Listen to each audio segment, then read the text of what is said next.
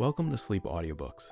If you would like our Better Sleep Quick Guide filled with proven techniques to improve sleep, sign up to our mailing list at sleepaudiobooks.com and we'll send the PDF as a thank you. Subscribing and leaving a comment helps this channel more than you know, so please feel free to offer suggestions for future audiobooks or to just say hi. Thank you for listening. We hope you have an excellent night's sleep. This is Sleep Audiobooks. Hauntings by Vernon Lee. Read by Ben Tucker. Preface.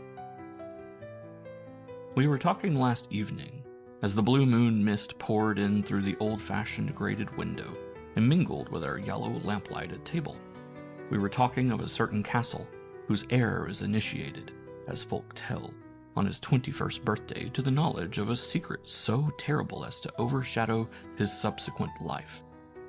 It struck us, discussing idly the various mysteries and terrors that may lie behind this fact or this fable, that no doom or horror conceivable, and to be defined in words, could ever adequately solve this riddle, that no reality of dreadfulness could seem caught but paltry, bearable, and easy to face in comparison with this vague we know not what. And this leads me to say that it seems to me that the supernatural, in order to call forth those sensations terrible to our ancestors, and terrible but delicious to ourselves, skeptical posterity, must necessarily, and with but a few exceptions, remain enwrapped in mystery. Indeed, 'tis the mystery that touches us, the vague shroud of moonbeams that hangs about the haunting lady, the glint on the warrior's breastplate, the click of his unseen spurs, while the figure itself wanders forth, scarcely outlined, scarcely separated from the surrounding trees, or walks, and sucked back, ever and anon, into the flickering shadows.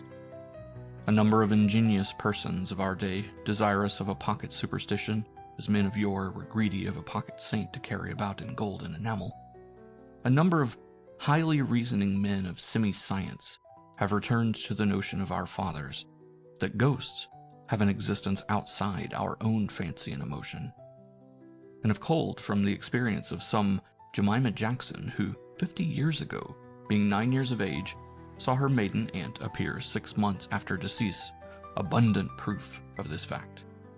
One feels glad to think the maiden aunt should have walked about after death, if it afforded her any satisfaction, poor soul.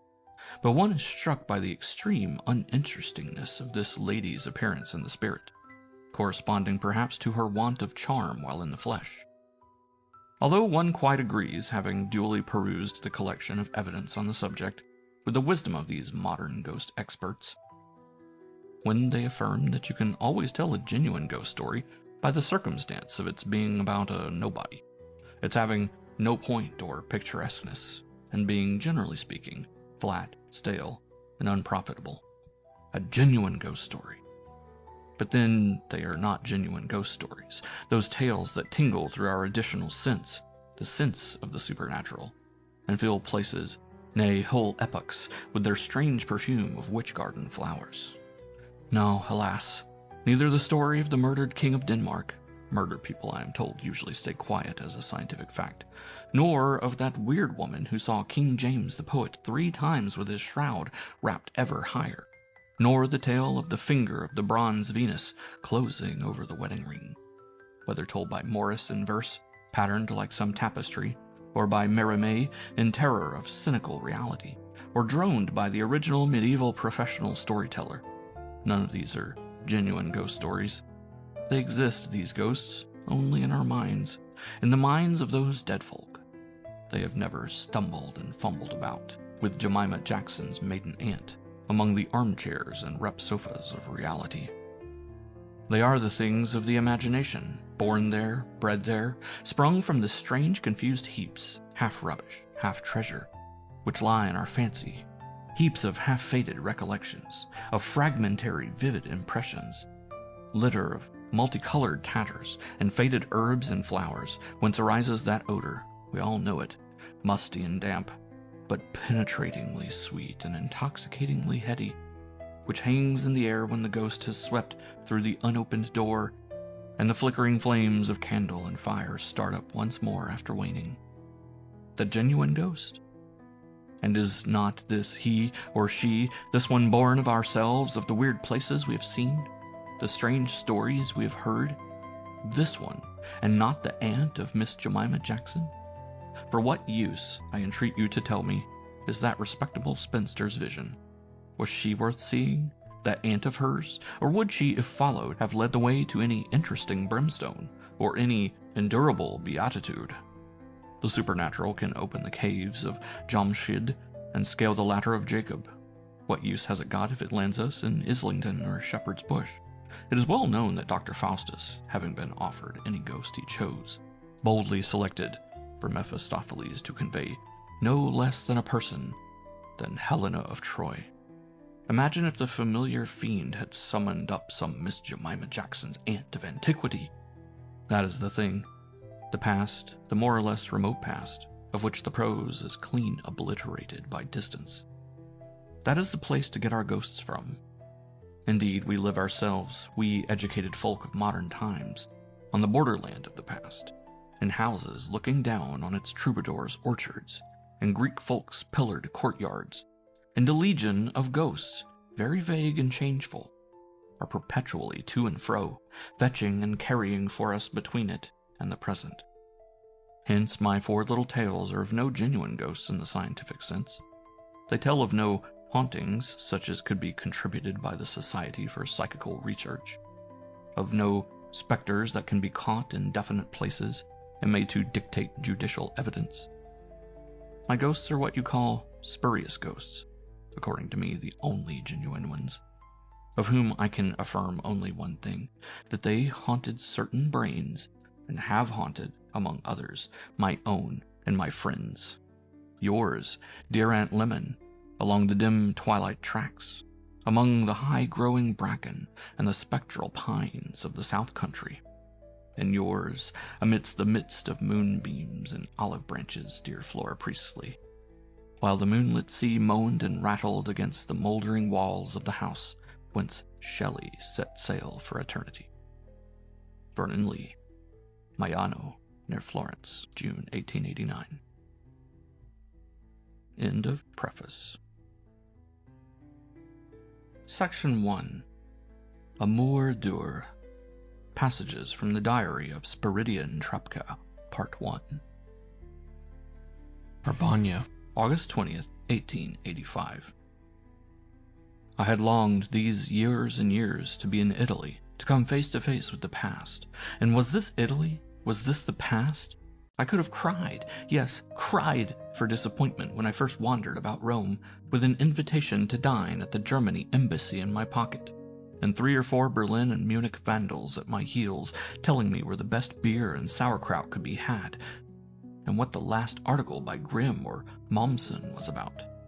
Is this folly? Is it falsehood? Am I not myself a product of modern, northern civilization? Is not my coming to Italy due to this very modern scientific vandalism, which has given me a traveling scholarship because I have written a book like all those other atrocious books of erudition and art criticism? Nay, am I not here at Urbania on the express understanding that in a certain number of months I shall produce just another such book? Dost thou imagine, thou miserable Spiridion, thou Pole grown into the semblance of a German pedant, doctor of philosophy, professor even, author of a prize essay on the despots of the 15th century, dost thou imagine that thou, with thy ministerial letters and proof sheets in thy black professorial coat pocket, canst ever come in spirit into the presence of the past? Too true, alas, but let me forget it at least, every now and then, as I forgot it this afternoon, while the white bullocks dragged my gig slowly winding along interminable valleys, crawling along interminable hillsides, with the invisible droning torrent far below, and only the bare gray and reddish peaks all around, up to this town Verbania, forgotten of mankind, towered and battlemented on the high Apennine ridge. Sigillo, penna, fossombrone, mercatello, Montemurlo. Each single village name, as the driver pointed it out, brought to my mind the recollection of some battle or some great act of treachery of former days. And as the huge mountains shut out the setting sun, and the valleys filled with the bluish shadow and mist, only a band of threatening smoke red remaining behind the towers and cupolas of the city on its mountain top, and the sound of church bells floated across the precipice from Urbania, I almost expected at every turning of the road that a troop of horsemen with beaked helmets and clawed shoes would emerge, with armor glittering and pennons waving in the sunset. And then, not 2 hours ago, entering the town at dusk, passing along the deserted streets with only a smoky light here and there under a shrine or in front of a fruit stall, or a fire reddening the blackness of a smithy, passing beneath the battlements and turrets of the palace.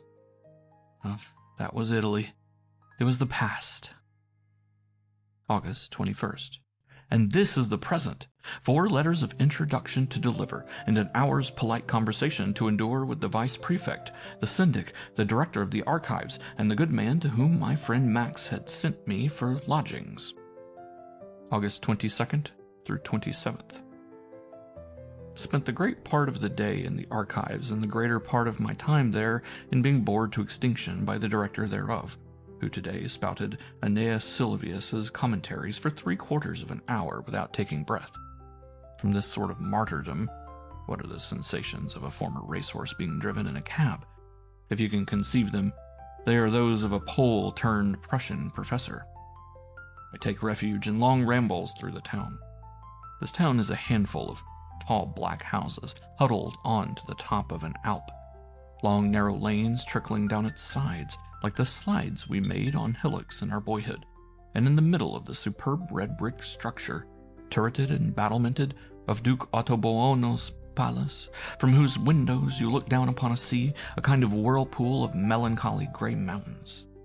Then there are the people, dark, bushy, bearded men, riding about like brigands, wrapped in green-lined cloaks upon their shaggy pack-mules, or loitering about, great, brawny, low-headed youngsters like the parti-colored bravos and Signorelli's frescoes, the beautiful boys, like so many young Raphaels, with eyes like the eyes of bullocks, and the huge women, Madonnas or Saint Elizabeths, as the case may be, with their clogs firmly poised on their toes and their brass pitchers on their heads, as they go up and down the steep black alleys. I do not talk much to these people. I fear my illusions being dispelled. At the corner of a street, opposite Francesco de Giorgio's beautiful little portico, is a great blue and red advertisement, representing an angel descending to crown Elias Howe on account of his sewing machines, and the clerks of the vice prefecture, who dine at the palace where I get my dinner, yell politics, Minghetti, Cairoli, Tunis, ironclads, etc., at each other, and sing snatches of La Fille de Madame Angot, which I imagine they have been performing here recently. No, talking to the natives is evidently a dangerous experiment, except indeed perhaps to my good landlord, Signor Notaro Pori, who is just as learned, and takes considerably less snuff, or rather brushes it off his coat more often, than the director of the archives. I forgot to jot down, and I feel I must jot down, in the vain belief that someday these scraps will help, like a withered twig of olive or a 3-wicked Tuscan lamp on my table, to bring to my mind in that hateful Babylon of Berlin these happy Italian days.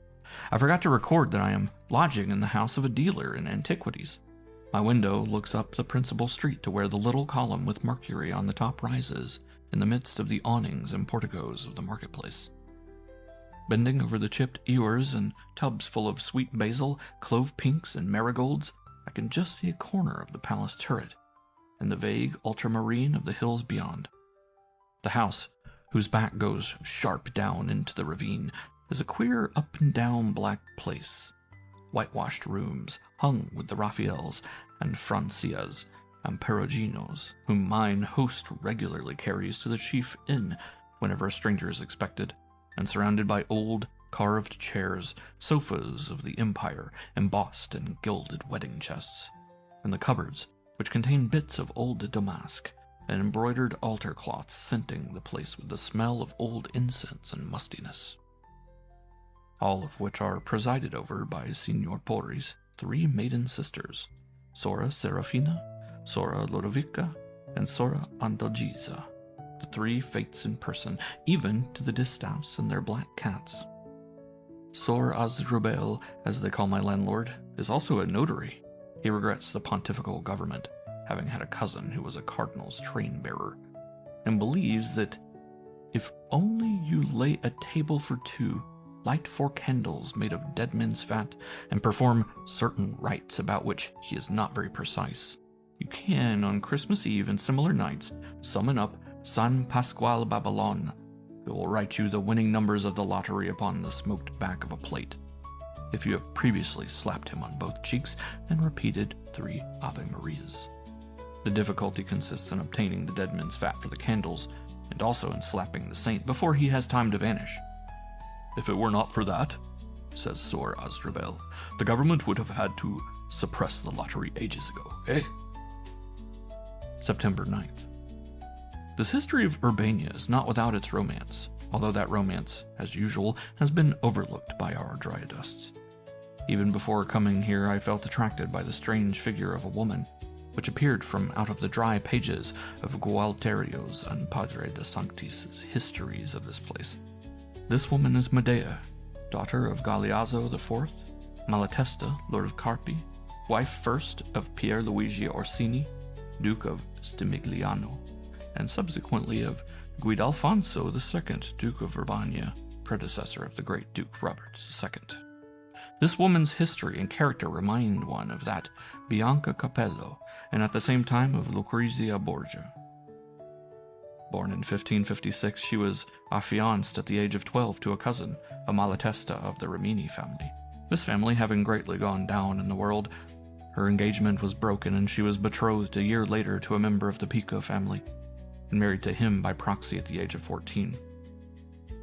But this match not satisfying her own or her father's ambition, the marriage by proxy was upon some pretext declared null, and the suit encouraged of the Duke of Stimigliano, a great Umbrian feudatory of the Orsini family.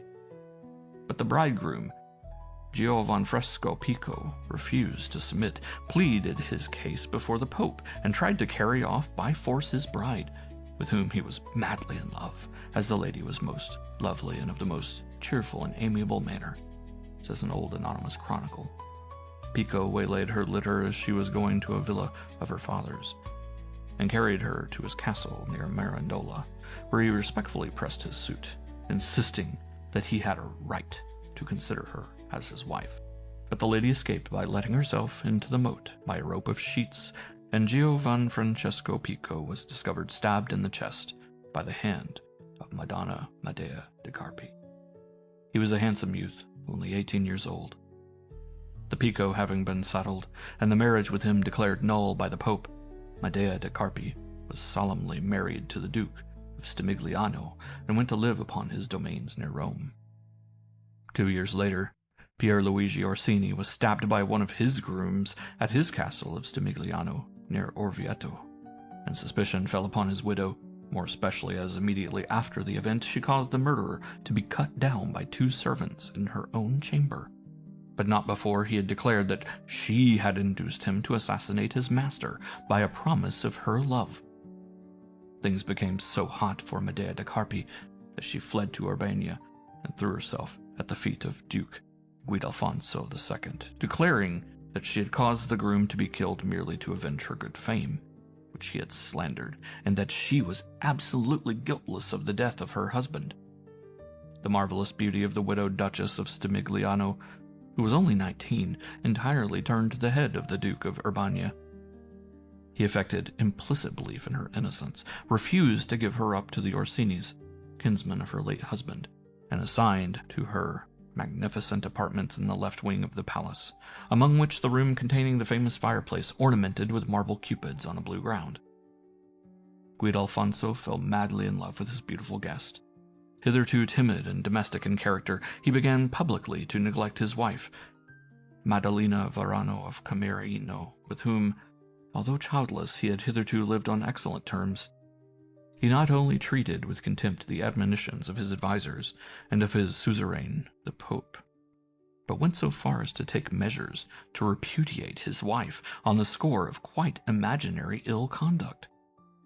The Duchess Madalena, unable to bear this treatment, fled to the convent of the barefooted sisters at Pesaro, where she pined away, while Medea de Carpi reigned in her place at Urbania, embroiling Duke Guidalfonso in quarrels both with the powerful Orsinis, who continued to accuse her of Stimigliano's murder, and with the Veranos, kinsmen of the injured Duchess Madalena, until at length, in the year 1576, the Duke of Urbania, having become suddenly and not without suspicious circumstances a widower, publicly married Medea de Carpi 2 days after the decease of his unhappy wife. No child was born of this marriage, but such was the infatuation of Duke Guidalfonso that the new duchess induced him to settle the inheritance of the duchy, having with great difficulty obtained the consent of the Pope, on the boy Bartolomeo, her son by Stimigliano, but whom the Orsinis refused to acknowledge as such, declaring him to be the child of that Giovan Francesco Pico, to whom Medea had been married by proxy, and whom, in defense, as she had said, of her honor, she had assassinated. And this investiture of the Duchy of Urbania onto a stranger and a bastard was at the expense of the obvious rights of the Cardinal Robert, Guidalfonso's younger brother. In May 1579, Duke Guidalfonso died suddenly and mysteriously, Medea having forbidden all access to his chamber lest on his deathbed he might repent and reinstate his brother in his rights. The Duchess immediately caused her son Bartolomeo Orsini to be proclaimed Duke of Urbania, and herself regent, and with the help of 2 or 3 unscrupulous young men, particularly a certain Captain Oliverato da Narni, who was rumored to be her lover, seized the reins of government with extraordinary and terrible vigor, marching an army against the Veranos and Orsinis, who were defeated at Sigillo, and ruthlessly exterminating every person who dared question the lawfulness of the succession, while all the time Cardinal Robert, who had flung aside his priest's garb and vows, went about in Rome, Tuscany, Venice, nay, even to the Emperor and the King of Spain, imploring help against the usurper. In a few months, he had turned the tide of sympathy against the Duchess regent.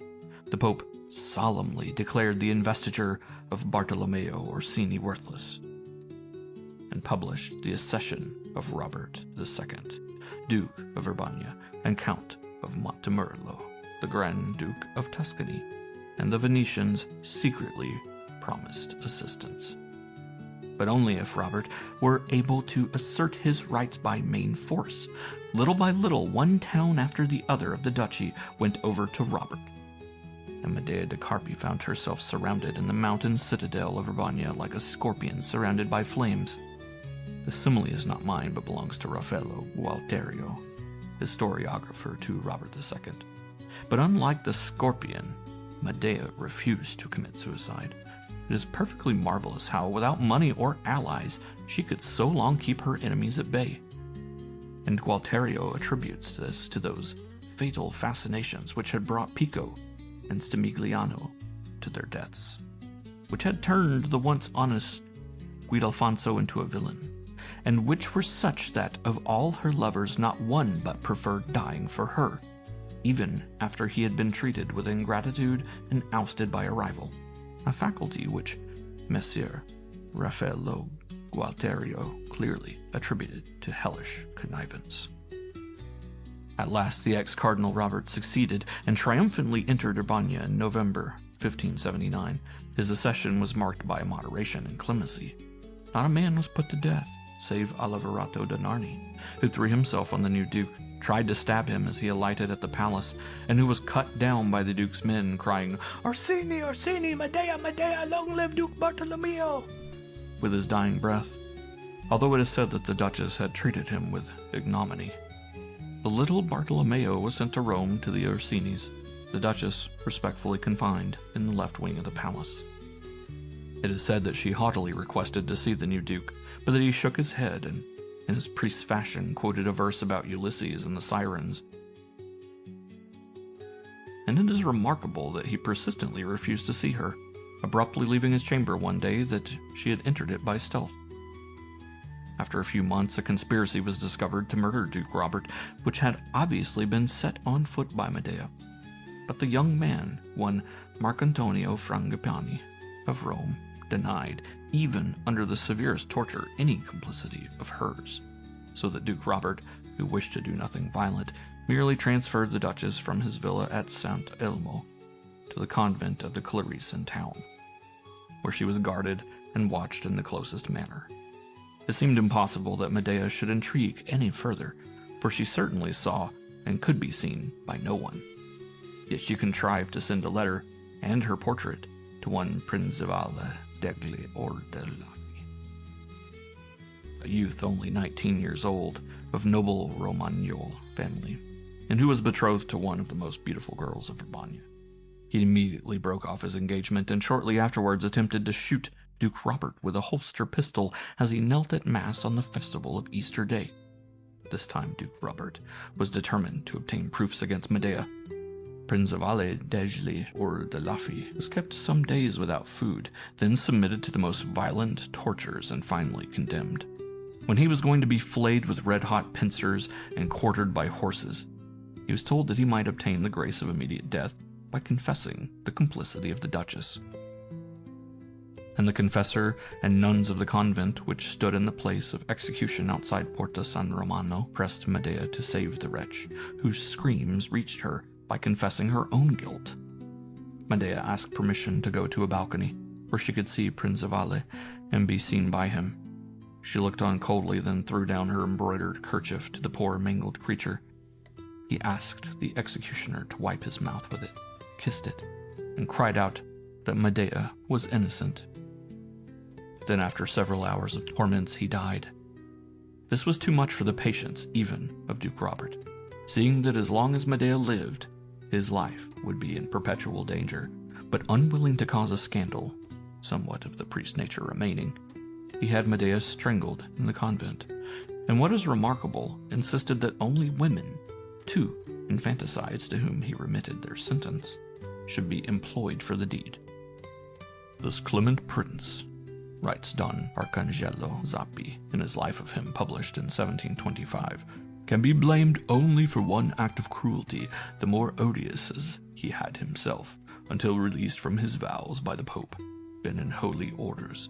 It is said that when he caused the death of the infamous Medea de Carpi, his fear lest her extraordinary charms should seduce any man was such, that he not only employed women as executioners, but refused to permit her a priest or monk, thus forcing her to die unshriven, and refusing her the benefit of any penitence that may have lurked in her adamantine heart." Such is the story of Medea de Carpi, Duchess of Stimigliano Orsini, and then wife of Duke Guidalfonso II of Urbania. She was put to death just 297 years ago, December 1582, at the age of barely 27, and having in the course of her short life brought to a violent end 5 of her lovers, from Giovan Francesco Pico to Principale degli Ordelaffi. September 20th. A grand illumination of the town in honor of the taking of Rome 15 years ago, except Sor Asdrubal, my landlord, who shakes his head at the Piedmontes, as he calls them. The people here are all Italianissimi. The popes kept them very much down since Urbania lapsed to the Holy See in 1645. September 28th.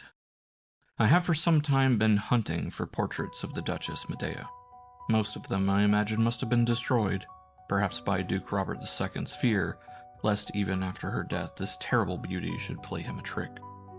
3 or 4 I have, however, been able to find.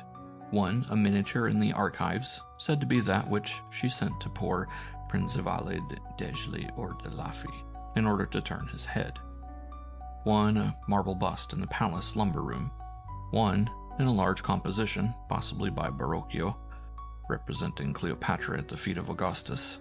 Augustus is the idealized portrait of Robert II, round, cropped head, nose a little awry, clipped beard, and the scar as usual, but in Roman dress.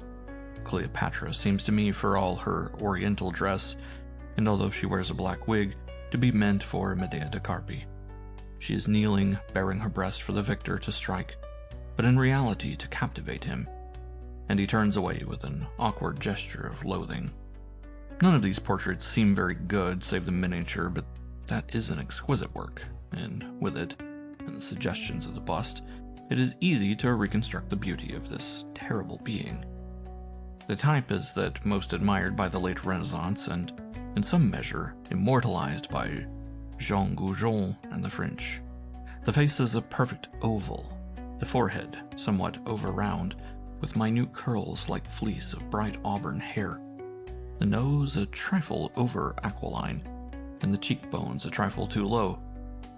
The eyes gray, large, prominent, beneath exquisitely curved brows, and lids just a little too tight at the corners. The mouth also, brilliantly red, and most delicately designed, is a little too tight, the lips strained a trifle over the teeth. Tight eyelids and tight lips give a strange refinement, and at the same time an air of mystery, a somewhat sinister seductiveness. They seem to take, but not to give. The mouth, with a kind of childish pout, looks as if it could bite or suck like a leech. The complexion is dazzlingly fair, the perfect transparent rosette lily of a red-haired beauty. The head, with hair elaborately curled and plaited close to it, and adorned with pearls, sits like that of the antique Arethusa on a long, supple, swan-like neck. A curious, at first rather conventional, artificial-looking sort of beauty, voluptuous, yet cold, which the more it is contemplated, the more it troubles and haunts the mind. Round the lady's neck is a gold chain, with little gold lozenges at intervals, on which is engraved the posy or pun. The fashion of French devices is common in those days. Amour dur, dur amour. The same posy is inscribed in the hollow of the bust, and thanks to it, I have been able to identify the latter as Medea's portrait. I often examine these tragic portraits, wondering what this face, which led so many men to their death, may have been like when it spoke or smiled. What at the moment when Medea de Carpi fascinated her victims into love unto death. Amour dur, dur amour, as runs her device, love that lasts, cruel love. Yes, indeed, when one thinks of the fidelity and fate of her lovers. October 13th. I've literally not had time to write a line of my diary all these days. My whole mornings have gone in those archives, my afternoons taking long walks in this lovely autumn weather. The highest hills are just tipped with snow. My evenings go in writing that confounded account of the palace of Urbania, which a government requires, merely to keep me at work at something useless. Of my history I have not yet been able to write a word. By the way, I must note down a curious circumstance mentioned in an anonymous Immerse life of Duke Robert, which I fell upon today. When this prince had the equestrian statue of himself by Antonio Tassi, Gio Bologna's pupil, erected in the square of the Corte, he secretly caused to be made, says my anonymous MS, a silver statuette of his familiar genius or angel. Familiaris ejus angelus seu genius, quod avulgo dicitor idolino, which statuette or idol, after having been consecrated by the astrologers ab astrologis quibustum ritibus sacrato, was placed in the cavity of the chest of the effigy by Tassi, in order, says the MS, that his soul might rest until the general resurrection. This passage is curious, and to me somewhat puzzling. How could the soul of Duke Robert await the general resurrection, when as a Catholic he ought to have believed that it must, as soon as separated from his body, go to purgatory? Or is there some semi-pagan superstition of the Renaissance, most strange certainly in a man who had been a cardinal, connecting the soul with a guardian genius, who could be compelled by magic rites, ab astrologis sacrato, the MS says of the little idol, to remain fixed to earth, so that the soul should sleep in the body until the day of judgment? I confess this story baffles me. I wonder whether such an idol ever existed or exists nowadays in the body of Tassi's bronze effigy. October 20th. I've been seeing a good deal of late of the vice prefect's son, an amiable young man with a lovesick face and a languid interest in Urbanian history and archaeology, of which he is profoundly ignorant. This young man, who has lived at Siena and Lucca before his father was promoted here, wears extremely long and tight trousers, which almost preclude his bending his knees, a stick-up collar and an eyeglass, and a pair of fresh kid gloves stuck in the breast of his coat. Speaks of Urbania as Ovid might have spoken of Pontus, and complains, as well he may, of the barbarism of the young men, the officials who dine at my inn and howl and sing like madmen, and the nobles who drive gigs, showing almost as much throat as a lady at a ball. This person frequently entertains me with his amours, past, present, and future. He evidently thinks me very odd for having none to entertain him with in return. He points out to me the pretty, or ugly, servant girls and dressmakers as we walk in the street, sighs deeply, or sings in falsetto behind every tolerable young-looking woman, and has finally taken me to the house of the lady of his heart, a great black-mustachioed countess, with a voice like a fish-crier. Here, he says, I shall meet all the best company in Urbania, and some beautiful women. Ah, too beautiful, alas! I find these huge half-furnished rooms with bare brick floors, petroleum lamps, and horribly bad pictures on bright washball blue and gamboge walls, and in the midst of it all, every evening a dozen ladies and gentlemen seated in a circle, vociferating at each other the same news a year old. The younger ladies in bright yellows and greens, fanning themselves while my teeth chatter, and having sweet things whispered behind their fans by officers with hair brushed up like a hedgehog. And these are the women my friend expects me to fall in love with. I vainly wait for tea or supper, which does not come, and rush home, determined to leave alone the Urbanian beau monde. It is quite true that I have no amours, although my friend does not believe it. When I came to Italy first, I looked out for romance. I sighed, like Goethe in Rome, for a window to open and a wondrous creature to appear. Welch mich vorsinn wir singend ergibt. Perhaps it is because Goethe was a German, accustomed to German Fraus, and I am, after all, a Pole, accustomed to something very different from Fraus. But anyhow, for all my efforts in Rome, Florence, and Siena, I never could find a woman to go mad about, either among the ladies, chattering bad French, or among the lower classes, as cute and cold as moneylenders. So I steer clear of Italian womankind, its shrill voice and gaudy toilets. I am wedded to history, to the past, to women like Lucrezia Borgia, Vittoria, or Coramboni, or that Medea de Carpi. For the present, someday I shall perhaps find a grand passion, a woman to play the Don Quixote about, like the Pole that I am, a woman out of whose slipper to drink, and for whose pleasure to die. But not here. Few things strike me so much as the degeneracy of Italian women. What has become of the race of Faustinas, Marozias, Bianca Capellos? Where discovered nowadays, I confess she haunts me, another Medea de Carpi. Were it only possible to meet a woman of that extreme distinction of beauty, of that terribleness of nature, even if only potential, I do believe I could love her, even to the day of judgment, like any Oliverotto da Narni, or Frangipani, or Principali. October 27th. Fine sentiments, the above, are for a professor, a learned man. I thought the young artists of Rome childish because they played practical jokes and yelled at night in the streets, returning from the Cafe Greco, or the cellar in the Via Palombella. But am I not as childish to the full? I, melancholy wretch, whom they call Hamlet in the night of the doleful countenance? November 5th. I can't free myself from the thought of this Medea de Carpi. In my walks, my mornings in the archives, my solitary evenings, I catch myself thinking over the woman. Am I turning novelist instead of historian? And still it seems to me that I understand her so well, so much better than my facts warrant. First, we must put aside all pedantic modern ideas of right and wrong. Right and wrong in a century of violence and treachery does not exist, least of all for creatures like Medea. Go preach right and wrong to a tigress, my dear sir. Yet, is there in the world anything nobler than the huge creature? Steel when she springs, velvet when she treads, as she stretches her supple body, or smooths her beautiful skin, or fastens her strong claws into her victim. Yes, I can understand Medea. Fancy a woman of superlative beauty, of the highest courage and calmness.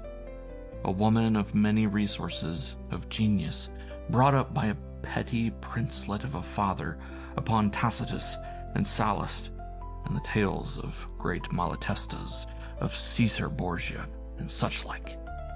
A woman whose one passion is conquest and empire.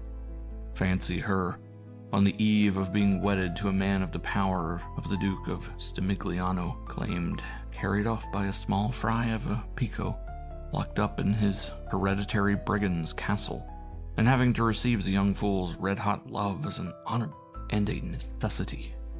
The mere thought of any violence to such a nature is an abominable outrage, and if Pico chooses to embrace such a woman at the risk of meeting a sharp piece of steel in her arms, why, it is a fair bargain.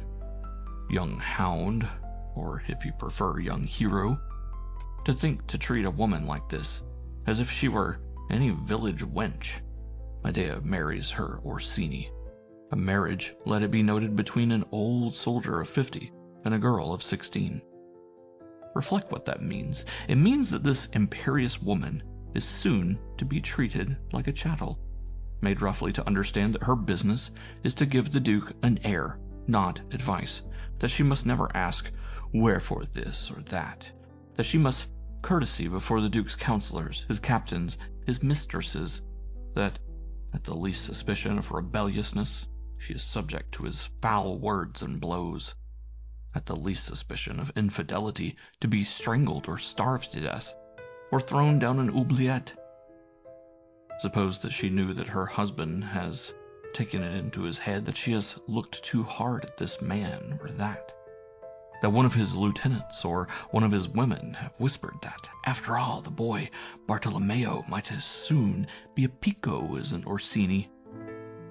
Suppose she knew that she must strike or be struck. Why, she strikes or gets someone to strike for her. At what price? A promise of love to a groom, the son of a serf? Why, the dog must be mad or drunk to believe such a thing possible. His very belief in anything so monstrous makes him worthy of death. And then he dares to blab. This is much worse than Pico. Medea is bound to defend her honor a second time. If she could stab Pico, she can certainly stab this fellow, or have him stabbed. Hounded by her husband's kinsmen, she takes refuge at Urbania. The Duke, like every other man, falls wildly in love with Medea and neglects his wife. Let us even go so far as to say, breaks his wife's heart. Is this Medea's fault? Is it her fault that every stone that comes beneath her chariot wheels is crushed? Certainly not. Do you suppose that a woman like Medea feels the smallest ill will against a poor, craven Duchess Madalena? Why, she ignores her very existence. To suppose Medea a cruel woman is as grotesque as to call her an immoral woman. Her fate is sooner or later to triumph over her enemies, at all events to make their victory almost a defeat. Her magic faculty is to enslave all the men who come across her path. All those who see her, love her, become her slaves, and it is the destiny of all her slaves to perish. Her lovers, with the exception of Duke Guidelfonso, will come to an untimely end. And in this there is nothing unjust. The possession of a woman like Medea is a happiness too great for a mortal man. It would turn his head, make him forget even what he owed her. No man must survive long who conceives himself to have a right over her. It is a kind of sacrilege, and only death, the willingness to pay for such happiness by death, can at all make a man worthy of being her lover. He must be willing to love and suffer and die. This is the meaning of her device. Amor dur amor. The love of Medea de Carpi cannot fade. but the lover can die. It is a constant and a cruel love. November 11th. I was right, quite right in my idea. I have found, oh joy, I treated the vice prefect's son to a dinner of 5 courses at the Trattoria La Stella d'Italia out of sheer jubilation. I found in the archives, unknown of course to the director, a heap of letters of Duke Robert about Medea de Carpi. Letters of Medea herself. Yes, Medea's own handwriting, a round, scholarly character full of abbreviations, with a Greek look about it, as befits a learned princess who could read Plato as well as Petrarch. The letters are of little importance, mere drafts of business letters for her secretary to copy, during the time that she governed the poor, weak Guidalfonso. But they are her letters, and I can imagine almost that there hangs about these moldering pieces of paper a scent as of a woman's hair. The few letters of Duke Robert show him in a new light. A cunning, cold but craven priest, he trembles at the bare thought of Medea, la pessima Medea. Worse than her namesake of Colchis, as he calls her. His long clemency is a result of mere fear of laying violent hands upon her. He fears her as something almost supernatural. He would have enjoyed having her burnt as a witch.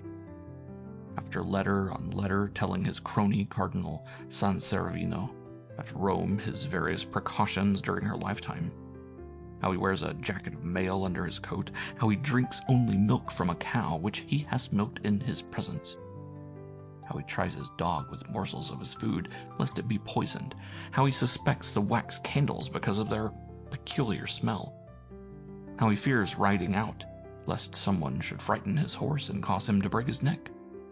After all this, when Medea has been in her grave 2 years, he tells his correspondent of his fear of meeting the soul of Medea after his own death, and chuckles over the ingenious device concocted by his astrologer and a certain Fra Gaudenzio, a Capuchin, by which he shall secure the absolute peace of his soul until that of the wicked Medea be finally chained up in hell among the lakes of boiling pitch and the ice of Cana described by the immortal bard. Old pedant. Here then is the explanation of that silver image, quod vulgo dicitur idolino, which he caused to be soldered into his effigy by Tassi. As long as the image of his soul was attached to the image of his body, he should sleep, awaiting the day of judgment, fully convinced that Medea's soul will then be properly tarred and feathered, while his, honest man, will fly straight to paradise. And to think that 2 weeks ago I believed this man to be a hero. Aha, my good Duke Robert, you shall be shown up in my history, and no amount of silver idolinos shall save you from being heartily laughed at. November 15th. Strange. That idiot of a prefect's son, who has heard me talk 100 times of Medea de Carpi, suddenly recollects that when he was a child at Urbania, his nurse used to threaten him with a visit from Madonna Medea, who rode in the sky on a black he-goat. My Duchess Medea turned into a bogey for naughty little boys. November 20th. I have been going about with a Bavarian professor of medieval history, showing him all over the country. Among other places, we went to Rocca Sant'Elmo to see the former villa of the Dukes of Urbania, the villa where Medea was confined between the accession of Duke Robert and the conspiracy of Marcantonio Frangipani, which caused her removal to the nunnery immediately outside the town. A long ride up the desolate Arpennine valleys, bleak beyond words just now with their thin fringe of oak scrub turned russet, thin patches of grass seared by the frost, the last few yellow leaves of the poplars by the torrents, shaking and fluttering about in the chill tramontana. The mountain tops are wrapped in thick gray cloud. Tomorrow, if the wind continues, we shall see them round masses of snow against the cold blue sky. Sant'Elmo is a wretched hamlet high on the Arpennine ridge, where the Italian vegetation has already been replaced by that of the north.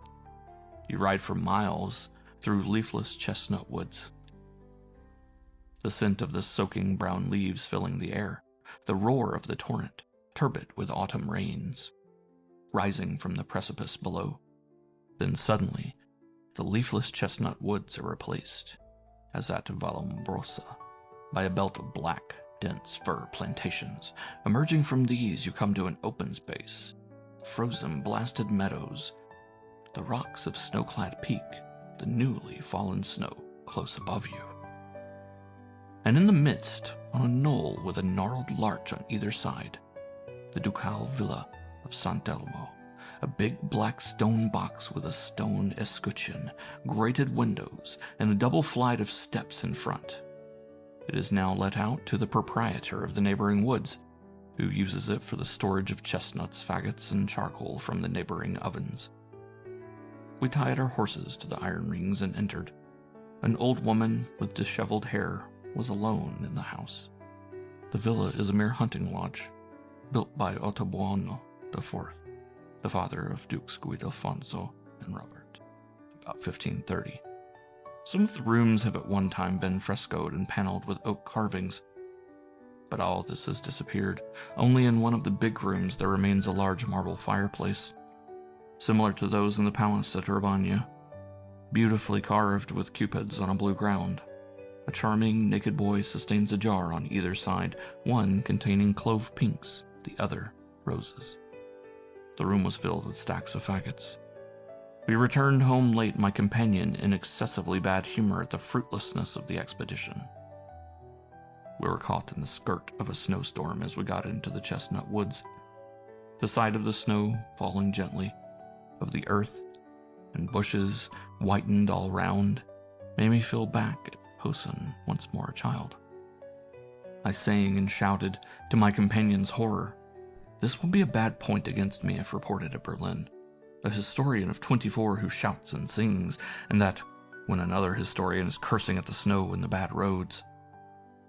All night I lay awake watching the embers of my wood fire and thinking of Medea de Carpi, mewed up in winter, in that solitude of Sant'Elmo, the firs groaning, the torrent roaring, the snow falling all round, miles and miles away from human creatures.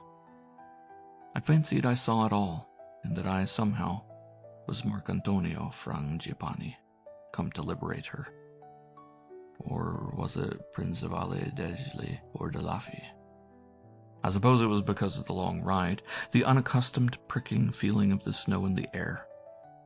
Or perhaps the punch, which my professor insisted on drinking after dinner. November 23rd. Thank goodness that the Bavarian professor has finally departed. Those days he spent here drove me nearly crazy. Talking over my work, I told him one day my views on Medea de Carpi, whereupon he condescended to answer that those were the usual tales due to the mythopoeic, old idiot tendency of the Renaissance. That research would disprove the greater part of them, as it had disproved the stories current about the Borgias, etc. That, moreover, such a woman as I made out was psychologically and physiologically impossible. Would that one could say as much of such professors as he and his fellows. November 24th. I cannot get over my pleasure in being rid of that imbecile. I felt as if I could have throttled him every time he spoke of the lady of my thoughts, for such she has become, Medea, as the animal called her. November 30th. I feel quite shaken at what has just happened. I am beginning to fear that the old pedant was right in saying that it was bad for me to live all alone in a strange country, that it would make me morbid. It is ridiculous that I should be put into such a state of excitement merely by chance discovery of a portrait of a woman dead these 300 years. With the case of my uncle, Ladislas, and other suspicions of insanity in my family, I ought really to guard against such foolish excitement. Yet the incident was really dramatic, uncanny. I could have sworn that I knew every picture in the palace here, and particularly every picture of her. Anyhow, this morning as I was leaving the archives, I passed through one of the many small rooms, irregular-shaped closets, which fill up the ins and outs of this curious palace, turreted like a French chateau. I must have passed through that closet before, for the view was so familiar out of its window. just the particular bit of round tower in front, the cypress on the other side of the ravine, the belfry beyond, and the piece of the line of Monte Santa Gata and the Leonessa covered with snow against the sky. I suppose there must be twin rooms, and that I had got into the wrong one, or rather, perhaps some shutter had been opened or a curtain withdrawn. As I was passing, my eye was caught by a very beautiful old mirror frame let into the brown and yellow inlaid wall. I approached and, looking at the frame, looked also mechanically into the glass. I gave a great start and almost shrieked, I do believe. It's lucky the Munich professor is safe out of Urbania. Behind my own image stood another, a figure close to my shoulder, a face close to mine. And that figure, that face, hers, Medea de Carpes. I turned sharp round, as white, I think, as the ghost I expected to see. On the wall opposite the mirror, just a pace or two behind where I had been standing, hung a portrait. And such a portrait! Bronzino never painted a grander one. Against a background of harsh dark blue there stands out the figure of the Duchess. For it is Medea, the real Medea, 1,000 times more real, individual, and powerful than in the other portraits. Seated stiffly in a high-backed chair, sustained, as it were, almost rigid, by the stiff brocade of skirts and stomacher, stiffer for plaques of embroidered silver flowers and rows of seed pearl. The dresses, with its mix of silver and pearl, of a strange dull red, a wicked poppy juice color, against which the flesh of the long, narrow hands with fringe-like fingers, of the long, slender neck, and the face with bared forehead looks white and hard like alabaster.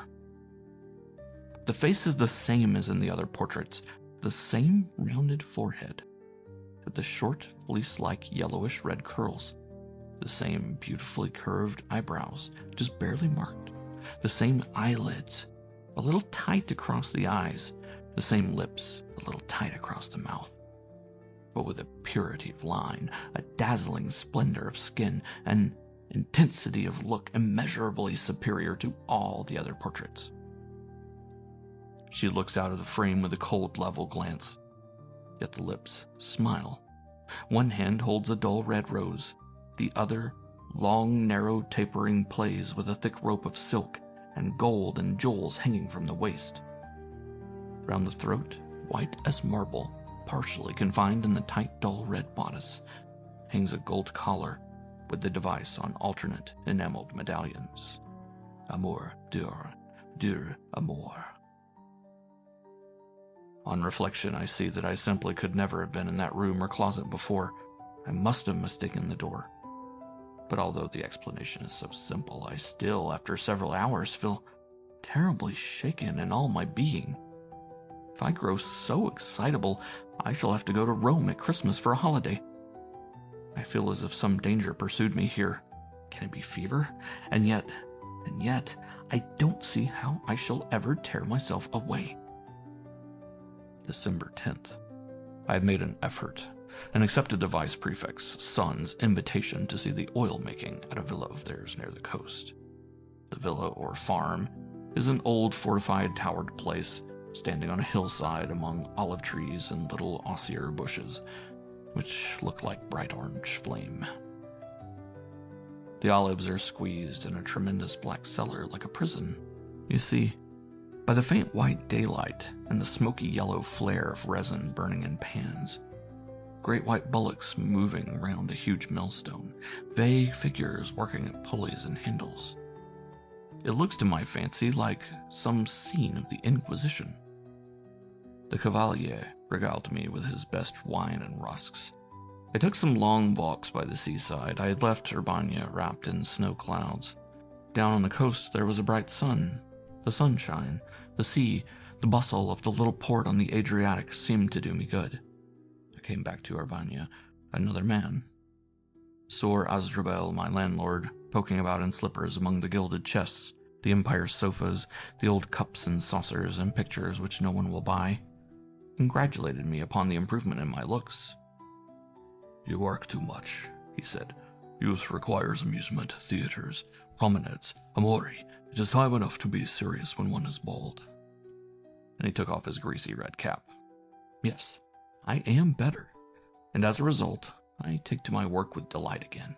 I will cut them out still, those wiseacres at Berlin. December 14th.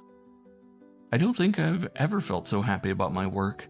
I see it all so well. That crafty, cowardly Duke Robert, that melancholy Duchess Madalena, that weak, showy, would-be chivalrous Duke Guidelfonso, and above all, the splendid figure of Medea. I feel as if I were the greatest historian of the age, and at the same time, as if I were a boy of 12. It snowed yesterday for the first time in the city for 2 good hours. When it had done, I actually went into the square and taught the ragamuffins to make a snowman. No, a snow woman. And I had the fancy to call her Medea. La pessima Medea, cried one of the boys. The one you used to ride through the air on a goat? No, no, I said. She was a beautiful lady, the Duchess of Urbania, the most beautiful woman that ever lived. I made her a crown of tinsel, and taught the boys to cry, Evviva Medea! But one of them said, She is a witch, she must be burnt! At which they all rushed to fetch burning faggots and tow. In a minute, the yelling demons had melted her down. December 15th. What a goose I am, and to think I am 24 and known in literature. In my long walks I have composed to a tune, I don't know what it is, which all the people are singing and whistling in the street at present. A poem in frightful Italian beginning, Medea mia dia, calling on her in the name of her various lovers. I go about humming between my teeth. Why am I not Marcantonio, or Principale, or he of Narni, or the good Duke Alfonso, that I might be beloved by thee? Medea mia dia, etc., etc. Awful rubbish. My landlord, I think, suspects that Medea must be some lady I met while I was staying by the seaside. I am sure Sora Serafina, Sora Lodovica, and Sora Adalgisa, the 3 Parse or Norns, as I call them, have some such notion. This afternoon at dusk, while tidying my room, Sora Lodovica said to me, How beautifully the Signorino has taken to singing. I was scarcely aware that I had been vociferating, Vieni, Medea mia dia, while the old lady bobbed about making up my fire. I stopped. A nice reputation I shall get, I thought, and all this will somehow get to Rome and thence to Berlin. Sora Lodovica was leaning out of the window, pulling in the iron hook of the shrine lamp which marks Sor Asdrubel's house. She was trimming the lamp previous to swinging it out again. She said in her odd, prudish little way, You are wrong to stop singing, my son. She varies between calling me Signor Professore and such terms of affection as Nino, Visier mia, etc. You are wrong to stop singing, for there is a young lady there in the street who has actually stopped to listen to you. I ran to the window. A woman in a black shawl was standing in an archway, looking up to the window. Eh? The Signor Professore has admirers, said Sora Lodovica.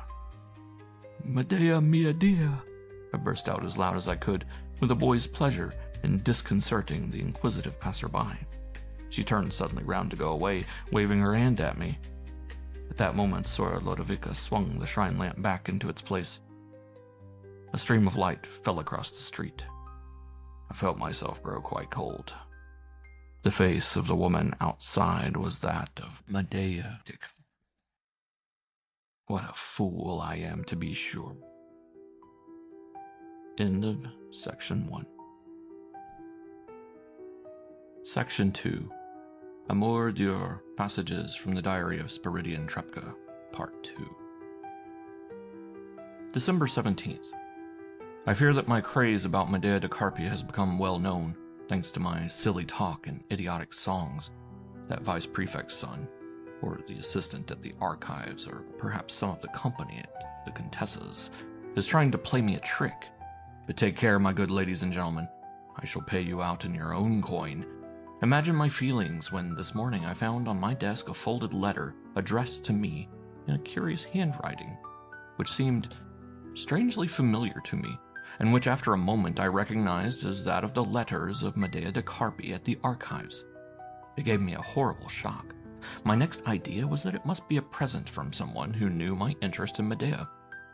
A genuine letter of hers, on which some idiot had written my address instead of putting it into an envelope.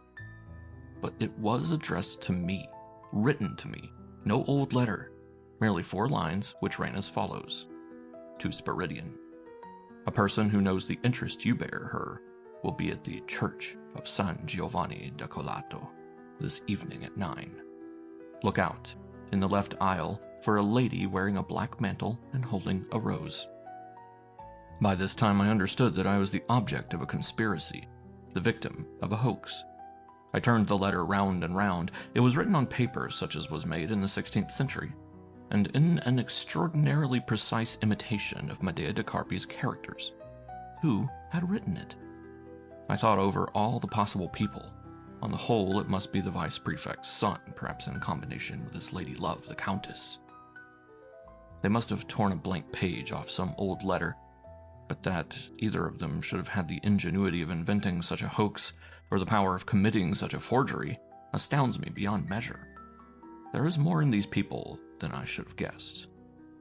How pay them off? By taking no notice of the letter? Dignified but dull. No, I will go. Perhaps someone will be there, and I will mystify them in their turn.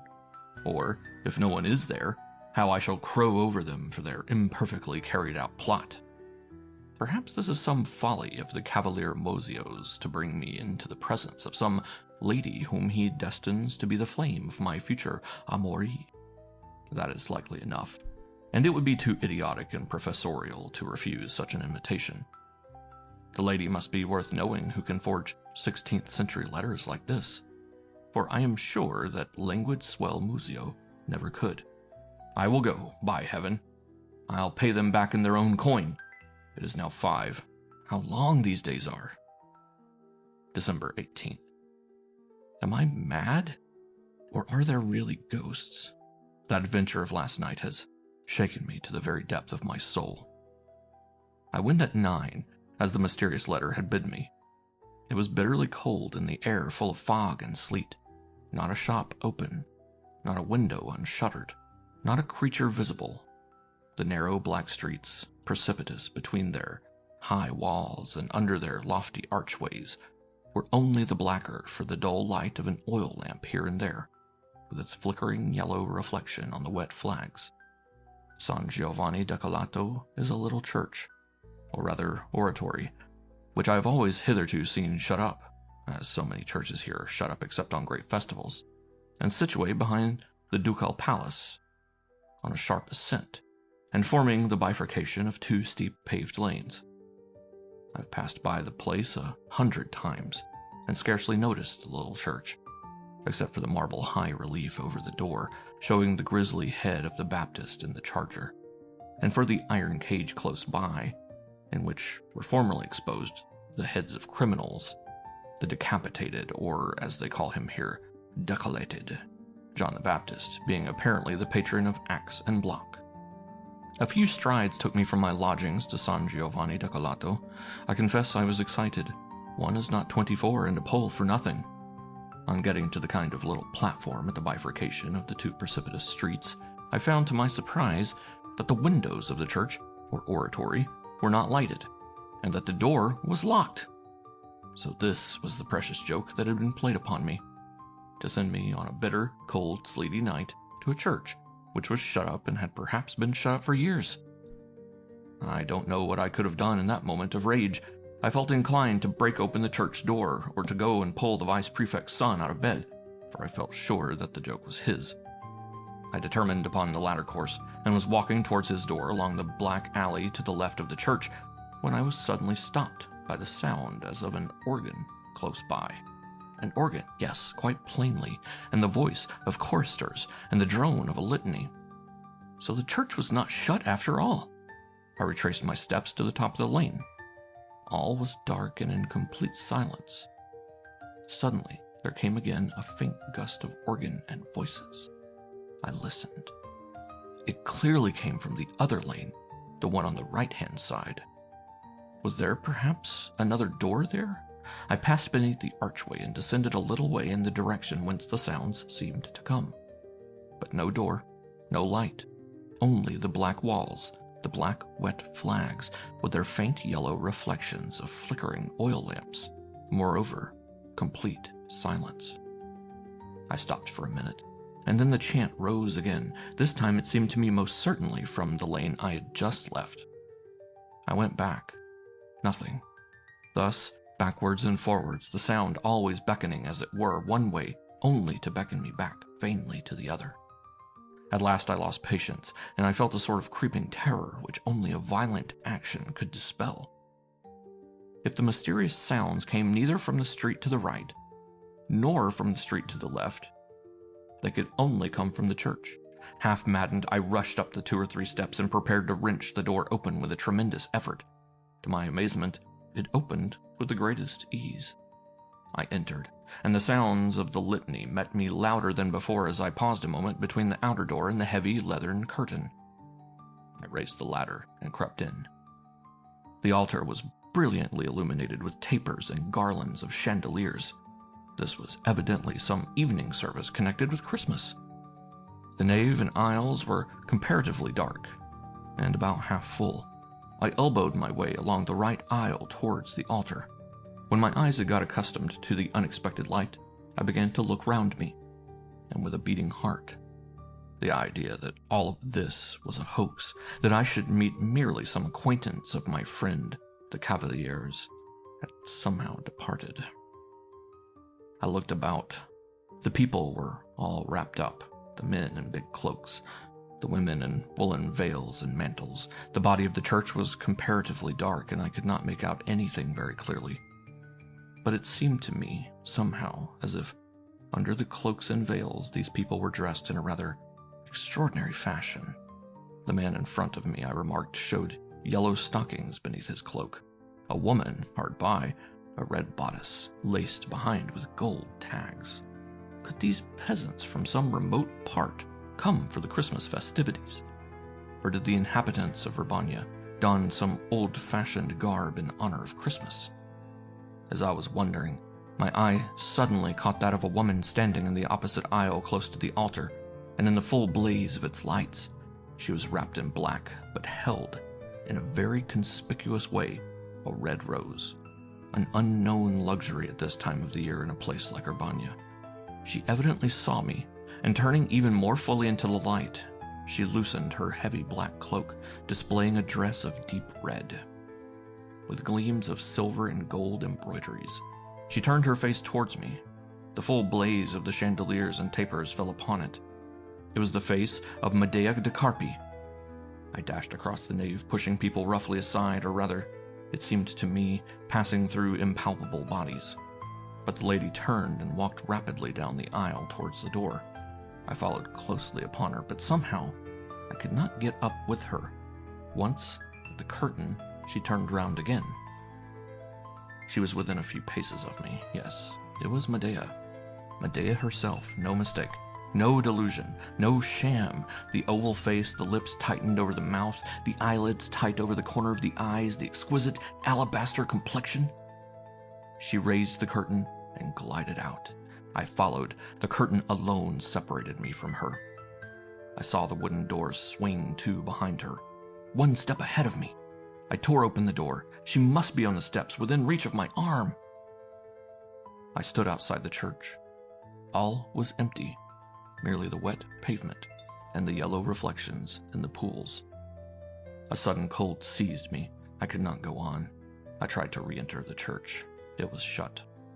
I rushed home, my hair standing on end and trembling in all my limbs, and remained for an hour like a maniac.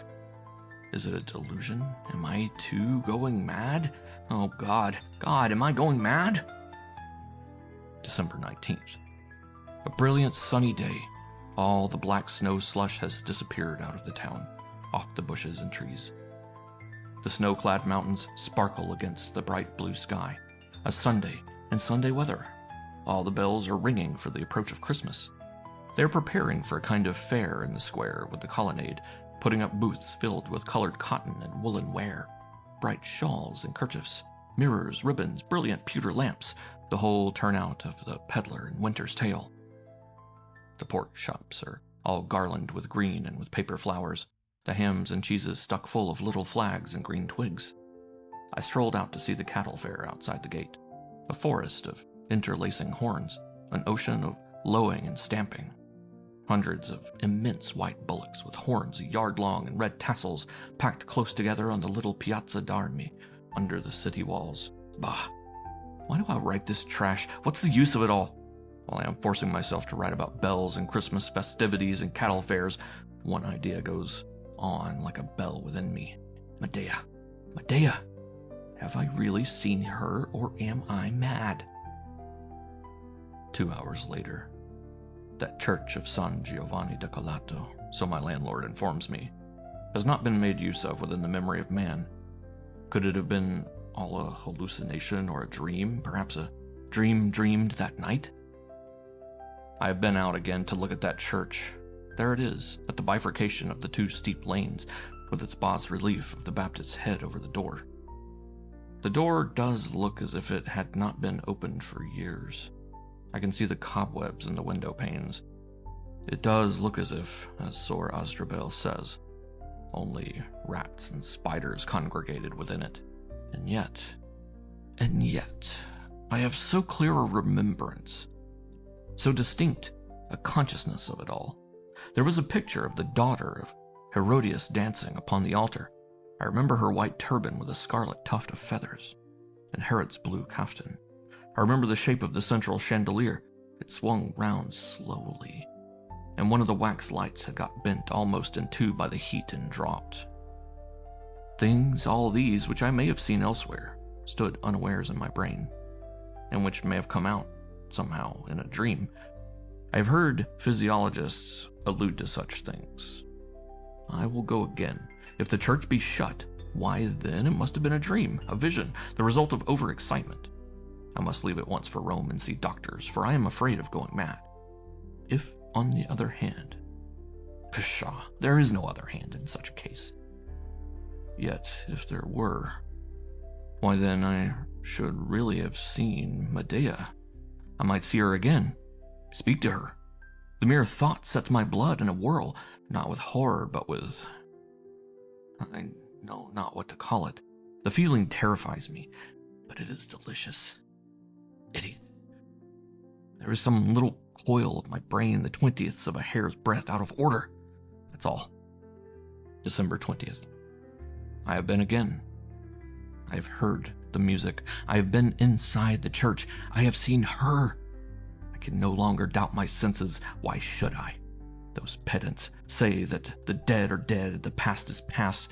For them, yes, but why for me? Why for a man who loves, who is consumed with the love of a woman? A woman who, indeed... Yes, let me finish the sentence.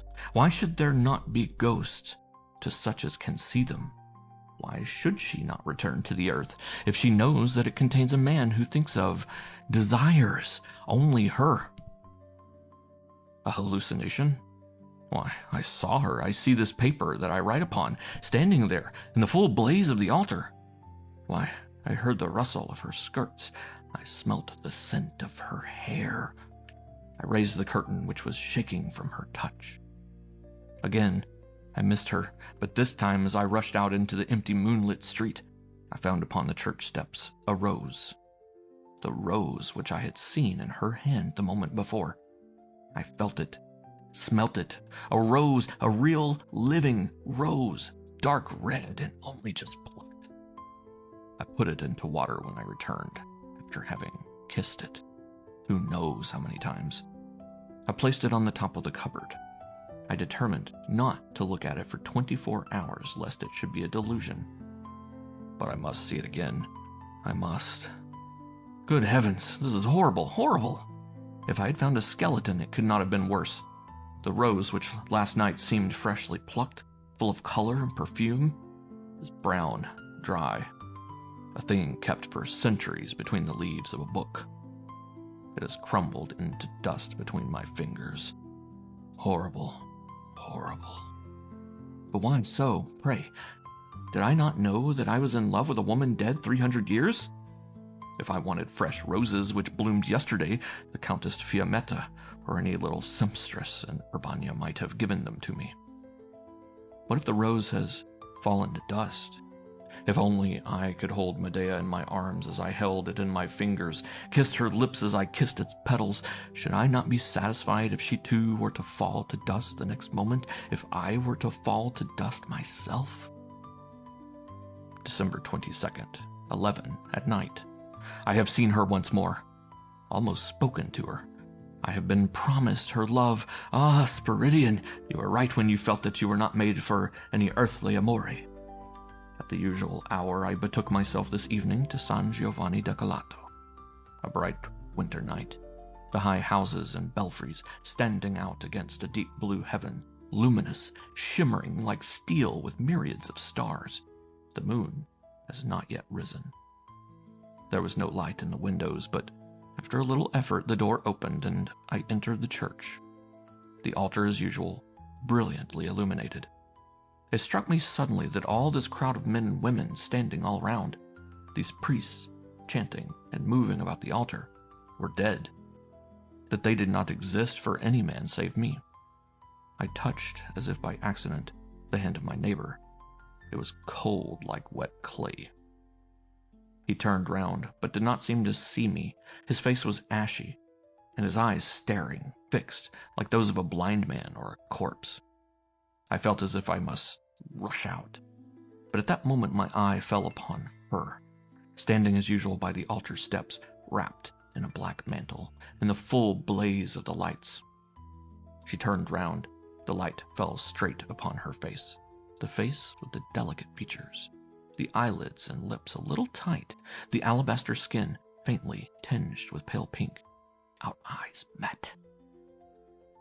I pushed my way across the nave towards where she stood by the altar steps. She turned quickly down the aisle, and I after her. Once or twice she lingered, and I thought I should overtake her, but again, when not a second after the door had closed upon her, I stepped out into the street.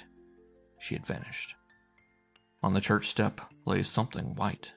It was not a flower this time, but a letter. I rushed back to the church to read it, but the church was fast shut, as if it had not been opened for years. I could not see by the flickering shrine lamps.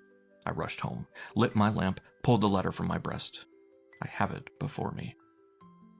The handwriting is hers, the same as in the archives, the same as in that first letter.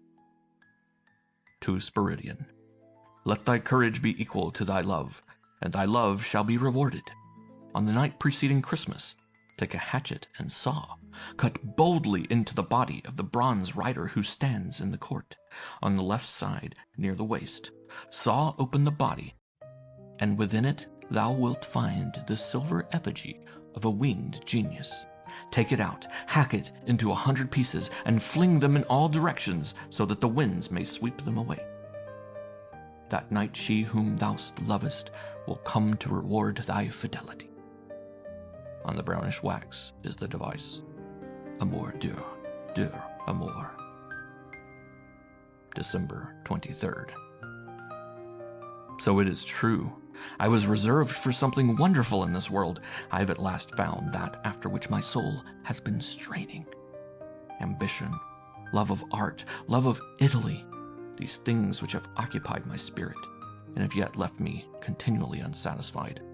These were none of them my real destiny.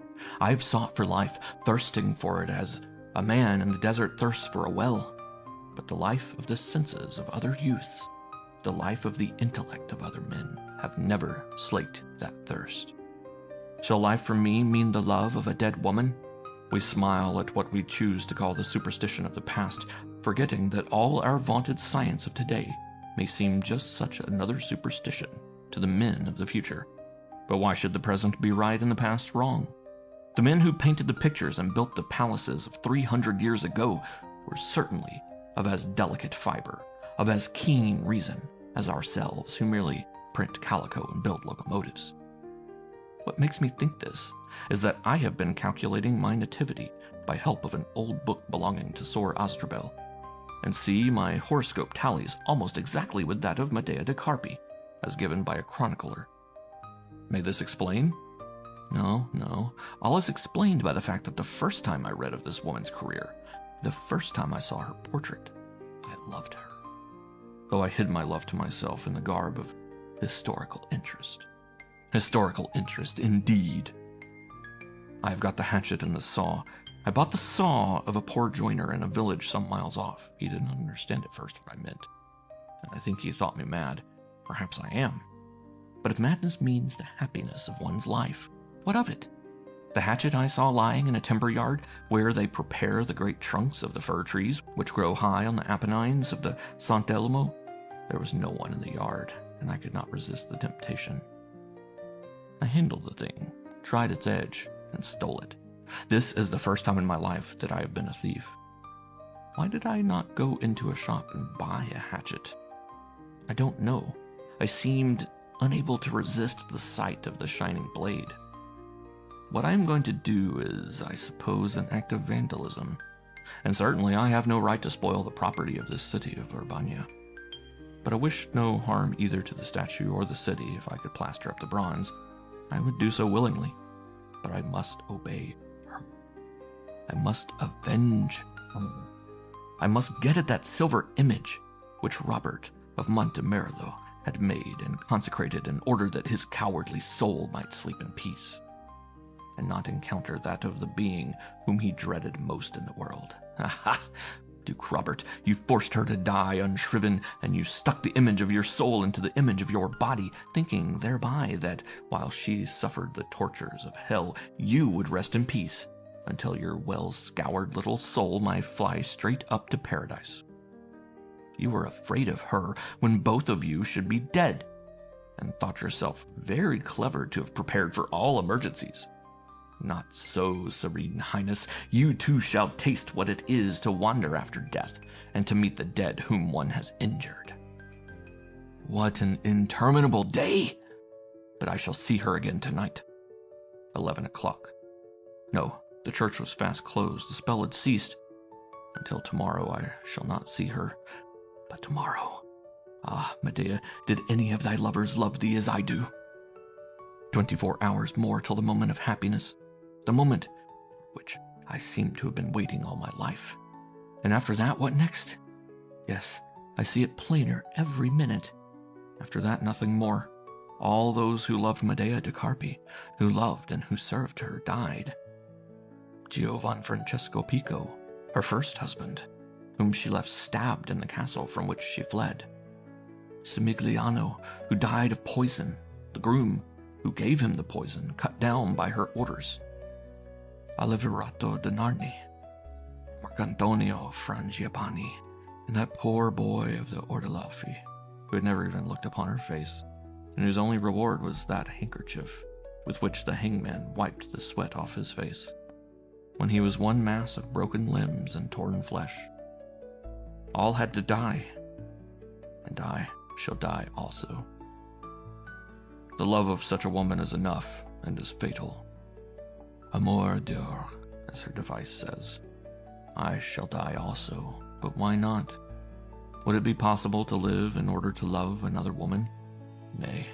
Would it be possible to drag on a life like this one after the happiness? Tomorrow? Impossible. The others died, and I must die. I always felt that I should not live long. A gypsy in Poland told me once that I had in my hand the cut line which signifies a violent death. I might have ended in a duel with some brother student or in a railway accident. No, my death will not be of that sort. Death. And is not she also dead? What strange vistas does such a thought not open? Then the others, Pico, the groom, Stimigliano, Oliverato, Frangipani, Principale degli Ordelaffi. Will they all be there? But she shall love me best, me by whom she has been loved after she has been 300 years in the grave. December 24th. I have made all my arrangements. Tonight at 11 I slip out. Sor Osdrabel and his sisters will be sound asleep. I've questioned them. Their fear of rheumatism prevents their attending midnight mass.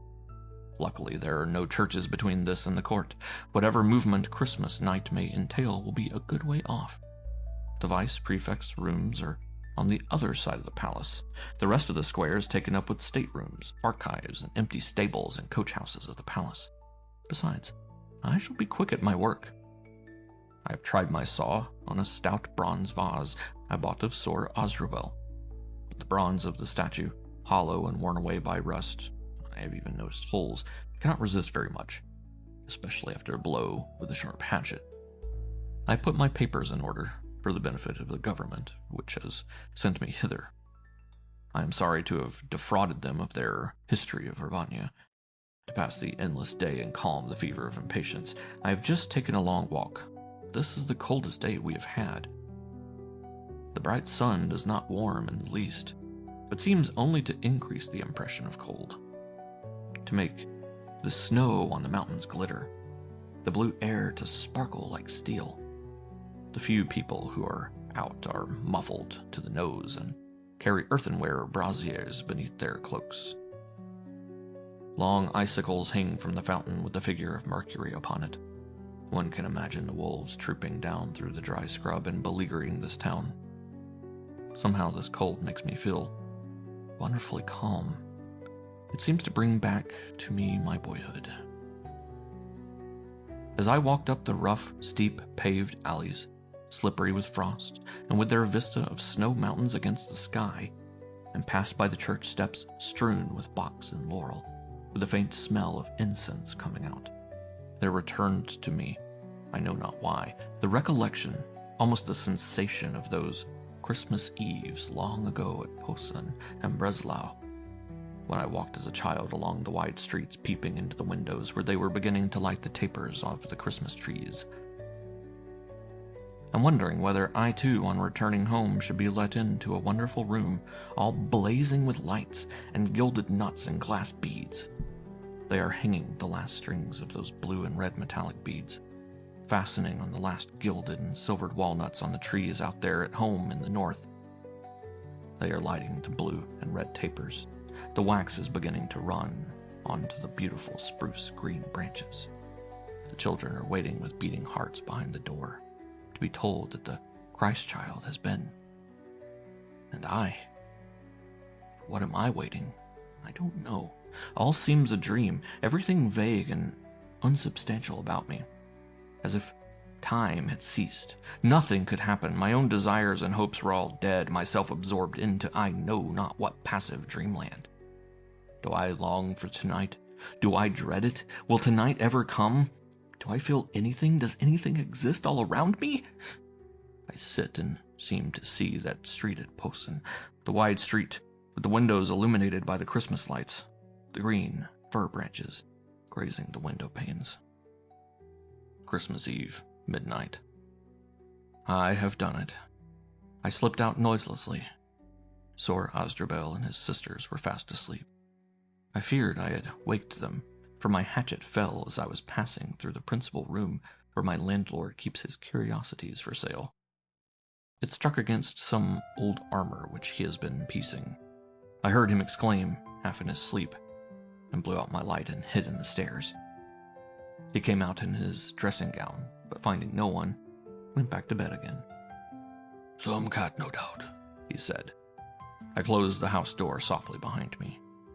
The sky had become stormy since the afternoon, luminous with the full moon, but strewn with gray and buff-colored vapors. Every now and then the moon disappeared entirely. Not a creature abroad, the tall, gaunt houses staring in the moonlight. I know not why. I took a roundabout way to the court, past one or two church doors whence issued the faint flicker of midnight mass. For a moment, I felt a temptation to enter one of them, but something seemed to restrain me. I caught snatches of the Christmas hymn. I felt myself beginning to be unnerved and hastened towards the court. As I passed under the portico at San Francesco, I heard steps behind me. It seemed to me that I was followed. I stopped to let the other pass. As he approached, his pace flagged. He passed close by me and murmured, "Do not go. I am Giovan Francesco Pico. I turned round. He was gone. A coldness numbed me, but I hastened on. Behind the cathedral apse, in a narrow lane, I saw a man leaning against a wall. The moonlight was full upon him. It seemed to me that his face, with a thin, pointed beard, was streaming with blood. I quickened my pace, but as I grazed by him, he whispered, "Do not obey. Return home. Your friendship on me." My teeth chattered, but I hurried along the narrow lane, with the moonlight blue upon the white walls. At last I saw the court before me. The square was flooded with moonlight. The windows of the palace seemed brightly illuminated, and the statue of Duke Robert, shimmering green, seemed advancing toward me on its horse. I came into the shadow. I had to pass beneath an archway. There started a figure as if out of the wall, and barred my passage with his outstretched, cloaked arm. I tried to pass. He seized me by the arm, and his grasp was like a weight of ice. "You shall not pass," he cried, and as the moon came out once more, I saw his face, ghastly white and bound with an embroidered kerchief. He seemed almost a child. "You shall not pass," he cried. "You shall not have her. She is mine and mine alone. I am Principale degli Ordelaffi." I felt his ice-cold clutch, but with my other arm I laid about me wildly with the hatchet which I carried beneath my cloak. The hatchet struck the wall and rang upon the stone. He had vanished. I hurried on. I did it. I cut open the bronze. I sawed it into a wider gash. I tore out the silver image and hacked it into innumerable pieces. As I scattered the last fragments about, the moon was suddenly veiled. A great wind arose, howling down the square. It seemed to me that the earth shook. I threw down the hatchet and the saw and fled home. I felt pursued as if by the tramp of hundreds of invisible horsemen. Now I am calm. It is midnight. Another moment and she will be here. Patience, my heart. I hear it beating loud. I trust that no one will accuse poor, sore Asdrubal. I will write a letter to the authorities to declare his innocent should anything happen. 1. The clock in the palace tower has just struck. I hereby certify that should anything happen this night to me, Spuridian Trepka, no one but myself is to be held. A step on the staircase. It is she. It is she. At last, Medea, Medea. Ah, amor dur, dur amor. Note: here ends the diary of the late Spuridian Trepka. The chief newspapers of the province of Umbria informed the public that, on Christmas morning of the year 1885, the bronze equestrian statue of Robert II had been found grievously mutilated, and that Professor Spuridian Trepka of Posen in the German Empire had been discovered dead of a stab in the region of the heart, given by an unknown hand. End of Section 2. Section 3. Dionea, Part 1. From the letters of Dr. Alessandro de Rosas to the Lady Evelyn Savelli, Princess of Sabina. Montemiro Ligure, June 29, 1873. I take immediate advantage of the generous offer of your Excellency. Allow an old republican who has held you on his knees to address you by that title sometimes. 'Tis so appropriate, to help our poor people. I never expected to come a-begging so soon, for the olive crop has been unusual plenteous. We semi-Genoese don't pick the olives unripe like our Tuscan neighbors, but let them grow big and black, when the young fellows go into the trees with long reeds and shake them down on the grass for the women to collect. A pretty sight which your Excellency must see some day. The gray trees with the brown, barefoot lads craning, balanced in the branches, and the turquoise sea as background just beneath. That sea of ours, it is all along of it that I wish to ask for money. Looking up from my desk, I see the sea through the window, deep below and beyond the olive woods, bluish-green in the sunshine, and veined with violet under the cloud bars, like one of your Ravenna mosaics, spread out as pavement for the world. A wicked sea, wicked in its loveliness, wickeder than your gray northern ones, and from which must have arisen in times gone by, when Phoenicians or Greeks built the temples at Larisi and Porto Venere. A baleful goddess of beauty, a Venus Verticordia, but in the bad sense of the word, overwhelming men's lives in sudden darkness like that squall of last week. To come to the point, I want you, dear Lady Evelyn, to promise me some money, a great deal of money, as much as would buy you a little mannish cloth frock, for the complete bringing up, until years of discretion, of a young stranger whom the sea has laid upon our shore. Our people, kind as they are very poor, and overburdened with children. Besides, they've got a certain repugnance for this poor little waif, cast up by that dreadful storm, and who is doubtless a heathen, for she had no little crosses or scapulars on, like proper Christian children. So being unable to get any of our women to adopt the child, and having an old bachelor's terror of my housekeeper, I have bethought me of certain nuns, holy women, who teach little girls to say their prayers, and make lace close by here, and of your dear excellency to pay for the whole business. Poor little brown mite, she was picked up after the storm. Such a set-out of ship models and votive candles as that storm must have brought the Madonna to Porto Venere, on a strip of sand between the rocks of our castle. The thing was really miraculous, for this coast is like a shark's jaw, and the bits of sand are tiny and far between. She was lashed to a plank, swaddled up close in outlandish garments, and when they brought her to me, they thought she must certainly be dead. A little girl of 4 or 5, decidedly pretty, and as brown as a berry, who, when she came to, shook her head to show she understood no kind of Italian, and jabbered some half-intelligible Eastern jabber, a few Greek words embedded in I know not what. The superior of the College de Propaganda Fide would be puzzled to know. The child appears to be the only survivor from a ship, which must have gone down in the great squall, and whose timbers have been strewing the bay for some days past.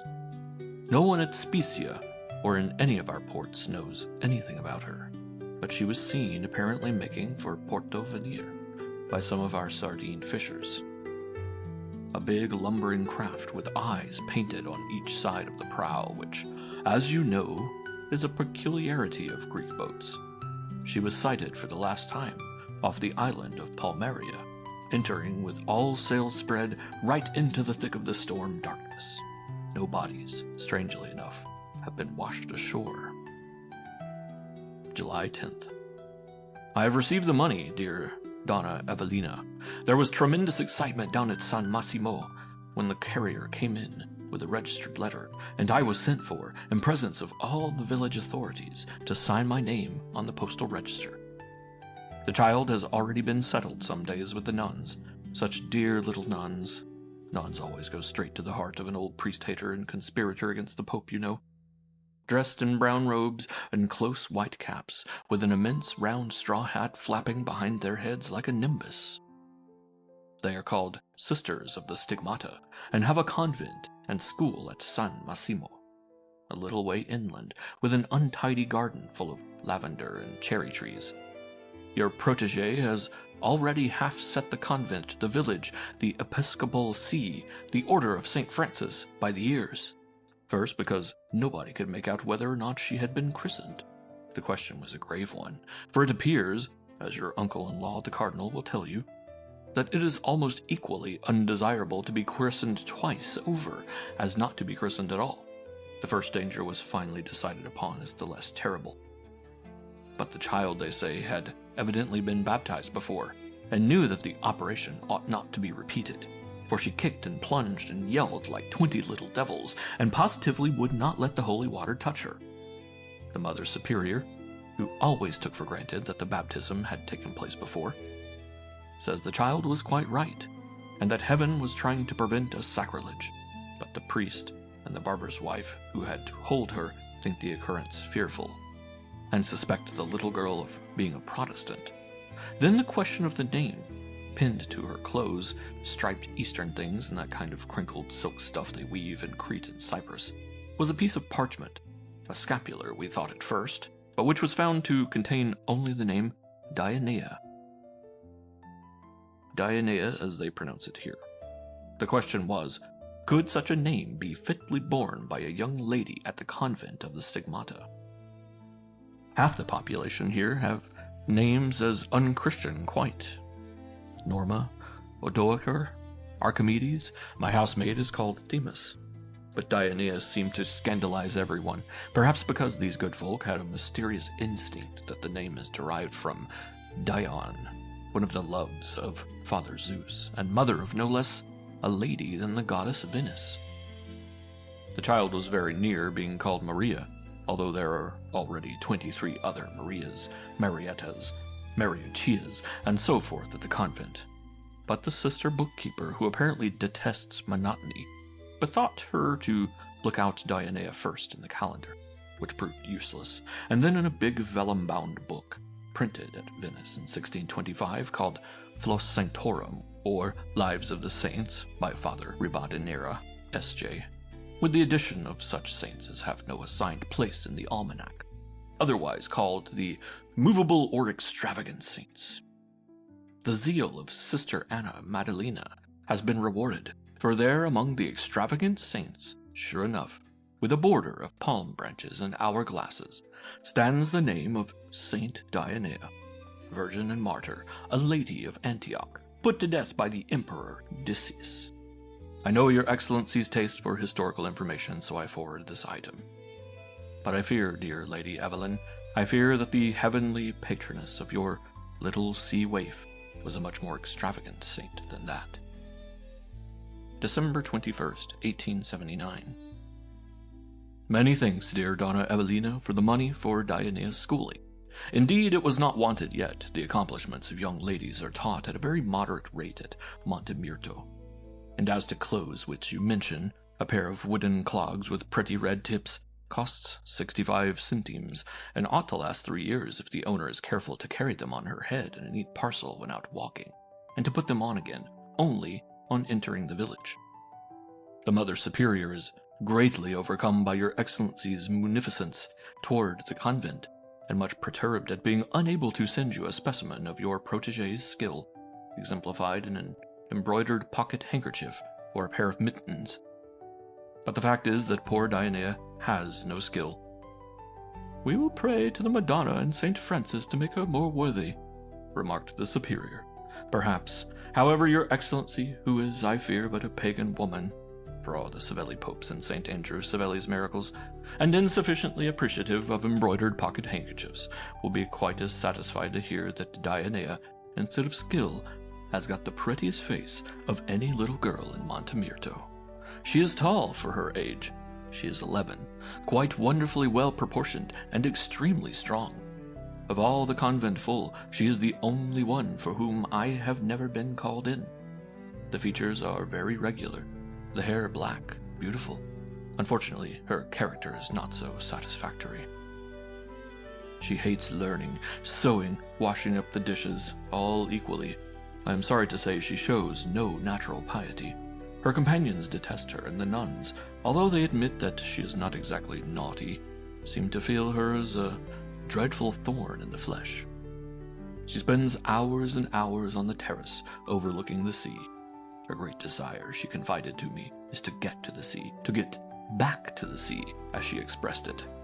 And lying in the garden under the big myrtle bushes, and in spring and summer, under the rose hedge. The nuns say that rose hedge and that myrtle bush are growing a great deal too big. One would think from Dionea's lying under them. The fact, I suppose, has drawn attention to them. That child makes all the useless weeds grow, remarked Sister Reparata. Another of Dionea's amusements is playing with pigeons. The number of pigeons she collects about her is quite amazing. You would never have thought that San Massimo or the neighboring hills contained as many. They flutter down like snowflakes, and strut and swell themselves out, and furl and unfurl their tails, and peck with little sharp movements of their silly sensual heads, and a little throb and gurgle in their throats, while Dionea lies stretched out full length in the sun, putting out her lips, which they come to kiss, and uttering strange cooing sounds, or hopping about, flapping her arms slowly like wings, and raising her little head with much the same odd gesture as they. 'Tis a lovely sight, a thing fit for one of your painters, Burne-Jones or Tadema, with the myrtle bushes all round, the bright whitewashed convent walls behind, the white marble chapel steps — all steps are marble in this Carrara country — and the enamel blue sea through the ilex branches beyond. But the good sisters abominate these pigeons, who, it appears, are messy little creatures, and they complain that, were it not the reverend director likes a pigeon in his pot on a holiday, they could not stand the bother of perpetually sweeping the chapel steps and the kitchen threshold all along of those dirty birds. August 6, 1882. Do not tempt me, dearest Excellency, with your invitations to Rome. I should not be happy there, and do but little honor to your friendship. My many years of exile, of wanderings in northern countries, have made me a little bit into a northern man. I cannot quite get on with my own fellow countrymen, except with the good peasants and fishermen all around. Besides, forgive the vanity of an old man who has learned to make triple acrostic sonnets to cheat the days and months at Theresienstadt and Spielberg. I have suffered too much for Italy to endure patiently the sight of little parliamentary cabals and municipal wranglings, although they also are necessary in this day as conspiracies and battles were in mine. I am not fit for your roomful of ministers and learned men and pretty women. The former would think me an ignoramus, and the latter, what would affect me much more, a pedant. Rather, if your Excellency really wants to show yourself and your children to your father's old protege of Mazzinian times, find a few days to come here next spring. You shall have some very bare rooms with brick floors and white curtains opening out on my terrace, and a dinner of all manner of fish and milk. The white garlic flower shall be mown away from under the olives, lest my cow should eat it, and eggs cooked in herbs plucked in the hedges. Your boys can go and see the big ironclads at Spezia, and you shall come with me up our lanes fringed with delicate ferns and overhung by big olives, and into the fields where the cherry trees shed their blossoms onto the budding vines, the fig trees stretching out their little green gloves where the goats nibble and perched on their hind legs, and the cows low in the huts of reeds, and there rise from the ravines with the gurgle of the brooks, from the cliff with the boom of the surf, the voices of unseen boys and girls singing about love and flowers and death, just as in the days of Theocritus, whom your learned Excellency does well to read. Has your Excellency ever read Longus, a Greek pastoral novelist? He is a trifle free, a trifle nude for us readers of Zola, but the old French of Ambiance has a wonderful charm, and he gives one an idea as no one else does, how folk lived in such valleys, by such seaboards as these in the days when daisy chains and garlands of roses were still hung on the olive trees for the nymphs of the grove, when across the bay, at the end of the narrow neck of blue sea, there clung to the marble rocks not a church of St. Lawrence, the sculptured martyr on his gridiron, but the temple of Venus, protecting her harbor.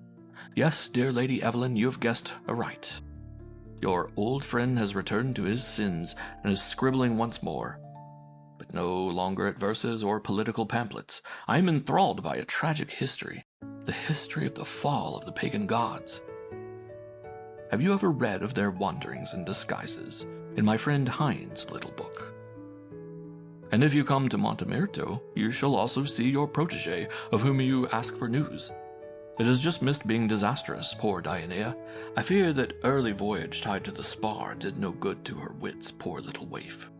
There's been a fearful row, and it has required all my influence, and all the awfulness of your Excellency's name, and the papacy, and the Holy Roman Empire, to prevent her expulsion by the Sisters of the Stigmata. It appears that this mad creature very nearly committed a sacrilege.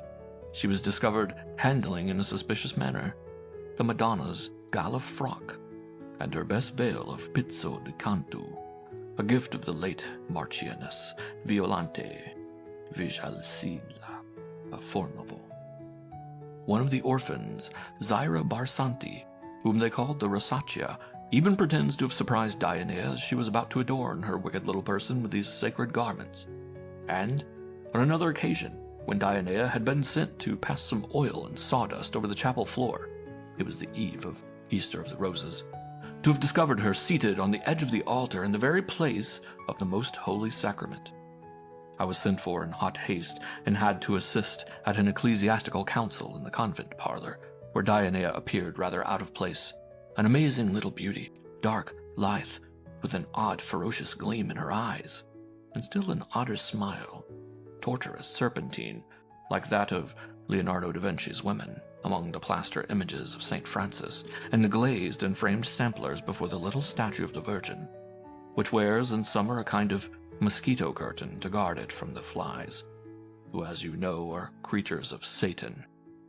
Speaking of Satan, does your Excellency know that on the inside of our little convent door, just above the little perforated plate of metal, like the rose of a watering pot, through which the sister portress peeps and talks, is pasted a printed form, an arrangement of holy names and texts and triangles, and the stigmatized hands of St. Francis, and a variety of other devices for the purpose, as it is explained in a special notice, of baffling the evil one and preventing his entrance into that building? Had you seen Dionea and the stolid, contemptuous way in which she took, without attempting to refute, the various shocking allegations against her, your Excellency would have reflected, as I did, that the door in question must have been accidentally absent from the premises, perhaps at the joiner's for repair, the day that your protégé first penetrated into the convent. The ecclesiastical tribunal, consisting of the Mother Superior, 3 sisters, the Capuchin director, and your humble servant, who vainly attempted to be devil's advocate, sentenced Dionea, among other things, to make the sign of the cross 26 times on the bare floor with her tongue. Poor little child. One might almost expect that, as happened when Dame Venus scratched her hand on the thorn bush, red roses should sprout up between the fissures of the dirty old bricks. October 14th, 1883. You ask whether, now that the sisters let Dionea go and do half a day's service now and then in the village, and that Dionea is a grown-up creature, she does not set the place by the ears with her beauty. The people here are quite aware of its existence. She is already dubbed La Bella Dionea.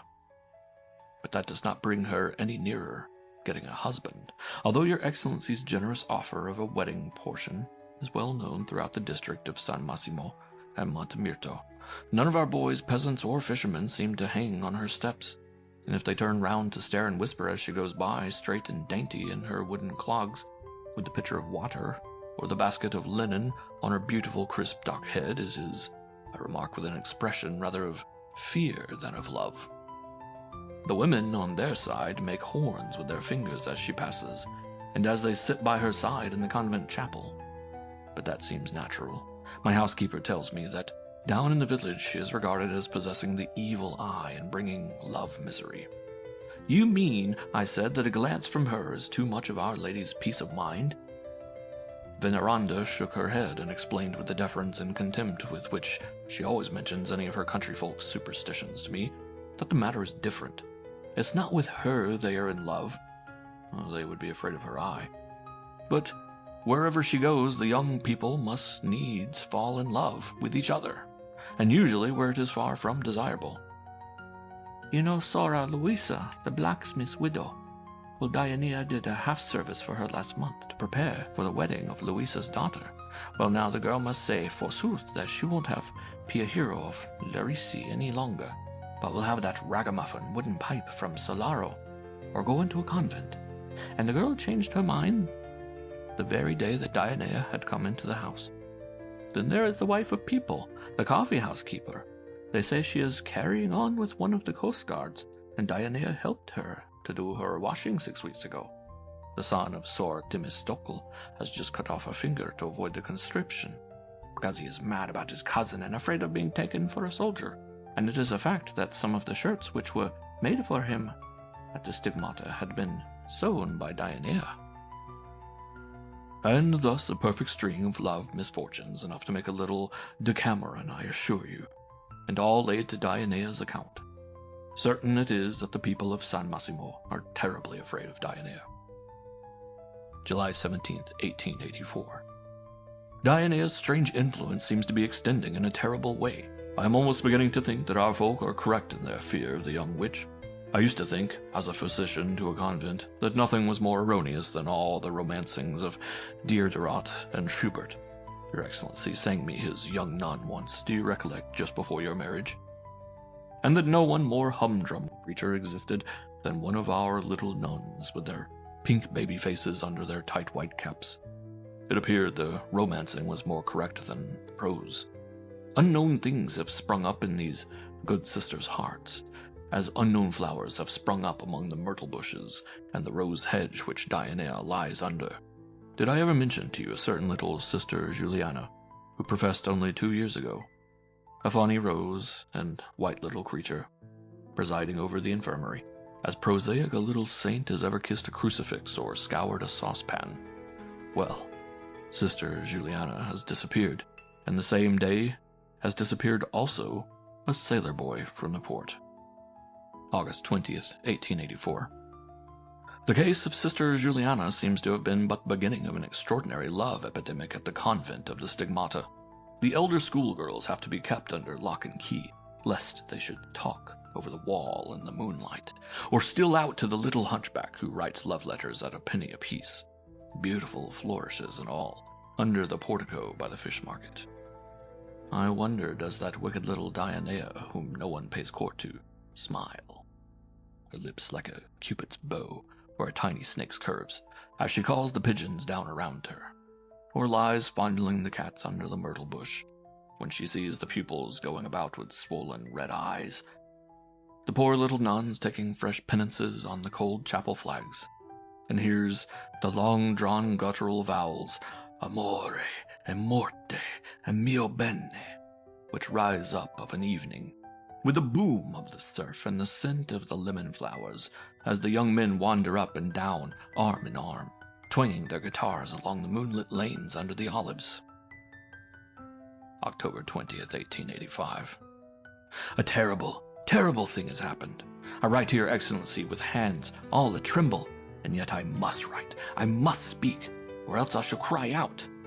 Did I ever mention to you Father Domenico of Casoria, the confessor of our convent of the Stigmata? A young man, tall, emaciated with fasts and vigils, but handsome like the monk playing the virginal in Giorgione's concert, and under his brown serge, still the most stalwart fellow of the country all round. One has heard of men struggling with the tempter. Well, well, Father Domenico had struggled as hard as any of the anchorites recorded by St. Jerome, and he had conquered. I never knew anything comparable to the angelic serenity of gentleness of this victorious soul. I don't like monks, but I loved Father Domenico. I might have been his father easily, yet I always felt a certain shyness and awe of him. And yet men have accounted me a clean-lived man in my generation. But I felt whenever I approached him a poor worldly creature, debased by the knowledge of so many mean and ugly things. Of late, Father Domenico had seemed to me less calm than usual. His eyes had grown strangely bright, and red spots had formed on his salient cheekbones. One day last week, taking his hand, I felt his pulse flutter, and all his strength, as it were, liquefy under my touch. "You are ill," I said. "You have fever, Father Domenico. You have been overdoing yourself. Some new privation, some new penance. Take care and do not tempt heaven. Remember, the flesh is weak." Father Domenico withdrew his hand quickly. "Do not say that," he cried. "The flesh is strong," and turned away his face. His eyes were glistening, and he shook all over.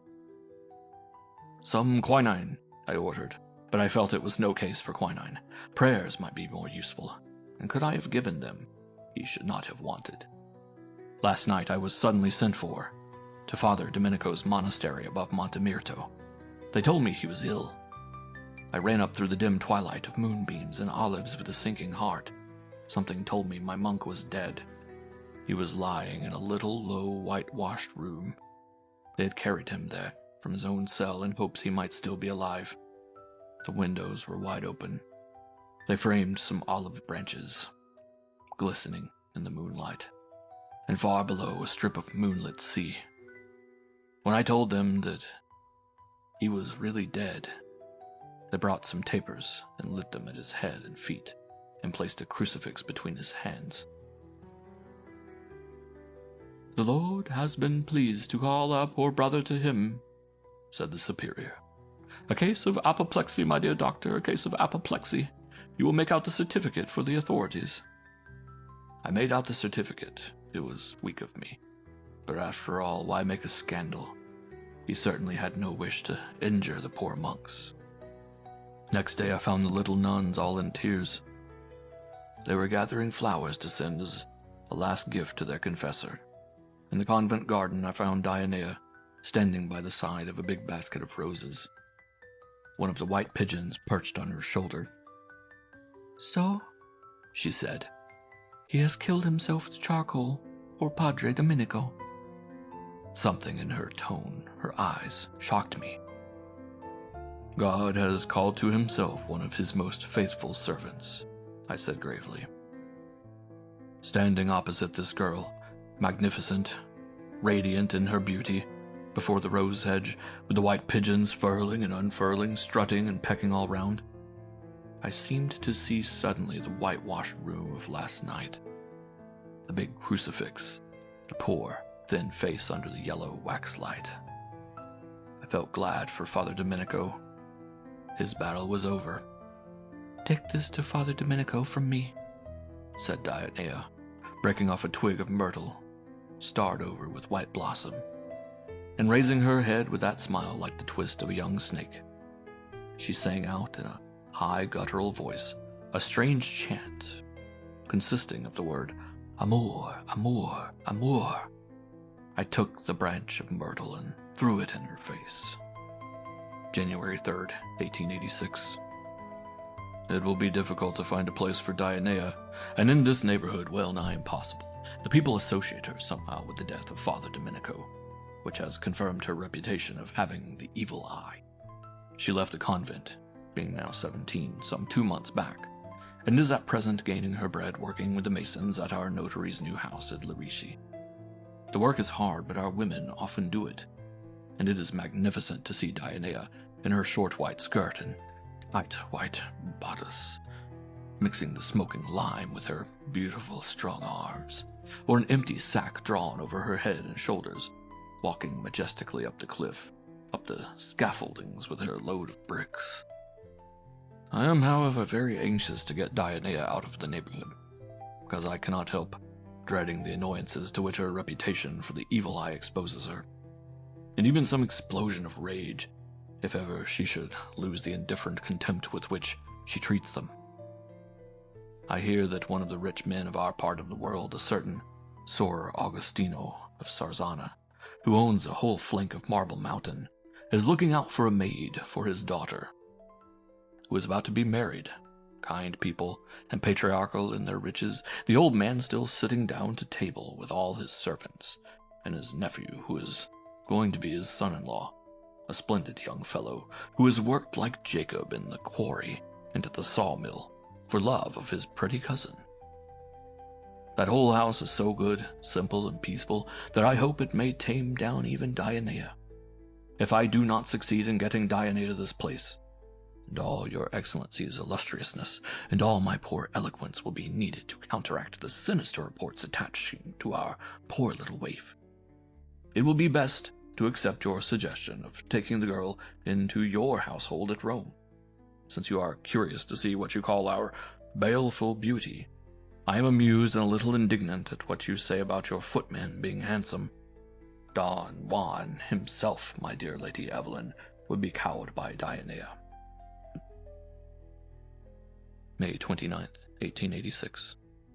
Here is Dionea back upon our hands once more, but I cannot send her to your excellency. Is it from living among these peasants and fishing folk, or is it because, as people pretend, a skeptic is always superstitious? I could not muster courage to send you Dionea, although your boys are still in sailor clothes and your uncle, the cardinal, is 84. And as to the prince, why, He bears the most potent amulet against Dionea's terrible powers in your own dear capricious person. Seriously, there is something eerie in this coincidence. Poor Dionea. I feel sorry for her, exposed to the passion of a once patriarchally respectable old man. I feel even more abashed at the incredible audacity, I should almost say sacrilegious madness, of the vile creature. But still the coincidence is strange and uncomfortable.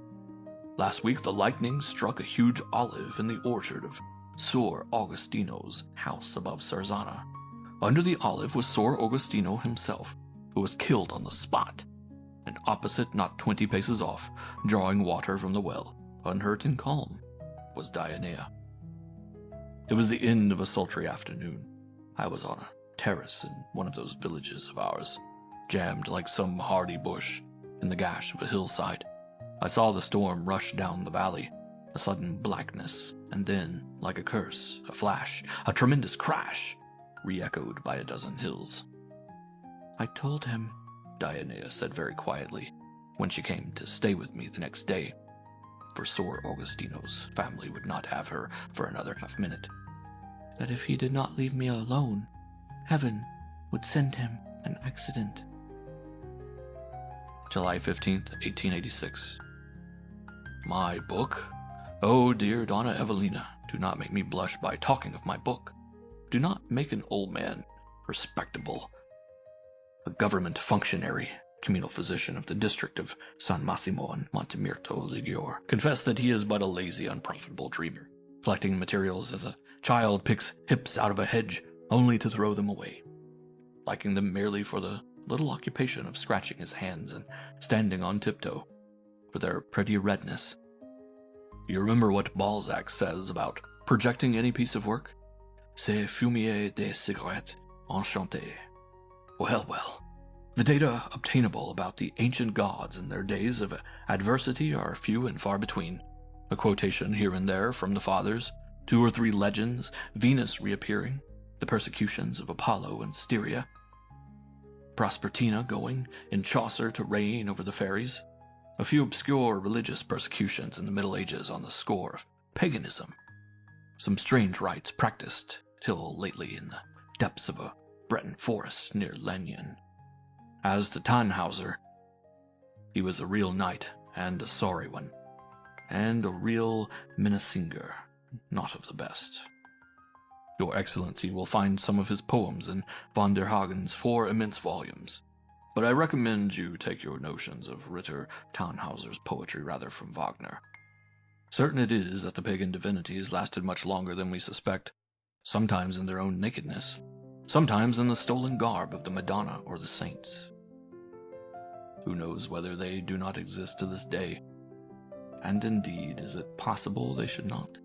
For the awfulness of the deep woods, with their filtered green light, the creak of the swaying solitary reeds exists and is Pan, and the blue, starry May night exists, the sough of the waves, the warm wind carrying the sweetness of the lemon blossoms, the bitterness of the myrtle on our rocks, the distant chant of the boys cleaning out their nets, of the girls sickling the grass under the olives. Amor, amor, amor. And all this is the great goddess Venus, and opposite to me as I write between the branches of the ilexes, across the blue sea, streaked like a Ravenna mosaic with purple and green, shimmer the white houses and walls, the steeple and towers, an enchanted Fata Morgana city of dim Porto Venere, and I mumble to myself the verse of Catullus, but addressing a greater and more terrible goddess than he did. Percule, a mea sit furor omnis, hera domo alios, age incitatos, alios age rabidos. End of section 3. Section 4 of Dionea, Part 2. March 25th, 1887. Yes, I will do everything in my power for your friends. Are you well-bred folk, as well-bred as we Republican bourgeois, with the coarse hands, though you once told me mine were psychic hands when the mania of palmistry had not yet been succeeded by that of the reconciliation between church and state. I wonder that you should apologize, you whose father fed me and housed me and clothed me in my exile, for giving me the horrid trouble of hunting for lodgings. It is like you, dear Donna Evelina, to have sent me photographs of my future friend Waldemar's statue. I have no love for modern sculpture, for all the hours I have spent in Gibson's and Dupre's studio. 'Tis a dead art we should do better to bury. But your Waldemar has something of the old spirit. He seems to feel the divineness of the mere body, the spirituality of a limpid stream of mere physical life. But why among these statues only men and boys, athletes and fawns? Why only the bust of that thin, delicate-lipped little Madonna wife of his? Why no wide-shouldered Amazon or broad-flanked Aphrodite? April 10th, 1887. You ask me how poor Dionea is getting on. Not as your Excellency and I ought to have expected when we placed her with the good sisters of the Stigmata. Although I wager that, fantastic and capricious as you are, you would be better pleased, hiding it carefully from that grave side of you which bestows devout little books and carbolic acid upon the indigent. That your protégée should be a witch than a serving maid, a maker of filters rather than a knitter of stockings and sewer of shirts. A maker of filters. Roughly speaking, that is Dionea's profession. She lives upon the money which I dole out to her, with many useless objurgations, on behalf of your Excellency, and her ostensible employment is mending nets, collecting olives, carrying bricks, and other miscellaneous jobs, but her real status is that of village sorceress. You think our peasants are skeptical? Perhaps they do not believe in thought-reading, mesmerism, and ghosts like you, dear Lady Evelyn. But they believe very firmly in the evil eye, in magic, and in love potions. Everyone has his little story of this or that which happened to his brother or cousin or neighbor. My stable boy and male factotum's brother-in-law, living some years ago in Corsica, was seized with a longing for a dance with his beloved at one of those balls which our peasants give in the winter, when the snow makes leisure in the mountains. A wizard anointed him for money, and straightway he turned into a black cat, and in 3 bounds was over the seas, at the door of his uncle's cottage, and among the dancers. He caught his beloved by the skirt to draw her attention, but she replied with a kick, which sent him squealing back to Corsica. When he returned in summer, he refused to marry the lady, and carried his left arm in a sling. "You broke it when I came to Veglia," he said, and all seemed explained. Another lad, returning from working in the vineyards near Marseille, was walking up to his native village, high in our hills, one moonlight night. He heard sounds of fiddle and fife from a roadside barn, and saw yellow light from its chinks. And then entering, he found many women dancing, old and young, and among them his affianced. He tried to snatch her round the waist for a waltz. They played Madame Angot at her rustic balls. But the girl was unclutchable and whispered, "Go, for these are witches who will kill thee, and I am a witch also. Alas, I shall go to hell when I die." I could tell your Excellency dozens of such stories, but love philters are among the commonest things to sell and buy. Do you remember the sad little story of Cervantes' Licentiate, who instead of a love potion drank a philter, which made him think he was made of glass, fit emblem of a poor mad poet? It is love philters that Dionea prepares. No, do not misunderstand. They do not give love of her, still less her love. Your cellar of love charms is as cold as ice, as pure as snow. The priest has crusaded against her, and stones have flown at her as she went by from dissatisfied lovers, and the very children, paddling in the sea making mud pies in the sand, have put our forefinger and little finger and screamed, "Witch! Witch! Ugly witch!" as she passed with basket or brickload. But Dionea has only smiled, that snake-like amused smile, but more ominous than of yore. The other day I determined to seek her, and argue with her on the subject of her evil trade. Dionea has a certain regard for me, Not, I fancy, a result of gratitude, but rather the recognition of a certain admiration and awe which she inspires in your Excellency's foolish old servant. She has taken up her abode in a deserted hut, built of dried reeds and thatch such as they keep cows in, among the olives on the cliffs. She was not there, but about the hut pecks some white pigeons, and from it, startling me foolishly with its unexpected sound, came the eerie bleat of her pet goat. Among the olives it was twilight already, with streakings of faded rose in the sky, and faded rose like long trails of petals on the distant sea. I clambered down among the myrtle bushes and came to a little semicircle of yellow sand, between two high and jagged rocks, the place where the sea had deposited Danae after her wreck. She was seated there on the sand, her bare foot dabbling in the waves.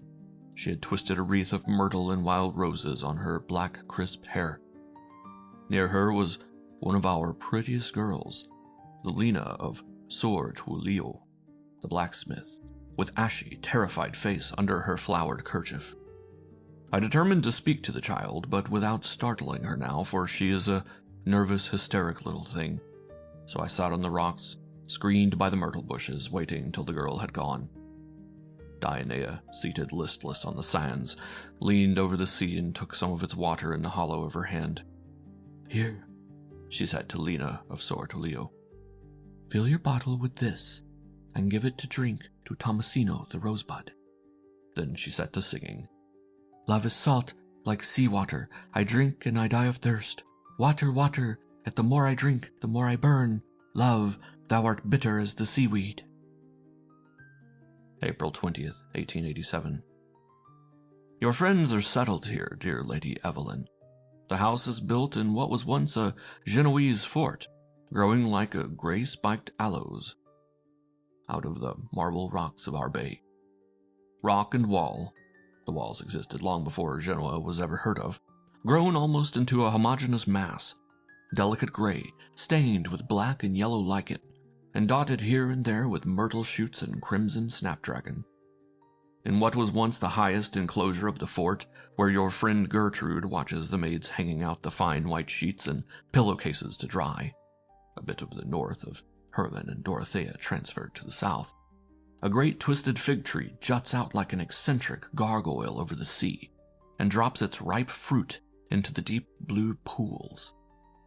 There is but scant furniture in the house, but a great oleander overhangs it, presently to burst into pink splendor, and on all the window sills, even that of the kitchen, such a background of shining brass saucepans of Waldemar's wife has made of it, are pipkins and tubs full of trailing carnations, and tufts of sweet basil and thyme and mignonette. She pleases me most, your Gertrude, although you foretold I should prefer the husband, with her thin white face, a mimling Madonna finished by some Tuscan sculptor, and her long delicate white hands ever busy, like those of a medieval lady, with some delicate piece of work, and the strange blue, more limpid than the sky and deeper than the sea, of her rarely lifted glance. It is in her company that I like Waldemar best. I prefer to the genius, that infinitely tender and respectful, I would not say lover, yet I have no other word, of his pale wife. He seems to me, when with her, like some fierce, generous, wild thing from the woods, like the lion of Una, tame and submissive to this saint. This tenderness is really very beautiful on the part of that big lion Waldemar, with his odd eyes as of some wild animal. Odd, and your Excellency remarks, not without a gleam of latent ferocity. I think that hereby hangs the explanation of his never doing any but male figures. The female figure, he says, and your Excellency must hold him responsible, not me, for such profanity, is almost inevitably inferior in strength and beauty. Woman is not form, but expression, and therefore suits painting, but not sculpture. The point of a woman is not her body, but, and here his eyes rested very tenderly upon the thin white profile of his wife, her soul. Still, I answered, the ancients who understood such matters did manufacture some tolerable female statues. The Fates of the Parthenon, the Phtian Palace, the Venus of Milo. Ah, yes, exclaimed Waldemar, smiling with that savage gleam of his eyes. "Those are not women, and the people who made them have left us the tales of Endymion, Adonis, Anchises, a goddess might sit for them." May 5th, 1887. Has it ever struck your excellency in one of your La Rochefoucauld fits, and let's say after too many balls, that not merely maternal but conjugal unselfishness may be a very selfish thing? There, you toss your little head at my words, yet I wager I have heard you say that other women may think it right to humor their husbands. But as to you, the prince must learn that a wife's duty is as much to chasten her husband's whims as to satisfy them. I really do feel indignant that such a snow-white saint should wish another woman to part with all instincts of modesty, merely because that other woman would be a good model for her husband. Really, it is intolerable. "Leave the girl alone," Waldemar said, laughing. "What do I want with the unesthetic sex, as Schopenhauer calls it?" But Gertrude has set her heart on his doing a female figure. It seems that folk have twitted him with never having produced one. She has long been on the lookout for a model for him. It is odd to see this pale, demure, diaphanous creature, not the more earthly for approaching motherhood, scanning the girls of our village with the eyes of a slave dealer. "If you insist on speaking to Dionea," I said, "I shall insist on speaking to her at the same time to urge her to refuse your proposal." But Waldemar's pale wife was indifferent to all my speeches about modesty being a poor girl's only dowry. "She will do for a Venus," she merely answered. We went up the cliffs together after some sharp words, Waldemar's wife hanging on my arm as we slowly clambered up the stony path among the olives. We found Dionea at the door of her hut, making faggots of myrtle branches. She listened sullenly to Gertrude's offer and explanations, indifferently to my admonitions not to accept. The thought of stripping for the view of a man, which would send a shudder through our most brazen village girls, seemed not to startle her, immaculate and savage as she is accounted. She did not answer, but sat under the olives, looking vaguely across the sea. At that moment, Waldemar came up to us. He had followed with the intention of putting an end to these wranglings. "Gertrude," he said, "do leave her alone. I have found a model of fisher boy whom I much prefer to any woman." Dionea raised her head with that serpentine smile. "I will come," she said. Waldemar stood silent. His eyes were fixed on her. Where she stood under the olives, her white shift loose about her splendid throat, her shining feet bare in the grass. Vaguely, as if not knowing what he said, he asked her name. She answered that her name was Dionea. For the rest, she was an innocentina, that is to say, a foundling. Then she began to sing. "Flower of the myrtle, my father is the starry sky. The mother that made me is the sea."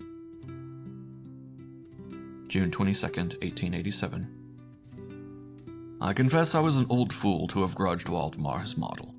As I watched him gradually building up his statue, watched the goddess gradually emerging from the clay heap, I asked myself, and the case might trouble a more subtle moralist than me, whether a village girl, an obscure, useless life within the bounds of what we choose to call right and wrong, can be weighed against the possession by mankind of a great work of art.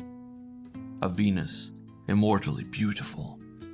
Still, I am glad that the two alternatives need not be weighed against each other. Nothing can equal the kindness of Gertrude, now that Dionea has consented to sit to her husband. The girl is ostensibly merely a servant like any other, and lest any report of her real functions should get abroad and discredit her at San Massimo or Montemirto, she is to be taken to Rome, where no one will be the wiser, and where, by the way, your excellency will have an opportunity comparing Waldemar's goddess of love with our little orphan of the convent of the Stigmata. What reassures me still more is the curious attitude of Waldemar towards the girl. I could never have believed that an artist could regard a woman so utterly as a mere inanimate thing, a form to copy, like a tree or flower. Truly he carries out his theory that sculpture knows only the body, and the body scarcely considered as human. The way in which he speaks to Dionea after hours of the most rapt contemplation of her is almost brutal in its coldness, and yet to hear him exclaim, How beautiful she is! Good God, how beautiful! No love of mere woman was ever so violent as this love of woman's mere shape. June 27th, 1887. You asked me once, dearest Excellency, whether there survived among our people. You had evidently added a volume on folklore to that heap of half-cut dog's-eared books that litter among the China series and medieval brocades of your rooms, any trace of pagan myths. I explained to you then that all our fairy mythology, classic gods and demons and heroes teemed with fairies, ogres, and princes. Last night I had a curious proof of this. Going to see the Valdemar, I found Dionea seated under the oleander at the top of the old Genoese fort, telling stories to the two little blonde children who were making the falling pink blossoms into necklaces at her feet. The pigeons, Dionea's white pigeons, which never leave her, strutting and pecking among the basil pots, and the white gulls flying round the rocks overhead. This is what I heard. And the three fairies said to the youngest son of the king, to the one who had been brought up as a shepherd, "Take this apple, and give it to her among us, who is most beautiful." And the first fairy said, "If thou give it to me, thou shalt be emperor of Rome, and have purple clothes, and have a gold crown, and gold armor, and horses, and courtiers." And the second said, "If thou give it to me, thou shalt be pope, and wear a mitre, and have the keys of heaven and hell." And the third fairy said, "Give the apple to me, for I will give thee the most beautiful lady to wife." And the youngest son of the king sat in the green meadow and thought about it a little, and then said, "What use is there in being emperor or pope? Give me the beautiful lady to wife, since I am young myself." And he gave the apple to the third of the three fairies. Dionea droned out the story in her half-Genoese dialect, her eyes looking far away across the blue sea, dotted with sails like white seagulls, that strange serpentine smile on her lips. "Who told thee that fable?" I asked. She took a handful of oleander blossoms from the ground and, throwing them in the air, answered listlessly as she watched the little shower of rosy petals descend on her black hair and pale breast. "Who knows?" July 6, 1887. How strange is the power of art! Has Valdemar's statue shown me the real Dionea, or has Dionea really grown more strangely beautiful than before? Your Excellency will laugh, but when I meet her I cast down my eyes after the first glimpse of her loveliness, not with the shyness of a ridiculous old pursuer of the eternal feminine, but with a sort of religious awe, the feeling with which, as a child kneeling by my mother's side, I looked down on the church flags when the mass bell tolled the elevation of the host. Do you remember the story of Zeuxis and the ladies of Crotona, 5 of the fairest not being too much for his Juno? Do you remember, you who have read everything, all the bosh of our writers about the ideal in art? Why, here is a girl who disproves all this nonsense in a minute. She is far, far more beautiful than Valdemar's statue of her. He said so angrily only yesterday when his wife took me into his studio. He has made a studio of the long desecrated chapel of the old Genoese fort itself, as they say, occupying the site of the Temple of Venus. As he spoke, that odd spark of ferocity dilated in his eyes, and seizing the largest of his modeling tools, he obliterated at one swoop the whole exquisite face. Poor Gertrude turned ashy white, and a convulsion passed over her face. July 15th. I wish I could make Gertrude understand, and yet I could never bring myself to say a word. As a matter of fact, what is there to be said? Surely she knows best that her husband will never love any woman but herself. Yet, ill, nervous as she is, I quite understand that she must loathe this unceasing talk of Dionea, of the superiority of the model over the statue. Cursed statue, I wish it were finished, or else that it had never been begun. July 20th. This morning Valdemar came to me. He seemed strangely agitated. I guess he had something to tell me, and yet I could never ask. Was it cowardice on my part?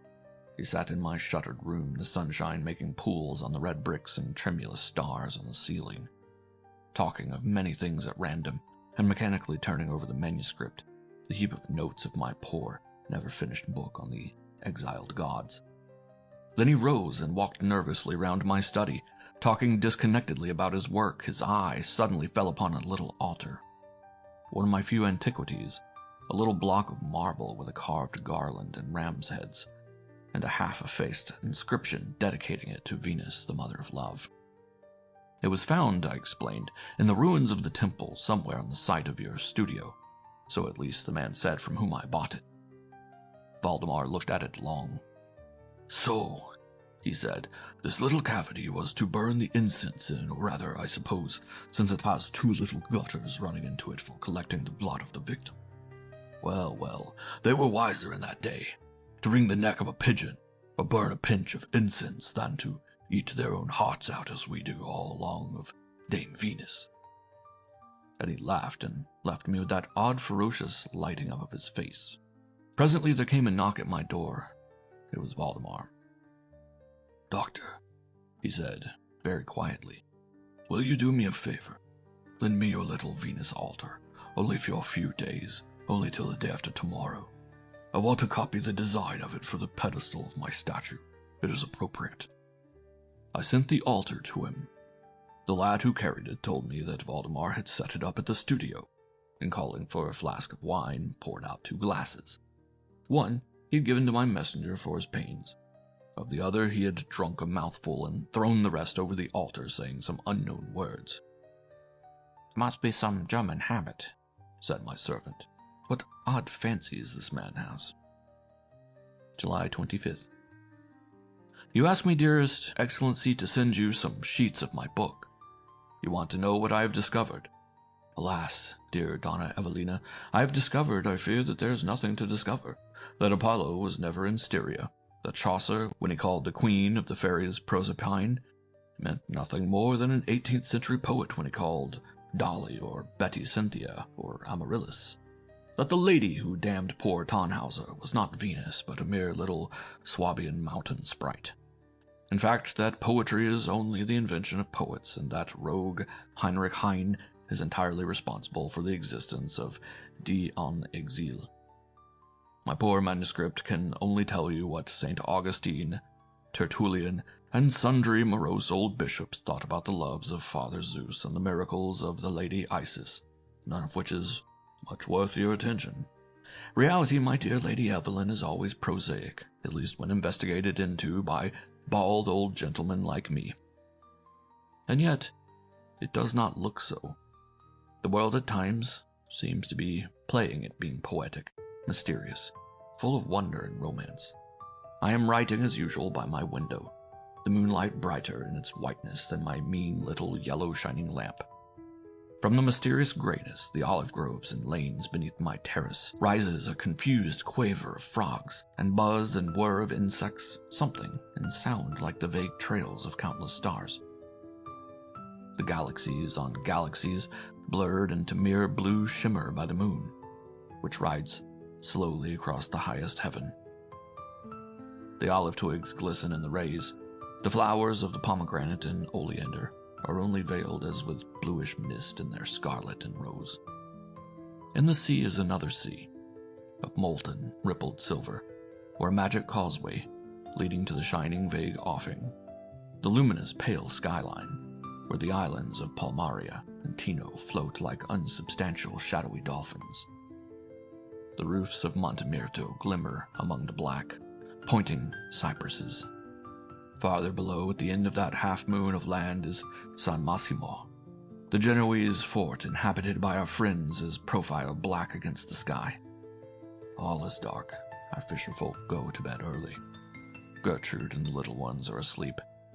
They, at least, are, for I can imagine Gertrude lying awake, the moonbeams on her thin Madonna face, smiling as she thinks of the little ones around her, of the other tiny thing that will soon lie on her breast. There is a light in the old desecrated chapel, the thing that was once the temple of Venus, they say, and is now Valdemar's workshop, its broken roof mended with reeds and thatch. Valdemar has stolen in, no doubt to see his statue again. But he will return, more peaceful for the peacefulness of the night, to his sleeping wife and children. God bless and watch over them. Good night, dearest Excellency. July 26th. I have your Excellency's telegram in answer to mine. Many thanks for sending the prince. I await his coming with feverish longing. It is still something to look forward to. All does not seem over, and yet, what can he do? The children are safe. We fetched them out of their bed and brought them up here. They are still a little shaken by the fire, the bustle, and by finding themselves in a strange house. Also, they want to know where their mother is, but they have found a tame cat, and I hear them chirping on the stairs. It was only the roof of the studio, the reeds and thatch, that burned, and a few old pieces of timber. Valdemar must have set fire to it with great care. He had brought armfuls of faggots of dry myrtle and heather from the bakehouse close by, and thrown into the blaze quantities of pine cones and of some resin, I know not what, that smelt like incense. When we made our way early this morning through the smoldering studio, we were stifled with a hot, church-like perfume. My brain swam, and I suddenly remembered going into St. Peter's on Easter Day as a child. It happened last night while I was writing to you. Gertrude had gone to bed, leaving her husband in the studio. About 11, the maids heard him come out and called to Dionea to get up and come and sit to him. He had this craze once before of seeing her in his statue by an artificial light. You remember he had theories about the way in which the ancients lit up the statues in their temples. Gertrude, the servants say, was heard creeping downstairs a little later. Do you see it? I have seen nothing else these hours, which have seemed weeks and months. He had placed Dionea on the big marble block behind the altar, a great curtain of dull red brocade. You know that Venetian brocade with the gold pomegranate pattern? Behind her, like a Madonna of Van Eyck's. He showed her to me once before like this, the whiteness of her neck and breast, the whiteness of the drapery round her flanks, toned to the color of old marble by the light of the resin burning in pans all round. Before Dionea was the altar of Venus, which he had borrowed from me. He must have collected all the roses about it and thrown the incense upon the embers when Gertrude suddenly entered, and then we found her lying across the altar, her pale hair among the ashes of the incense, her blood. She had but little to give, poor white ghost, trickling among the carved garlands and ram's heads, blackening the heaped-up roses. The body of Waldemar was found at the foot of the castle cliff. Had he hoped by setting the place on fire to bury himself among its ruins, or had he not rather wished to complete in this way the sacrifice, to make the whole temple an immense votive pyre? It looked like one as we hurried down the hills to San Massimo. The whole hillside, dry grass, myrtle, and heather, all burning, the pale short flames waving against the blue moonlit sky, and the old fortress outlined black against the blaze. August 30th. Of Dionea I can tell you nothing certain. We speak of her as little as we can. Some say they have seen her on stormy nights, wandering among the cliffs. But a sailor boy assures me by all the holy things that the day after the burning of the castle chapel, we never call it anything else, he met at dawn off the island of Palmaria, beyond the Strait of Porto Venere, a Greek boat, with eyes painted on the prow, going full sail to sea, the men singing as she went. And against the mast, a robe of purple and gold about her, and a myrtle wreath on her head, leaned Dionea, singing words in an unknown tongue, the white pigeons circling around her. End of Section 4. Section 5, Oak of Oakhurst, Chapters 1 through 3. To Count Peter Bourtoline, at Tagancha Government of Q, Russia. My dear Bourtoline, do you remember my telling you one afternoon that you sat upon the hearth-stool at Florence the story of Mrs. Oak of Oakhurst? You thought it a fantastic tale, you lover of fantastic things, and urged me to write it out at once. Although I protested that in such matters to write is to exercise, to dispel the charm, and that printer's ink chases away the ghosts that may pleasantly haunt us as efficaciously as gallons of holy water. But if, as I suspect, you will now put down any charm that story may have possessed to the way in which we had been working ourselves up, that firelight evening, with all manner of fantastic stuff, if, as I fear, the story of Mrs. Oak of Oakhurst will strike you as stale and unprofitable, the sight of this little book will serve at least to remind you, in the middle of your Russian summer, that there is such a season as winter, such a place as Florence, and such a person as your friend. Vernon Lee, Kensington, July 1886. 1. That sketch up there with the boy's cap? Yes, that's the same woman. I wonder whether you could guess who she was. A singular being, is she not? The most marvelous creature, quite, that I have ever met. A wonderful elegance, exotic, far-fetched, poignant, an artificial, perverse sort of grace and research in every outline and movement and arrangement of head and neck, and hands and fingers. Here are a lot of pencil sketches I made while I was preparing to paint her portrait. Yes, there's nothing but her in the whole sketchbook. Mere scratches, but they may give some idea of her marvelous, fantastic kind of grace. Here she is leaning over the staircase, and here, sitting in the swing. Here she is walking quickly out of the room. That's her head. You see, she isn't really handsome. Her forehead is too big, and her nose too short. This gives no idea of her. It was altogether a question of movement. Look at the strange cheeks, hollow and rather flat. Well, when she smiled, she had the most marvelous dimples here. There was something exquisite and uncanny about it. Yes, I began the picture, but it was never finished. I did the husband first. I wonder who was his likeness now. Help me to move these pictures away from the wall. Thanks. This is her portrait, a huge wreck. I don't suppose you can make much of it. It is merely blocked in and seems quite mad. You see, my idea was to make her leaning against a wall. There was one hung with yellow that seemed almost brown, so as to bring out the silhouette. It was very singular I should have chosen that particular wall. It does look rather insane in this condition, but I like it. It has something of her. I would frame it and hang it up, only people would ask questions. Yes, you have guessed quite right.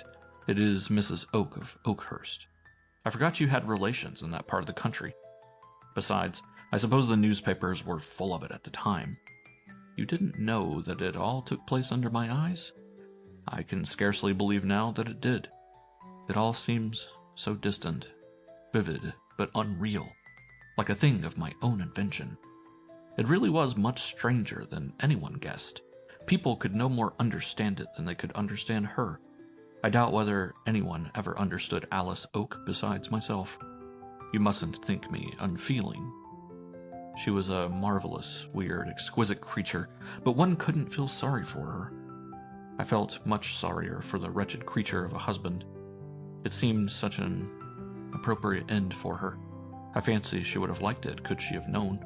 Ah, I shall never have another chance of painting such a portrait as I wanted. She seemed sent me from heaven or the other place. You've never heard of the story in detail? Well, I don't usually mention it because people are so brutally stupid or sentimental, but I'll tell it to you. Let me see. It's too dark to paint anymore today, so I can tell it to you now. Wait, I must turn her face to the wall. Ah, she was a marvelous creature. 2. You remember 3 years ago my telling you I had let myself in for painting a couple of Kentish squireen? I really could not understand what had possessed me to say yes to that man. A friend of mine had brought him one day to my studio, Mr. Oak of Oakhurst. That was the name on his card. He was a very tall, very well-made, very good-looking young man, with a beautiful, fair complexion, beautiful, fair mustache, and beautifully fitting clothes. Absolutely like 100 other young men you can see any day in the park. And absolutely uninteresting from the crown of his head to the tip of his boots. Mr. Oak, who had been a lieutenant in the Blues before his marriage, was evidently extremely uncomfortable on finding himself in the studio. He felt misgivings about a man who could wear a velvet coat in town, but at the same time he was nervously anxious not to treat me in the very least like a tradesman. He walked round my place, looked at everything with the most scrupulous attention, stammered out a few complimentary phrases, and then, looking at his friend for assistance, tried to come to the point, but failed. The point, which the friend kindly explained, was that Mr. Oak was desirous to know whether my engagements would allow of my painting him and his wife, and what my terms would be. The poor man blushed perfectly crimson during this explanation, as if he had come with the most improper proposal. And I noticed, the only interesting thing about him, a very odd nervous frown between his eyebrows, a perfect double gash, a thing which usually means something abnormal. A mad doctor of my acquaintance calls it the maniac frown. When I had answered, he suddenly burst out into rather confused explanations. His wife, Mrs. Oak, had seen some of my pictures, paintings, portraits at the academy. She had, in short, they had made a very great impression upon her. Mrs. Oak had a great taste for art. She was, in short, extremely desirous of having her portrait and his painting by me, etc. My wife, he suddenly added, is a remarkable woman. I don't know whether you will think her handsome. She isn't exactly, but she's awfully strange. And Mr. Oak of Oakhurst gave a little sigh and frowned that curious frown, as if so long a speech and so decided an expression of opinion had cost him a great deal. It was a rather unfortunate moment in my career. A very influential sitter of mine, you remember the fat lady with the crimson curtain behind her, had come to the conclusion, or been persuaded, that I had painted her old and vulgar, which in fact she was. Her whole clique had turned against me, the newspapers had taken up the matter, and for the moment I was considered as a painter to whose brushes no woman would trust her reputation. Things were going badly, so I snapped but too gladly at Mr. Oak's offer, and settled to go down to Oakhurst at the end of a fortnight.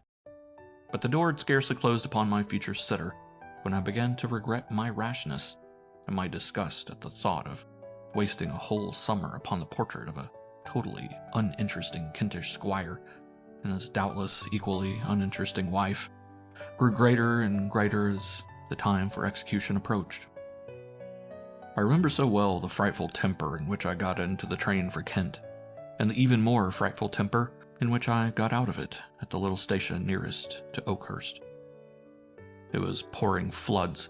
I felt a comfortable fury at the thought that my canvases would get nicely wetted before Mr. Oak's coachman had packed them on the top of the wagonette.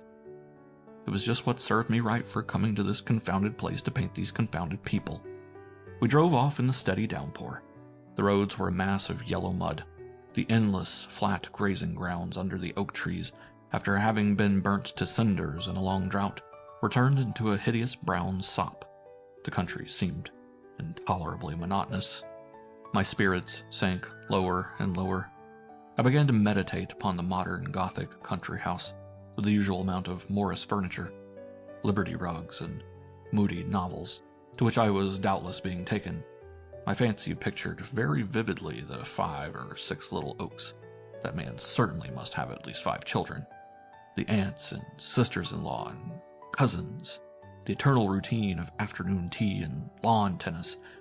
Above all, it pictured Mrs. Oak, the bouncing, well-informed, model housekeeper, electioneering, charity-organizing young lady, whom such an individual as Mr. Oak would regard in the light of a remarkable woman. And my spirit sank within me, and I cursed my avarice in accepting the commission, my spiritlessness in not throwing it over while yet there was time. We had meanwhile driven into a large park, or rather a long succession of grazing grounds, dotted about with large oaks under which the sheep were huddled together for shelter from the rain. In the distance, blurred by the sheets of rain, was a line of low hills, with a jagged fringe of bluish firs and a solitary windmill. It must be a good 1.5 miles since we had passed a house, and there was none to be seen in the distance. Nothing but the undulation of sere grass, sopped brown beneath the huge blackish oak trees, and whence arose from all sides a vague disconsolate bleating. At last the road made a sudden bend and disclosed what was evidently the home of my sitter. It was not what I had expected. In a dip in the ground, a large red brick house, with rounded gables and high chimney stacks of the time of James I. A forlorn, vast place, set in the midst of the pasture land, with no trace of garden before it, and only a few large trees indicating the possibility of one to the back. No lawn either, but on the other side of the sandy dip, which suggested a filled-up moat, a huge oak, short, hollow, with wreathing, blasted, black branches, upon which only a handful of leaves shook in the rain. It was not at all what I had pictured to myself the home of Mr. Oak of Oakhurst. My host received me in the hall, a large place, paneled and carved, hung round with portraits up to its curious ceiling, vaulted and ribbed like the inside of a ship's hull. He looked even more blonde and pink and white, more absolutely mediocre in his tweed suit, and also, I thought, even more good-natured and duller. He took me into his study, a room hung round with whips and fishing tackle in place of books, while my things were being carried upstairs. It was very damp, and a fire was smoldering. He gave the embers a nervous kick with his foot and said as he offered me a cigar, "You must excuse my not introducing you at once to Mrs. Oak. My wife, in short, I believe my wife is asleep."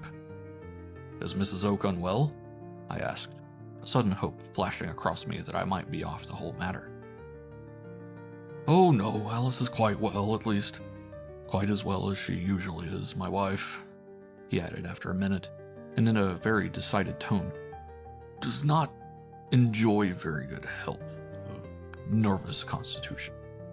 Oh no, not at all ill, nothing at all serious, you know. Only nervous, the doctors say. Mustn't be worried or excited, the doctors say. Requires lots of repose, that sort of thing." There was a dead pause. This man depressed me. I knew not why. He had a listless, puzzled look, very much out of keeping with his evident admirable health and strength. "I suppose you are a great sportsman?" I asked from sheer despair, nodding in the direction of the whips and guns and fishing rods. "Oh, no, not now. I was once. I've given up all that," he answered, standing with his back to the fire and staring at the polar bear beneath his feet. I have no time for all that now," he added, as if an explanation were due. "A married man, you know. Would you like to come up to your rooms?" He suddenly interrupted himself. "I have had one arranged for you to paint in. My wife said you would prefer a north light. If that one doesn't suit, you can have your choice of any other." I followed him out of the study, through the vast entrance hall. In less than a minute I was no longer thinking of Mr. and Mrs. Oak and the boredom of doing their likeness. I was simply overcome by the beauty of this house, which I had pictured modern and Philistine. It was, without exception, the most perfect example of an old English manor house that I had ever seen. The most magnificent intrinsically, and the most admirably preserved.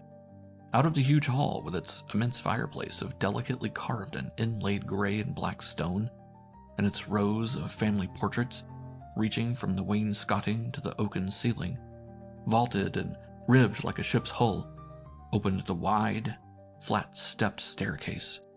The parapet, surmounted at intervals by heraldic monsters, the wall covered with oak carvings of coats of arms, leafage, and little mythological scenes painted a faded red and blue and picked out with tarnished gold, which harmonized with the tarnished blue and gold of the stamped leather that reached to the oak cornice, again delicately tinted and gilded. The beautifully damascened suits of court armor looked, without being at all rusty, as if no modern hand had ever touched them. The very rugs underfoot were of 16th century Persian make. The only things of today were the big bunches of flowers and ferns, arranged in majolica dishes upon the landings. Everything was perfectly silent. Only from below came the chimes, silvery, like an Italian palace fountain of an old-fashioned clock. It seemed to me that I was being led through the palace of the Sleeping Beauty. "What a magnificent house!" I exclaimed as I followed my host through a long corridor, also hung with leather, wainscoted with carvings, and furnished with big wedding coffers, and chairs that looked as if they came out of some Van Dyck portrait. In my mind was the strong impression that All of this was natural, spontaneous. That it had about it nothing of the picturesqueness which swell studios have taught to rich and aesthetic houses. Mr. Oak misunderstood me. "It is a nice old place," he said, "but it's too large for us. You see, my wife's health does not allow of our having many guests, and there are no children." I thought I noticed a vague complaint in his voice, and he evidently was afraid there might have seemed something of the kind, for he added immediately, "I don't care for children one jackstraw, you know, myself. Can't understand how anyone can, for my part." If ever a man went out of his way to tell a lie, I said to myself, Mr. Oak of Oakhurst was doing so at the present moment. When he had left me in one of the 2 enormous rooms that were allotted to me, I threw myself into an armchair and tried to focus the extraordinary imaginative impression which this house had given me. I am very susceptible to such impressions, and besides the sort of spasm of imaginative interest sometimes given to me by certain rare and eccentric personalities, I know nothing more subduing than the charm, quieter and less analytic, of any sort of complete and out-of-the-common-run sort of house. To sit in a room like the one I was sitting in, with the figures of the tapestry glimmering gray and lilac and purple in the twilight, the great bed, columned and curtained, looming in the middle, and the embers reddening beneath the overhanging mantelpiece of inlaid Italian stonework. A vague scent of rose leaves and spices, put into the china bowls by the hands of ladies long since dead, while the clock downstairs sent up, every now and then, its faint silvery tune of forgotten days, filled the room. To do this is a special kind of voluptuousness, peculiar and complex and indescribable, like the half-drunkenness of opium or hashish, and which to be conveyed to others in any sense as I feel it would require a genius, subtle and heady, like that of Baudelaire. After I had dressed for dinner, I resumed my place in the armchair, and resumed also my reverie, letting all these impressions of the past, which seemed faded like the figures in the arras, but still warm like the embers in the fireplace, still sweet and subtle like the perfume of the dead rose leaves and broken spices in the china bowls, permeate me and go to my head. Of Oak and Oak's wife I did not think. I seemed quite alone, isolated from the world, separated from it in this exotic enjoyment. Gradually the embers grew paler, the figures in the tapestry more shadowy, the columned and curtained bed loomed out vaguer, the room seemed to fill with grayness, and my eyes wandered to the mullioned bow window, beyond whose panes, between whose heavy stonework, stretched a grayish-brown expanse of sore and sodden park grass, dotted with big oaks, while far off behind a jagged fringe of dark Scotch firs, the wet sky was suffused with the blood red of the sunset. Between the falling of the raindrops from the ivy outside, there came fainter or sharper the recurring bleating of the lambs separated from their mothers, a forlorn, quavering, eerie little cry. I started up at a sudden rap at my door. "Haven't you heard the gong for dinner?" asked Mr. Oak's voice. I had completely forgotten his existence. 3. I feel that I cannot possibly reconstruct my earliest impressions of Mrs. Oak. My recollection of them would be entirely colored by my subsequent knowledge of her. Whence I conclude that I could not at first have experienced the strange interest and admiration which that extraordinary woman very soon excited in me.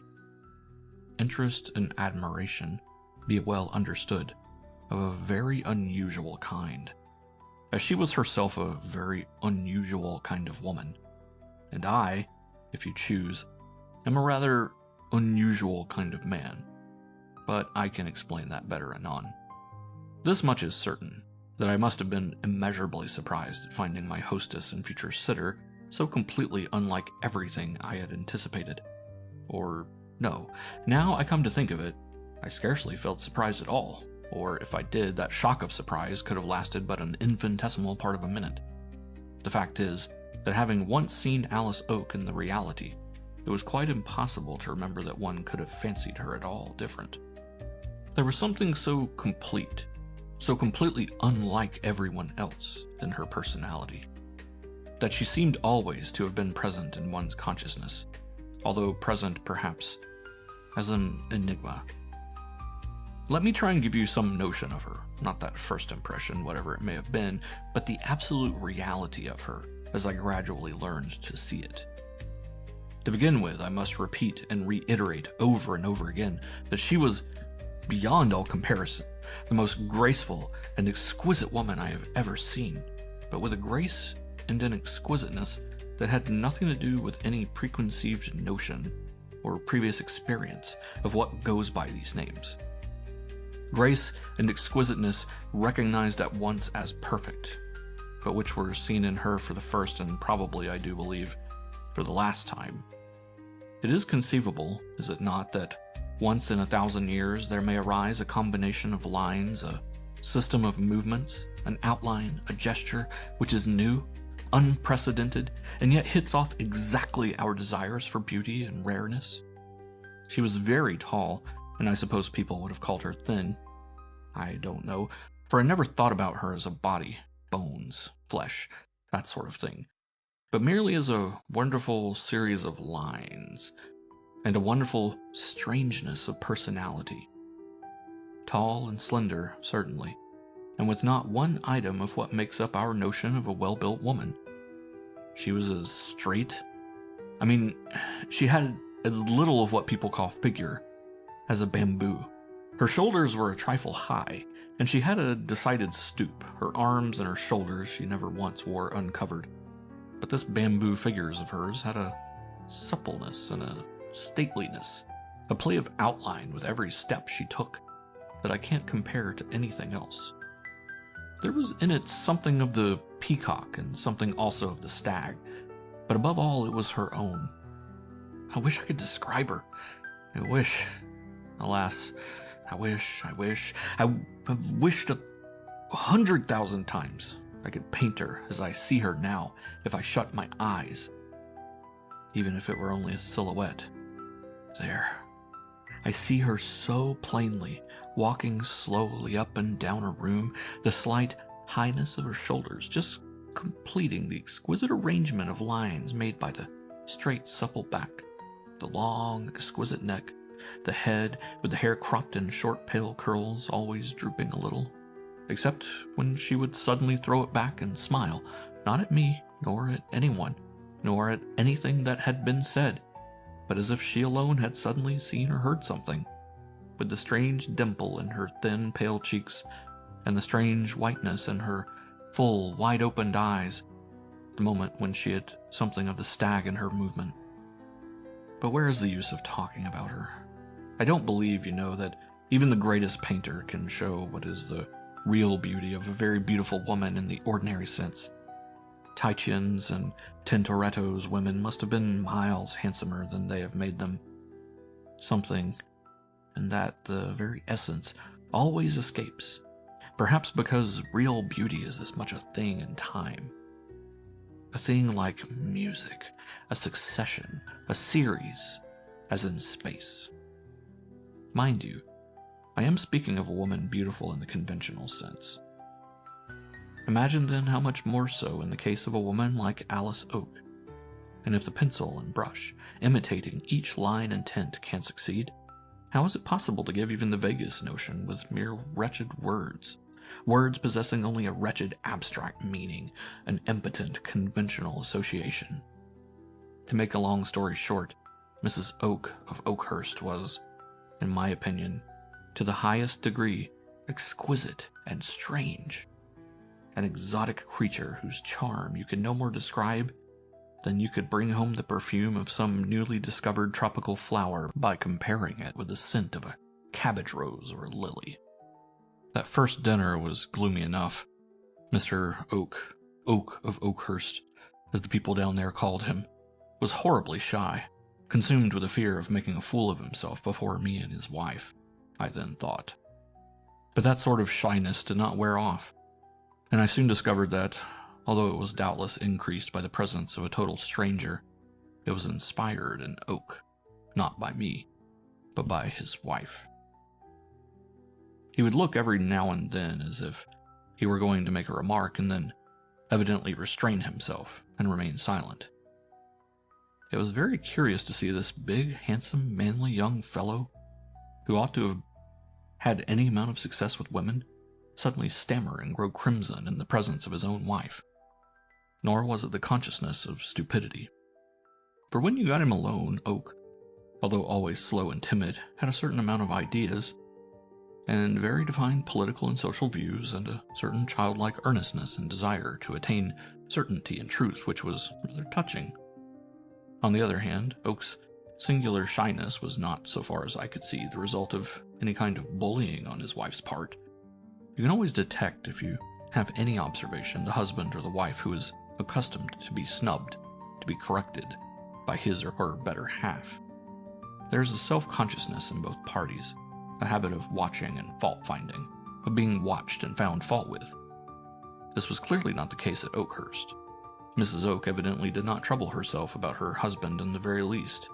He might say or do any amount of silly things without rebuke or even notice, and he might have done so, had he chosen, ever since his wedding day. He felt this at once. Mrs. Oak simply passed over his existence. I cannot say she paid much attention to anyone's, even to mine. At first I thought it an affectation on her part, for there was something far-fetched in her whole appearance, something suggesting study, which might lead one to tax her with an affectation at first. She was dressed in a strange way, not according to any established aesthetic eccentricity, but individually, strangely, as if in the clothes of an ancestress of the 17th century. Well, at first I thought it a kind of pose on her part, this mixture of extreme graciousness and utter indifference, which she manifested towards me. She always seemed to be thinking of something else, and although she talked quite sufficiently, and with every sign of superior intelligence, she left the impression of having been as taciturn as her husband. In the beginning, in the first few days of my stay at Oakhurst, I imagined that Mrs. Oak was a highly superior sort of flirt, and that her absent manner, her look, while speaking to you into an invisible distance, her curious, irrelevant smile, were so many means of attracting and baffling adoration. I mistook it for the somewhat similar manners of certain foreign women, it is beyond English ones, which mean, to those who can understand, pay court to me. But I soon found I was mistaken. Mrs. Oak had not the faintest desire that I should pay court to her. Indeed, she did not honor me with sufficient thought for that, and I, on my part, began to be too much interested in her from another point of view to dream of such a thing. I became aware not merely that I had before me the most marvelously rare and exquisite and baffling subject for a portrait, but also one of the most peculiar and enigmatic of characters. Now that I look back upon it, I am tempted to think that the psychological peculiarity of that woman might be summed up in an exorbitant and absorbing interest in herself, a Narcissus attitude, curiously complicated with a fantastic imagination, a sort of morbid daydreaming, all turned inwards, and with no outer characteristic save a certain restlessness, a perverse desire to surprise and shock more particularly her husband, and thus be revenged for the intense boredom which his want of appreciation inflicted upon her. I got to understand this much little by little, yet I did not seem to have really penetrated the something mysterious about Mrs. Oak. There was a waywardness, a strangeness, which I felt but could not explain, a something as difficult to define as the peculiarity of her outward appearance, and perhaps very closely connected therewith. I became interested in Mrs. Oak as if I had been in love with her, and I was not in the least in love. I neither dreaded parting from her nor felt any pleasure in her presence. I had not the smallest wish to please or to gain her notice. But I had her on the brain. I pursued her, her physical image, her psychological explanation, with a kind of passion which filled my days and prevented my ever feeling dull. The Oaks lived a remarkably solitary life. There were but few neighbors, of whom they saw but little, and they rarely had a guest in the house. Oak himself seemed every now and then seized with a sense of responsibility towards me. He would remark vaguely during our walks and after dinner chats that I must find life at Oakhurst horribly dull. His wife's health had accustomed him to solitude, and then also his wife thought the neighbors a bore. He never questioned his wife's judgment in these matters. He merely stated the case as if resignation were quite simple and inevitable. Yet it seemed to me sometimes that this monotonous life of solitude by the side of a woman who took no more heed of him than of a table or chair was producing a vague depression and irritation in this young man, so evidently cut out for a cheerful, commonplace life. I often wondered how he could endure it at all, not having, as I had, the interest of a strange psychological riddle to solve, and of a great portrait to paint. He was, I found, extremely good, the type of perfectly conscientious young Englishman, the sort of man who ought to have been the Christian soldier kind of thing. Devout, pure-minded, brave, and capable of any baseness, a little intellectually dense, and puzzled by all manner of moral scruples. The condition of his tenants and of his political party, he was a regular Kentish Tory, lay heavy on his mind. He spent hours every day in his study, doing the work of a land agent and a political whip, reading piles of reports in newspapers and agricultural treatises, and emerging for lunch with piles of letters in his hand and that odd puzzled look in his good healthy face, that deep gash between his eyebrows, which my friend the mad doctor calls the maniac frown. It was with this expression of face that I should have liked to paint him, but I felt that he would not have liked it, that it was more fair to him to represent him in his mere wholesome pink and white and blonde conventionality. I was perhaps rather unconscientious about the likeness of Mr. Oak. I felt satisfied to paint it no matter how. I mean as regards character, for my whole mind was swallowed up in thinking how I should paint Mrs. Oak, how I could best transport onto canvas that singular and enigmatic personality. I began with her husband and told her frankly that I must have much longer to study her. Mr. Oak couldn't understand why it should be necessary to make 101 pencil sketches of his wife before even determining in what attitude to paint her. But I think he was rather pleased to have an opportunity of keeping me at Oakhurst. My presence evidently broke the monotony of his life. Mrs. Oak seemed perfectly indifferent to my staying, as she was perfectly indifferent to my presence. Without being rude, I never saw a woman pay so little attention to a guest. She would talk with me sometimes by the hour, or rather let me talk to her, but she never seemed to be listening. She would lie back in a big 17th century armchair while I played the piano, with that strange smile every now and then in her thin cheeks, that strange whiteness in her eyes. But it seemed a matter of indifference whether my music stopped or went on. In my portrait of her husband she did not take, or pretend to take, the very faintest interest. But that was nothing to me. I did not want Mrs. Oak to think me interesting. I merely wished to go on studying her. The first time that Mrs. Oak seemed to become at all aware of my presence as distinguished from that of the chairs and tables, the dogs that lay in the porch, or the clergyman or lawyer or stray neighbor who was occasionally asked to dinner, was one day, I might have been in there a week, when I chanced to remark to her upon the very singular resemblance that existed between herself and the portrait of a lady that hung in the hall with the ceiling, like a ship's hull. The picture in question was a full length, neither very good nor very bad, probably done by some stray Italian of the early 17th century. It hung in a rather dark corner, facing the portrait, evidently painted to be its companion, of a dark man with a somewhat unpleasant expression of resolution and efficiency, in a black Van Dyck dress. The two were evidently man and wife, and in the corner of the woman's portrait were the words, Alice Oak, daughter of Virgil Pomfrey, Esquire, and wife to Nicholas Oak of Oakhurst, and the date 1626. Nicholas Oak being the name painted in the corner of the small portrait. The lady was really wonderfully like the present Mrs. Oak, at least so far as an indifferently painted portrait of the early days of Charles I can be like a living woman of the 19th century. There were the same strange lines of figure and face, the same dimples in the thin cheeks, the same wide-opened eyes, and the same vague eccentricity of expression. Not destroyed even by the feeble painting and conventional manner of the time. One could fancy that this woman had the same walk, the same beautiful line of nape of the neck, and stooping head as her descendant, for I found that Mr. and Mrs. Oak, who were first cousins, were both descended from that Nicholas Oak and that Alice, daughter of Virgil Pomfret. But the resemblance was heightened by the fact that, as I soon saw, the present Mrs. Oak distinctly made herself up to look like her ancestress, dressing in garments that had a 17th century look. Nay, they were sometimes absolutely copied from this portrait. "You think I am like her," answered Mrs. Oak dreamily to my remark, and her eyes wandered off to that unseen something, and the faint smile dimpled her thin cheeks. "You are like her, and you know it. I may even say you wish to be like her, Mrs. Oak," I answered, laughing.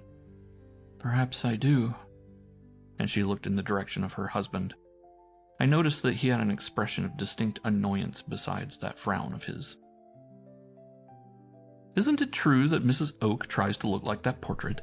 I asked with a perverse curiosity. "Oh, fudge!" he exclaimed, rising from his chair and walking nervously to the window.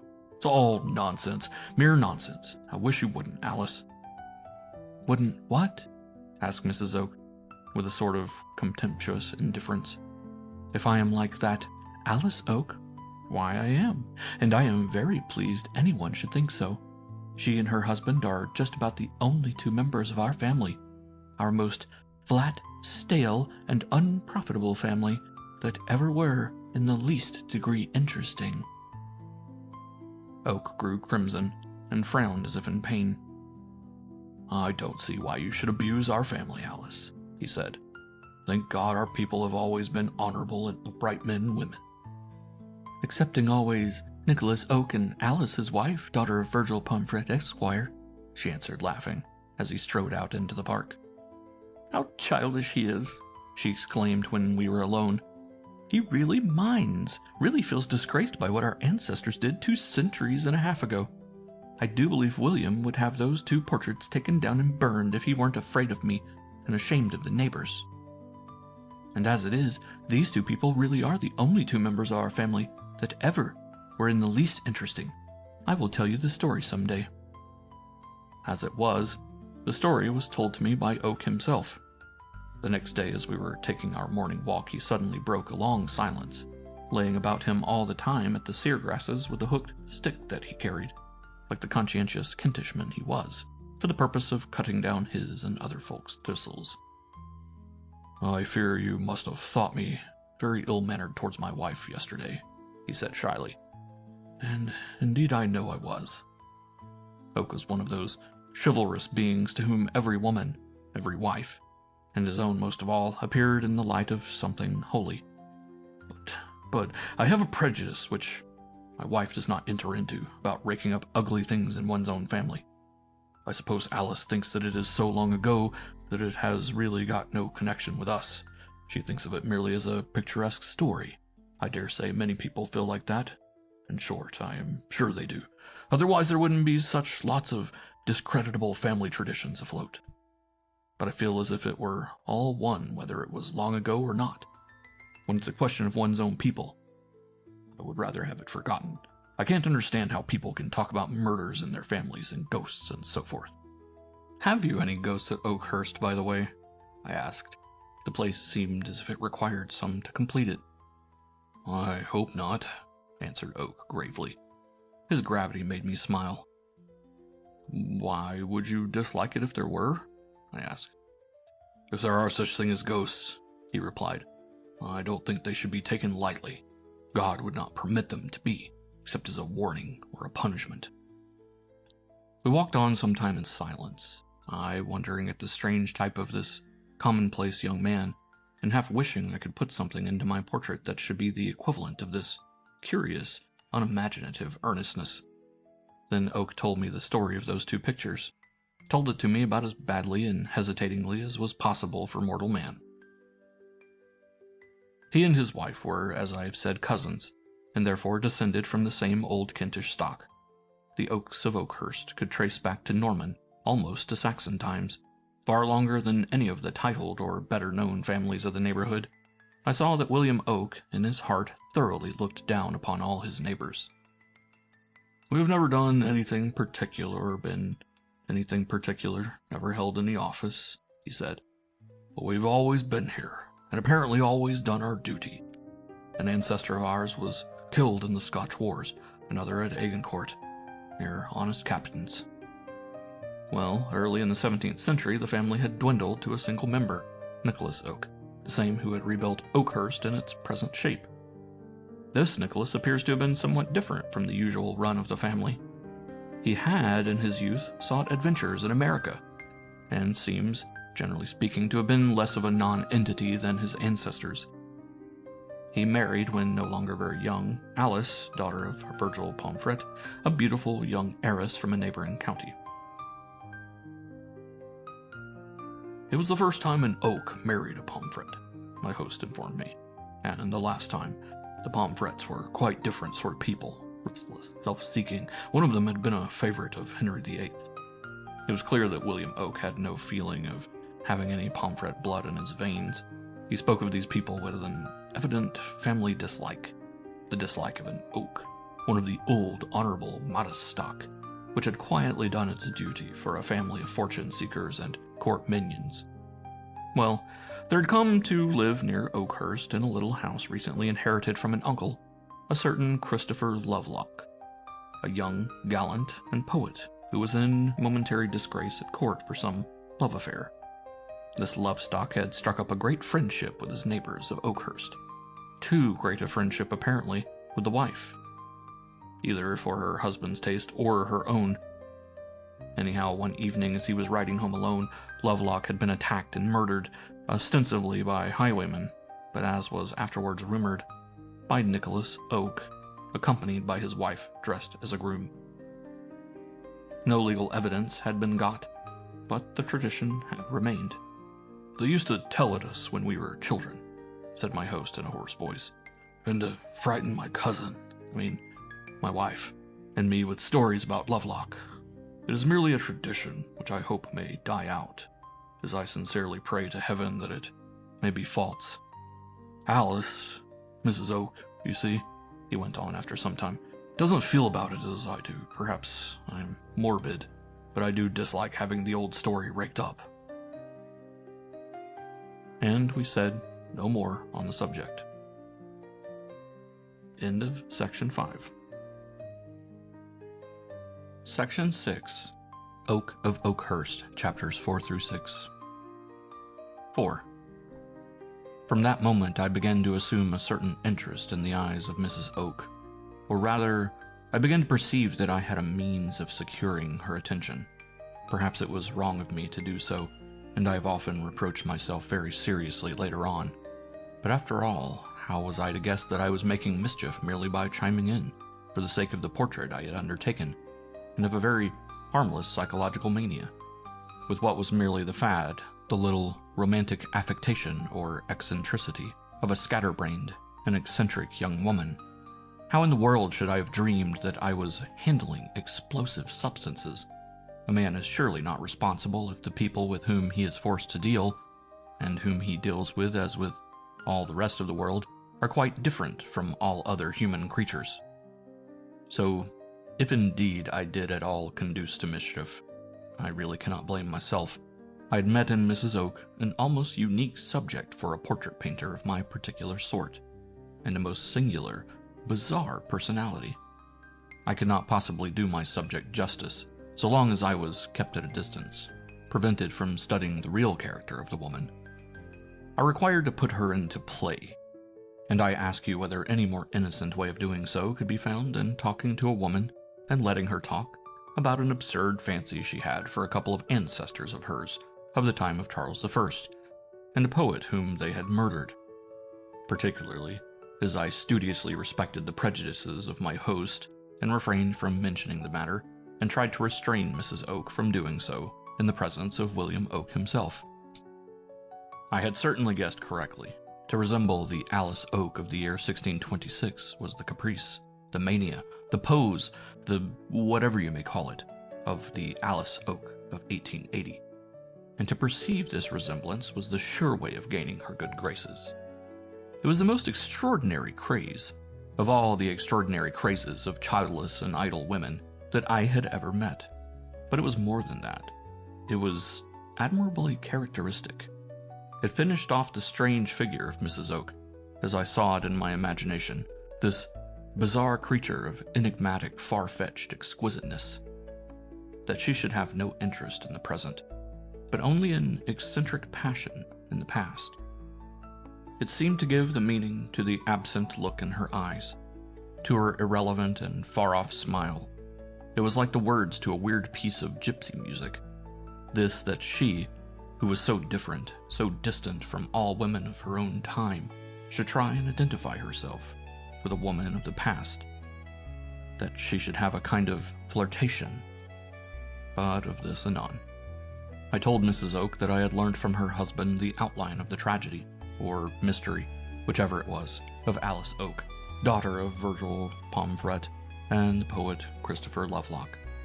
That look of vague contempt, of a desire to shock, which I had noticed before, came into her beautiful, pale, diaphanous face. "I suppose my husband was very shocked at the whole matter," she said.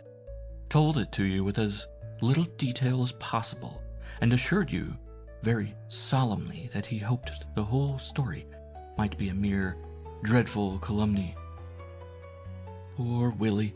I remember already when we were children and I used to come with my mother to spend Christmas at Oakhurst, and my cousin was down here for his holidays, how I used to horrify him by insisting upon dressing up in shawls and waterproofs, and playing the story of the wicked Mrs. Oak, and he always piously refused to do the part of Nicholas, which I wanted to have the scene on Coates Common.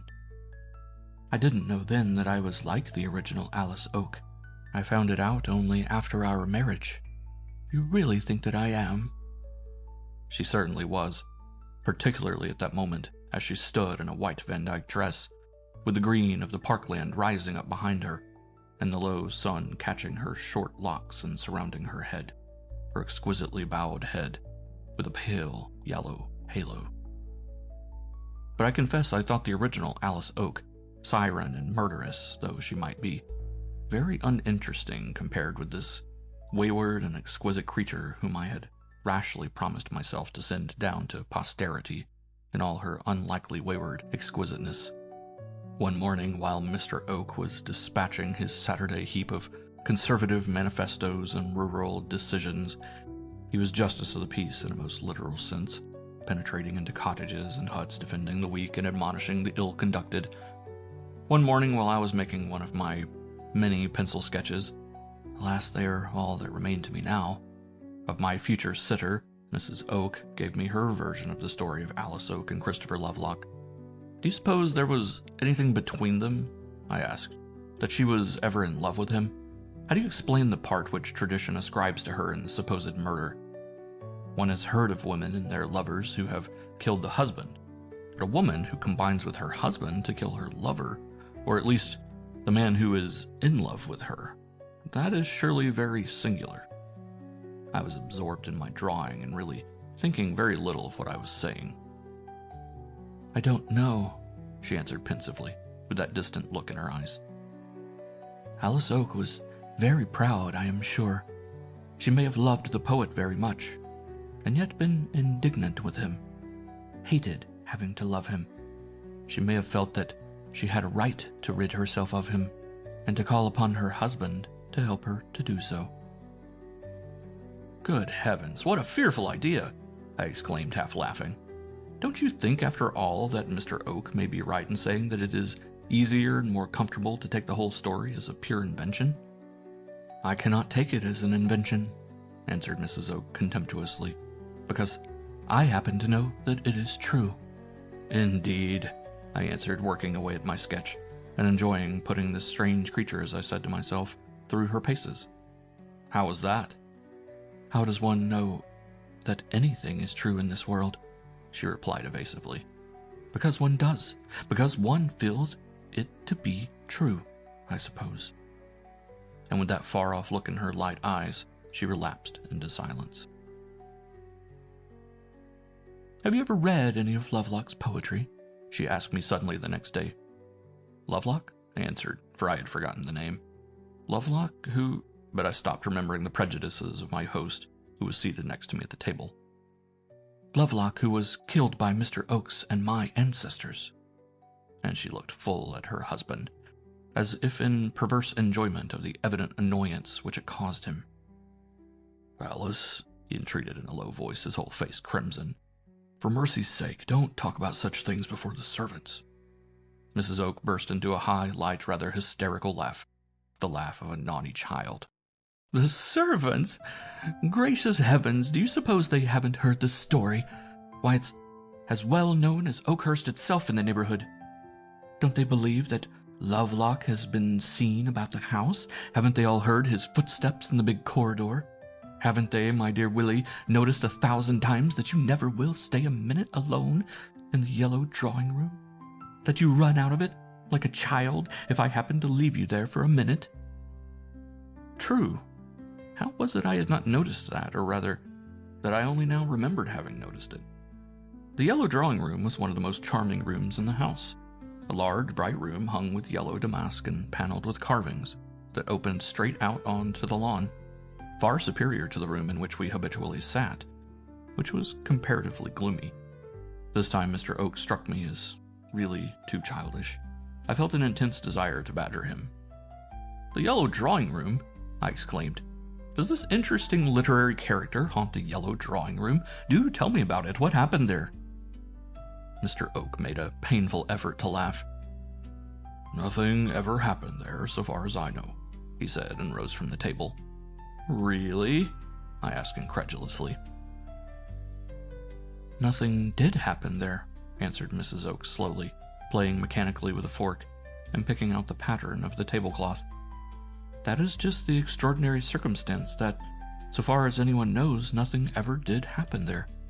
And yet that room has an evil reputation. No member of our family, they say, can bear to sit there alone for more than a minute. You see, William evidently cannot."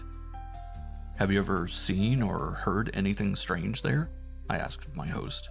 He shook his head. "Nothing," he answered curtly, and lit his cigar. "I presume you have not," I asked, half laughing, of Mrs. Oak, "since you don't mind sitting in that room for hours alone. How do you explain this uncanny reputation, since nothing ever happened there?" "Perhaps something is destined to happen there in the future," she answered in her absent voice, and then she suddenly added, "Suppose you paint my portrait in that room." Mr. Oak suddenly turned round. He was very white and looked as if he were going to say something, but desisted. "Why do you worry Mr. Oak like that?" I asked, when he had gone into his smoking room with his usual bundle of papers. "It is very cruel of you, Mrs. Oak. You ought to have more consideration for people who believe in such things, although you may not be able to put yourself in their frame of mind." "Who tells you that I don't believe in such things, as you call them?" she answered abruptly. "Come," she said after a minute, "I want to show you why I believe in Christopher Lovelock. Come with me into the yellow room." 5. What Mrs. Oak showed me in the yellow room was a large bundle of papers, some printed and some manuscript, but all of them brown with age, which she took out of an old Italian ebony inlaid cabinet. It took her some time to get them, as a complicated arrangement of double locks and false drawers had to be put in play, and while she was doing so, I looked round the room, in which I had been only 3 or 4 times before. It was certainly the most beautiful room in this beautiful house, and as it seemed to me now, the most strange. It was long and low, with something that made you think of the cabinet of a ship, with a great mullioned window that let in, as it were, a perspective of the brownish-green parkland, dotted with oaks and sloping upwards to the distant line of bluish firs against the horizon. The walls were hung with flowered damask, whose yellow faded to brown, united with the reddish color of the carved wainscoting and the carved oaken beams. For the rest, it reminded me more of an Italian room than an English one. The furniture was Tuscan of the early 17th century, inlaid and carved. There were a couple of faded allegorical pictures by some Bolognese master on the walls, and in a corner among a stack of dwarf orange trees, a little Italian harpsichord of exquisite curve and slenderness, with flowers and landscapes painted upon its cover. In a recess was a shelf of old books, mainly English and Italian poets of the Elizabethan time, and close by it, placed upon a carved wedding chest, a large and beautiful melon-shaped lute. The panes of the mullioned window were open, and yet the air seemed heavy, with an indescribable heady perfume, not that of any growing flower, but like that of old stuff that should have lain for years among spices. "It is a beautiful room," I exclaimed. "I should awfully like to paint you in it." But I had scarcely spoken the words when I felt I had done wrong. This woman's husband could not bear the room, and it seemed to me vaguely as if he were right in detesting it. Mrs. Oak took no notice of my exclamation, but beckoned me to the table where she was standing, sorting the papers. "Look," she said, "these are all poems by Christopher Lovelock." And touching the yellow papers with delicate and reverent fingers, she commenced reading some of them out loud in a slow, half-audible voice. They were songs in the style of those of Herrick, Waller, and Drayton, complaining for the most part of the cruelty of a lady called Dryope, and whose name was evidently concealed as a reference to that of the mistress of Oakhurst. The songs were graceful, and not without a certain faded passion, but I was thinking not of them, but of the woman who was reading them to me. Mrs. Oak was standing with the brownish-yellow wall as a background to her white brocade dress, which, in its stiff 17th-century make, seemed but to bring out more clearly the slightness, the exquisite suppleness of her tall figure.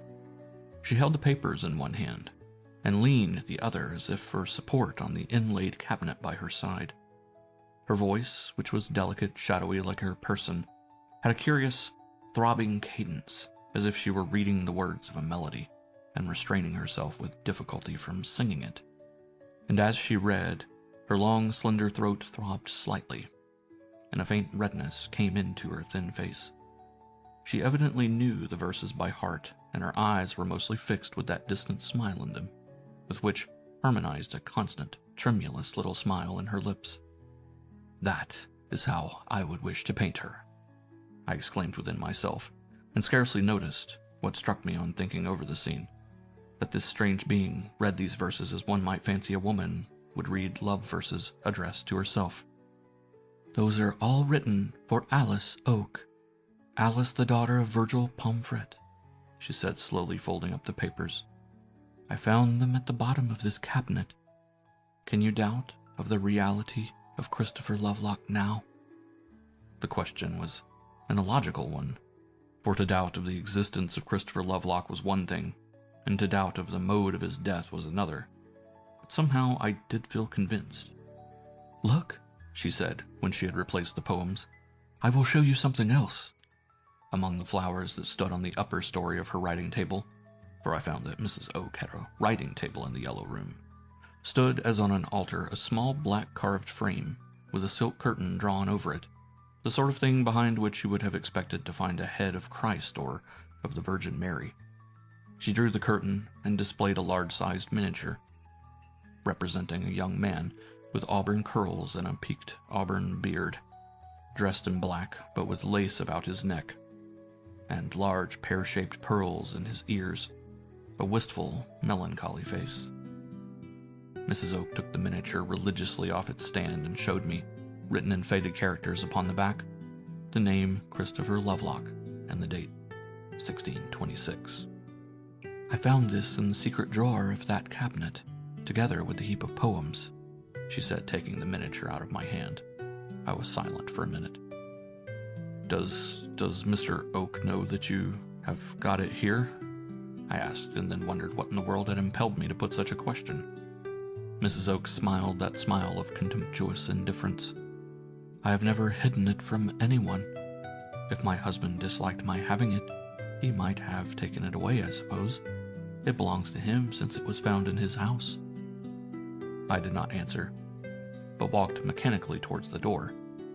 There was something heady and oppressive in this beautiful room, something, I thought, almost repulsive in this exquisite woman. She seemed to me suddenly perverse and dangerous. I scarcely know why, but I neglected Mrs. Oak that afternoon.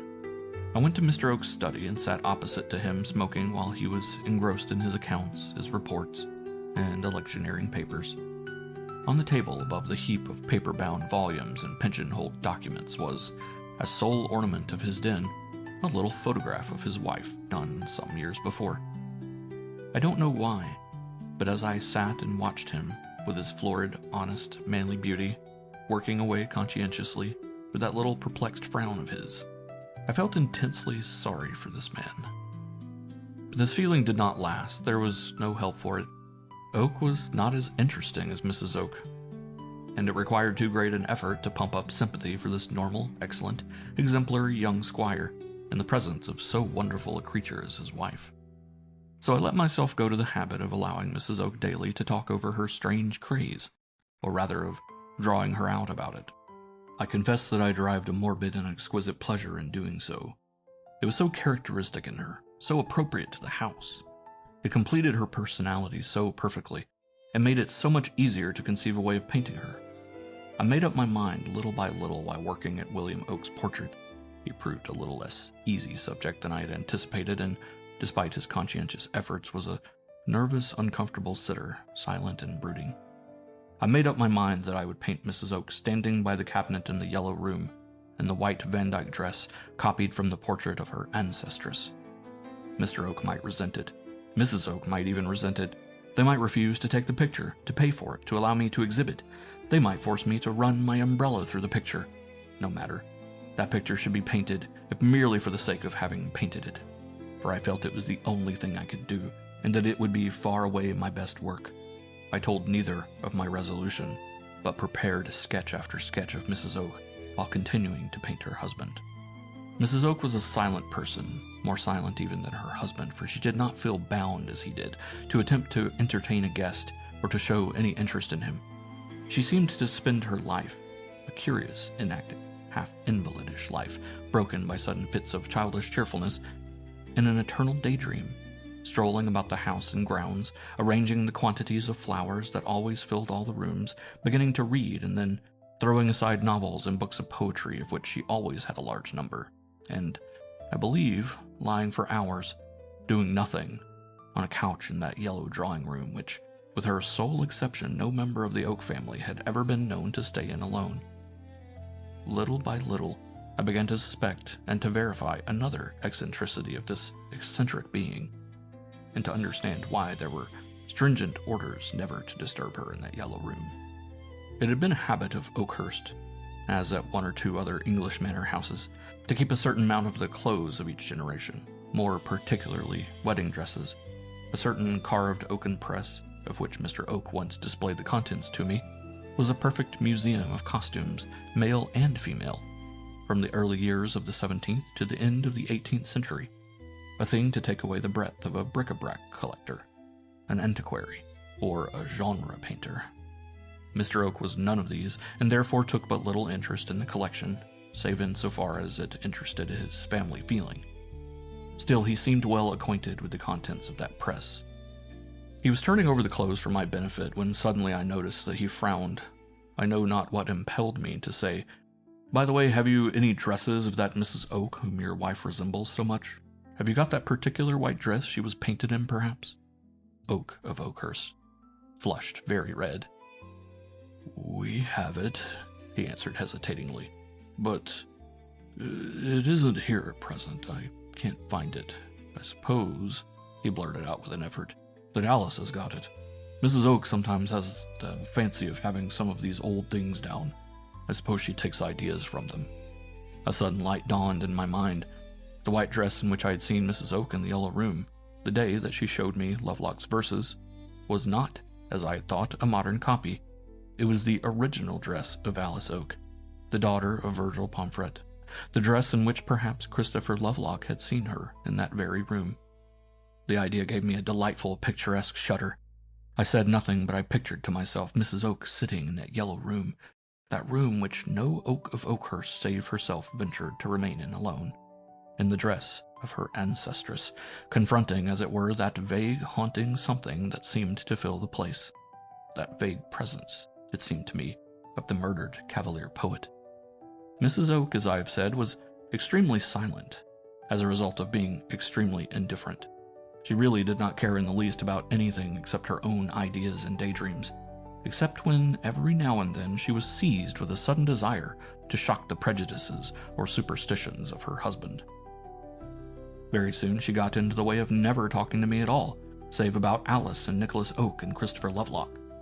And then, when the fit seized her, she would go on by the hour, never asking herself whether I was or was not equally interested in the strange craze that fascinated her. It so happened that I was. I loved to listen to her, going on discussing by the hour the merits of Lovelock's poems and analyzing her feelings and those of her two ancestors.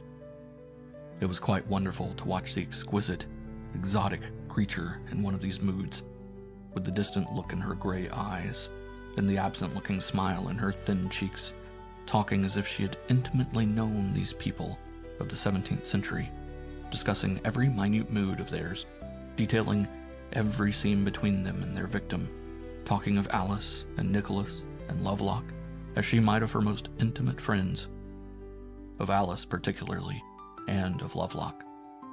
She seemed to know every word that Alice had spoken, every idea that had crossed her mind. It sometimes struck me as if she were telling me, speaking of herself in third person, of her own feelings, as if I were listening to a woman's confidences, the recital of her doubts, scruples, and agonies about a living lover.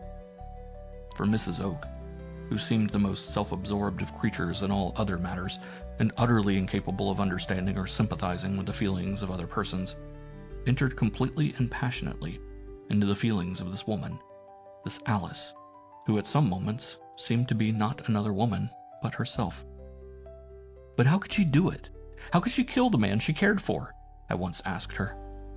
Because she loved him more than the whole world, she exclaimed, and rising suddenly from her chair, walked towards the window, covering her face with her hands. I could see from the movement of her neck that she was sobbing. She did not turn round, but motioned me to go away. "Don't let us talk any more about it," she said. "I am ill today, and silly." I closed the door gently behind me. What mystery was there in this woman's life?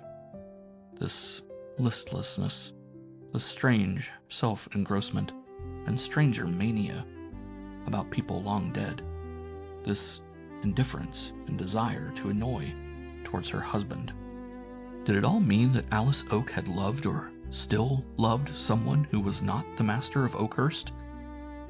And his melancholy, his preoccupation, the something about him that told of a broken youth? Did it mean that he knew it? 6. The following days, Mrs. Oak was in a condition of quite unusual good spirits. Some visitors, distant relatives, were expected, and although she had expressed the utmost annoyance at the idea of their coming, she was now seized with a fit of housekeeping activity, and was perpetually about arranging things and giving orders, although all arrangements as usual had been made and all orders given by her husband. William Oak was quite radiant. "If only Alice were always well like this," he exclaimed. "If only she would take or could take an interest in life, how different things would be. But," he added, as if fearful lest he should be supposed to accuse her in any way, "how can she, usually, with her wretched health? Still, it does make me awfully happy to see her like this." I nodded, but I cannot say that I really acquiesced in his views. It seemed to me, particularly with the recollection of yesterday's extraordinary scene, that Mrs. Oak's high spirits were anything but normal. There was something in her unusual activity and still more unusual cheerfulness that was merely nervous and feverish, and I had, the whole day, the impression of dealing with a woman who was ill and who would very speedily collapse. Mrs. Oak spent her day wandering from one room to another, and from the garden to the greenhouse, seeing whether all was in order when, as a matter of fact, all was always in order at Oakhurst. She did not give me any sitting, and not a word was spoken about Alice Oak or Christopher Lovelock.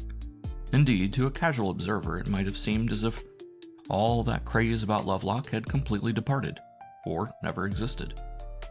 About 5 o'clock, as I was strolling among the red brick round-gabled outhouses, each with its armorial oak, In the old-fashioned spaliered kitchen and fruit garden, I saw Mrs. Oak standing, her hands full of York and Lancaster roses, upon the steps facing the stables.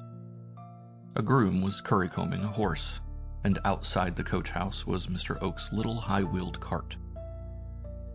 "Let us have a drive," suddenly exclaimed Mrs. Oak on seeing me. "Look what a beautiful evening, and look at that dear little cart. It is so long since I have driven, and I feel as if I must drive again. Come with me. And you, harness Jim at once and come round to the door." I was quite amazed, and still more so when the cart drove up before the door, and Mrs. Oak called to me to accompany her. She sent away the groom, and in a minute we were rolling along at a tremendous pace along the yellow sand road, with the sere pasture lands, the big oaks, on either side. I could scarcely believe my senses. This woman in her mannish little coat and hat, driving a powerful young horse with the utmost skill, and chattering like a schoolgirl of 16, could not be the delicate, morbid, exotic, hothouse creature, unable to walk or to do anything, who spent her days lying about on couches in the heavy atmosphere, redolent with strange scents and associations of the yellow drawing-room. The movement of the light carriage, the cool draught, the very grind of the wheels upon the gravel, seemed to go to her head like wine. "It is so long since I have done this sort of thing," she kept repeating. "So long, so long. Oh, don't you think it is delightful going at this pace, with the idea that any moment the horse may come down and we too be killed?" And she laughed her childish laugh and turned her face, no longer pale, but flushed with the movement and the excitement, towards me. The cart rolled on quicker and quicker, one gate after another swinging to behind us, as we flew up and down the little hills, across the pasture lands, through the little red-brick gabled villages, where the people came out to see us pass, past the rows of willows along the streams, and the dark green compact hop fields, with the blue and hazy treetops of the horizon getting bluer and more hazy as the yellow light began to graze the ground. At last we got to an open space, a high-lying piece of common land such as is rare in that ruthlessly utilized country of grazing grounds and hop gardens. Among the low hills of the Weald, it seemed quite preternaturally high up, giving a sense that its extent of flat heather and gorse, bound by distant firs, was really on the top of the world. The sun was setting just opposite, and its lights lay flat on the ground, staining it with the red and black of the heather, or rather turning it into the surface of a purple sea, canopied over by a bank of dark purple clouds. The jet-like sparkle of the dry ling and gorse tipping the purple like sunlit wavelets. A cold wind swept in our faces. "What is the name of this place?" I asked. It was the only bit of impressive scenery that I had met in the neighborhood of Oakhurst. "It is called Coates Common," answered Mrs. Oak, who had slackened the pace of the horse and let the reins hang loose about his neck. "It was here that Christopher Lovelock was killed." There was a moment's pause, and then she proceeded, tickling the flies from the horse's ears with the end of her whip, and looked straight into the sunset, which now rolled a deep purple stream across the heath to our feet. "Lovelock was riding home one summer evening from Appledore when, as he had got halfway across Coates Common, somewhere about here, for I have always heard them mention the pond in the old gravel pits as about the place, he saw two men riding towards him, in whom he presently recognized Nicholas Oak of Oakhurst, accompanied by a groom. Oak of Oakhurst hailed him, and Lovelock rode up to meet him. "I am glad to have met you, Mr. Lovelock," said Nicholas, "because I have some important news for you." And so saying, he brought his horse close to the one that Lovelock was riding, and suddenly, turning round, fired off a pistol at his head. Lovelock had time to move, and the bullet, instead of striking him, went straight into the head of his horse, which fell beneath him. Lovelock, however, had fallen in such a way as to be able to extricate himself easily from his horse, and drawing his sword, he rushed upon Oak and seized his horse by the bridle. Oak quickly jumped off and drew his sword, and in a minute Lovelock, who was much the better swordsman of the two, was having the better of him. Lovelock had completely disarmed him, and got his sword at Oak's throat, crying out to him that if he would ask forgiveness, he should be spared for the sake of their old friendship, when the groom suddenly rode up from behind and shot Lovelock through the back. Lovelock fell, and Oak immediately tried to finish him with his sword, while the groom drew up and held the bridle of Oak's horse. At that moment, the sunlight fell upon the groom's face, and Lovelock recognized Mrs. Oak. He cried out, "Alice, Alice, it is you who have murdered me," and died. Then Nicholas Oak sprang into his saddle and rode off with his wife, leaving Lovelock dead by the side of his fallen horse. Nicholas Oak had taken the precaution of removing Lovelock's purse and throwing it into the pond, so the murder was put down to certain highwaymen who were about in that part of the country. Alice Oak died many years afterwards, quite an old woman, in the reign of Charles II. But Nicholas did not live very long, and shortly before his death got into a very strange condition, always brooding and sometimes threatening to kill his wife. They say that in one of these fits, just shortly before his death, he told the whole story of the murder and made a prophecy that when the head of his house and master of Oakhurst should marry another Alice Oak, descended from him and his wife, there should be an end of the Oaks of Oakhurst. You see, it seems to be coming true. We have no children, and I don't suppose we shall ever have any. I, at least, have never wished for them. Mrs. Oak paused and turned her face towards me with the absent smile in her thin cheeks. Her eyes no longer had that distant look. They were strangely eager and fixed. I did not know what to answer. This woman positively frightened me. We remained for a moment in the same place with the sunlight dying away in crimson ripples on the heather, gilding the yellow banks, the black waters of the pond, surrounded by thin rushes and the yellow gravel pits, while the wind blew in our faces and bent the ragged, warped bluish tops of the firs. Then Mrs. Oak touched the horse, and off we went at a furious pace. We did not exchange a single word, I think, on the way home. Mrs. Oak sat with her eyes fixed on the reins, breaking the silence now and then only by a word to the horse, urging him to an even more furious pace. The people we met along the roads must have thought that the horse was running away, unless they noticed Mrs. Oak's calm manner and the look of excited enjoyment in her face. To me it seemed that I was in the hands of a madwoman, and I quietly prepared myself for being upset or dashed against a cart. It had turned cold, and the draught was icy in our faces when we got within sight of the red gables and high chimney stacks of Oakhurst. Mr. Oak was standing before the door. On our approach, I saw a look of relieved suspense, of keen pleasure, come into his face. He lifted his wife out of the cart in his strong arms with a kind of chivalrous tenderness. "I am so glad to have you back, darling," he exclaimed. "So glad. I was delighted to hear you had gone out with the cart, but as you have not driven for so long, I was beginning to be frightfully anxious, dearest. Where have you been all this time?" Mrs. Oak had quickly extricated herself from her husband, who had remained holding her, as one might hold a delicate child who has been causing anxiety. The gentleness and affection of the poor fellow had evidently not touched her. She seemed almost to recoil from it. "I have taken him to Coates Common," she said with that perverse look, which I had noticed before, as she pulled off her driving gloves. "It is such a splendid old place." Mr. Oak flushed, as if he had bitten upon a sore tooth, and the double gash painted itself scarlet between his eyebrows.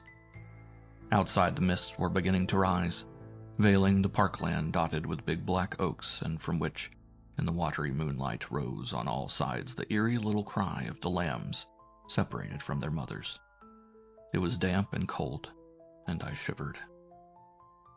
End of Section 6. Section 7. Oak of Oakhurst, Chapters 7 through 10. 7.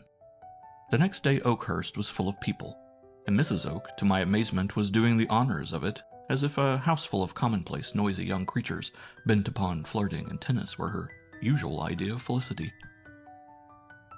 The afternoon of the third day, they had come for an electioneering ball and stayed 3 nights.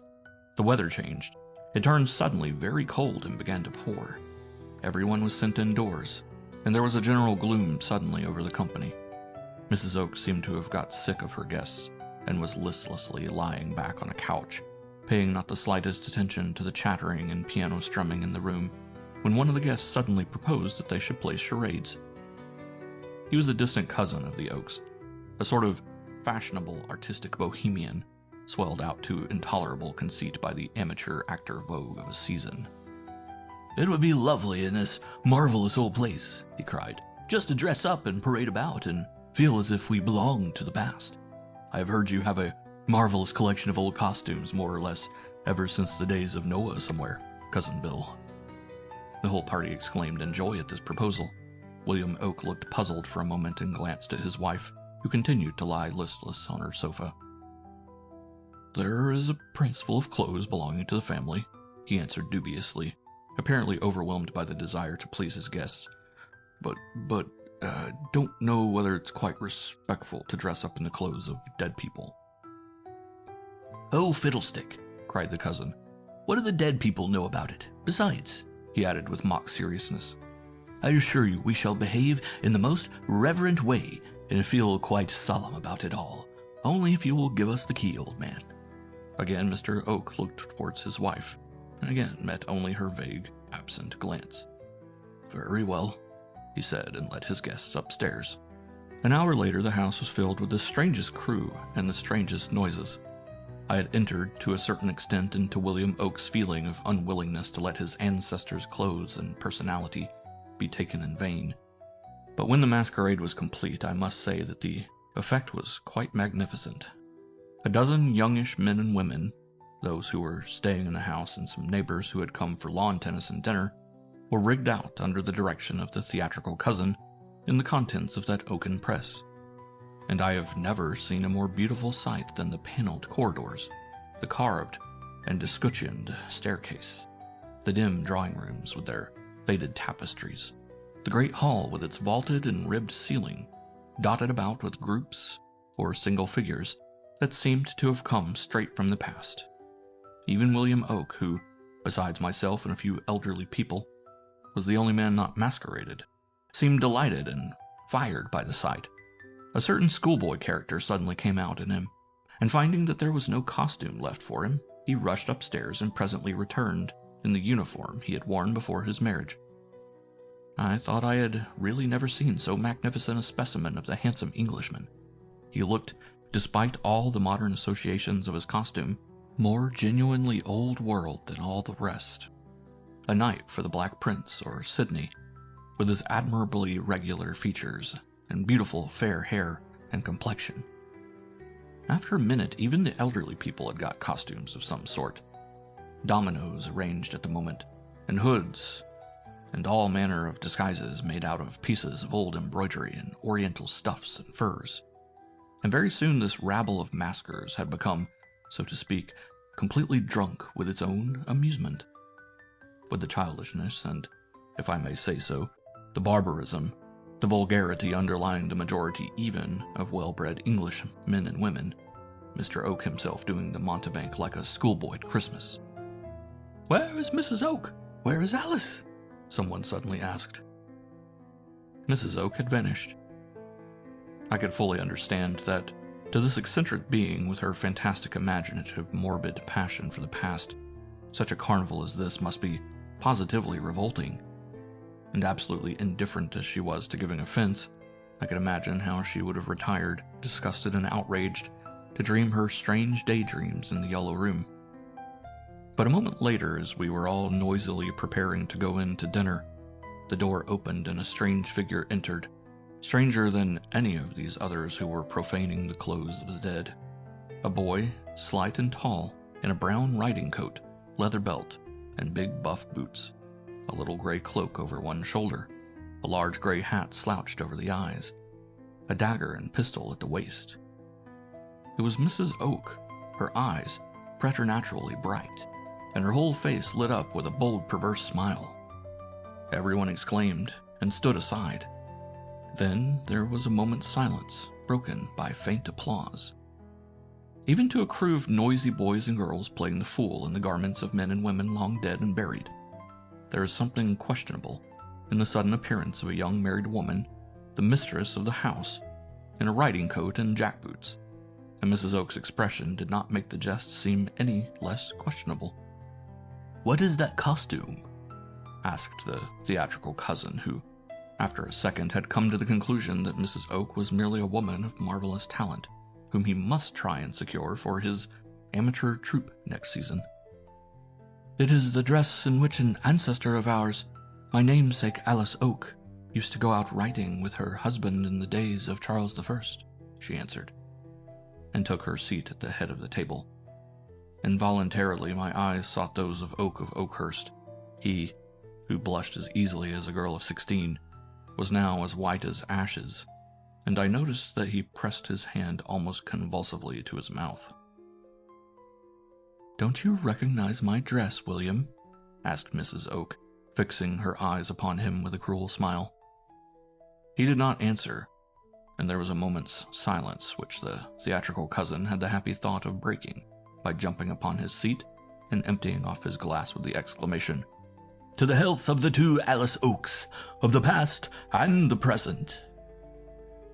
Mrs. Oak nodded, and with an expression I had never seen in her face before, answered in a loud and aggressive tone, "To the health of the poet, Mr. Christopher Lovelock, if his ghost be honoring this house with its presence."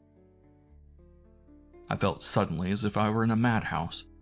Across the table, in the midst of this room full of noisy wretches, tricked out red, blue, purple, and party-colored, as men and women of the 16th, 17th, and 18th centuries, as improvised Turks and Eskimos and dominoes and clowns with faces painted and corked and flowered over, I seemed to see that sanguine sunset washing like a sea of blood over the heather, to where by the black pond and the wind-warped firs there lay the body of Christopher Lovelock, with his dead horse near him.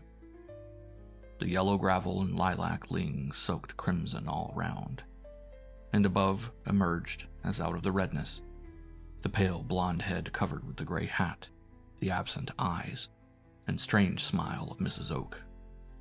It seemed to me horrible, vulgar, abominable, as if I had got inside a madhouse. 8. From that moment I noticed a change in William Oak, or rather, a change that had probably been coming on for some time got to the stage of being noticeable. I don't know whether he had any words with his wife about her masquerade of that unlucky evening. On the whole, I decidedly think not.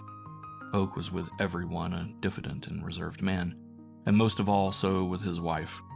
Besides, I can fancy that he would experience a positive impossibility of putting into words any strong feeling of disapprobation towards her, that his disgust would necessarily be silent. But be this as it may, I perceived very soon that the relations between my host and hostess had become exceedingly strained. Mrs. Oak, indeed, had never paid much attention to her husband, and seemed merely a trifle more indifferent to his presence than she had been before. But Oak himself, although he affected to address her at meals from a desire to conceal his feeling, and a fear of making the position disagreeable to me, very clearly could scarcely bear to speak to or even see his wife. The poor fellow's honest soul was quite brimful of pain, which he was determined not to allow to overflow, and which seemed to filter into his whole nature and poison it. This woman had shocked and pained him more than was possible to say, and yet it was evident that he could neither cease loving her nor commence comprehending her real nature. I sometimes felt, as we took our long walks through the monotonous country, across the oak-dotted grazing grounds, and by the brink of the dull green, serried hop rows, talking at rare intervals about the value of the crops, the drainage of the estate, the village schools, the Primrose League, and the iniquities of Mr. Gladstone, while Oak of Oakhurst carefully cut down every tall thistle that caught his eye.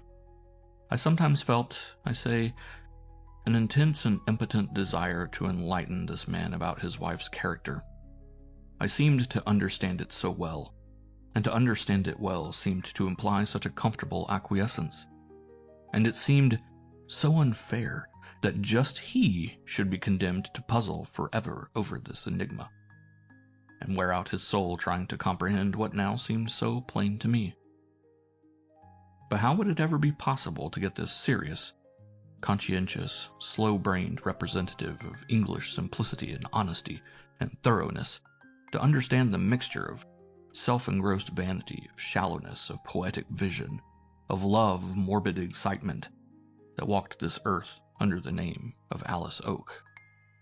So Oak of Oakhurst was condemned never to understand, but he was condemned also to suffer from his inability to do so.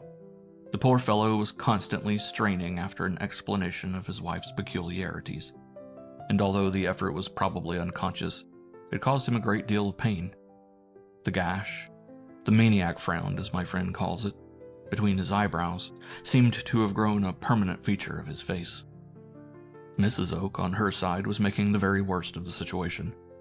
Perhaps she resented her husband's tacit reproval of that masquerade night's freak, and determined to make him swallow more of the same stuff, for she clearly thought that one of William's peculiarities, and one for which she despised him, was that he could never be goaded into an outspoken expression of disapprobation. That from her he would swallow any amount of bitterness without complaining. At any rate, she now adopted a perfect policy of teasing and shocking her husband about the murder of Lovelock.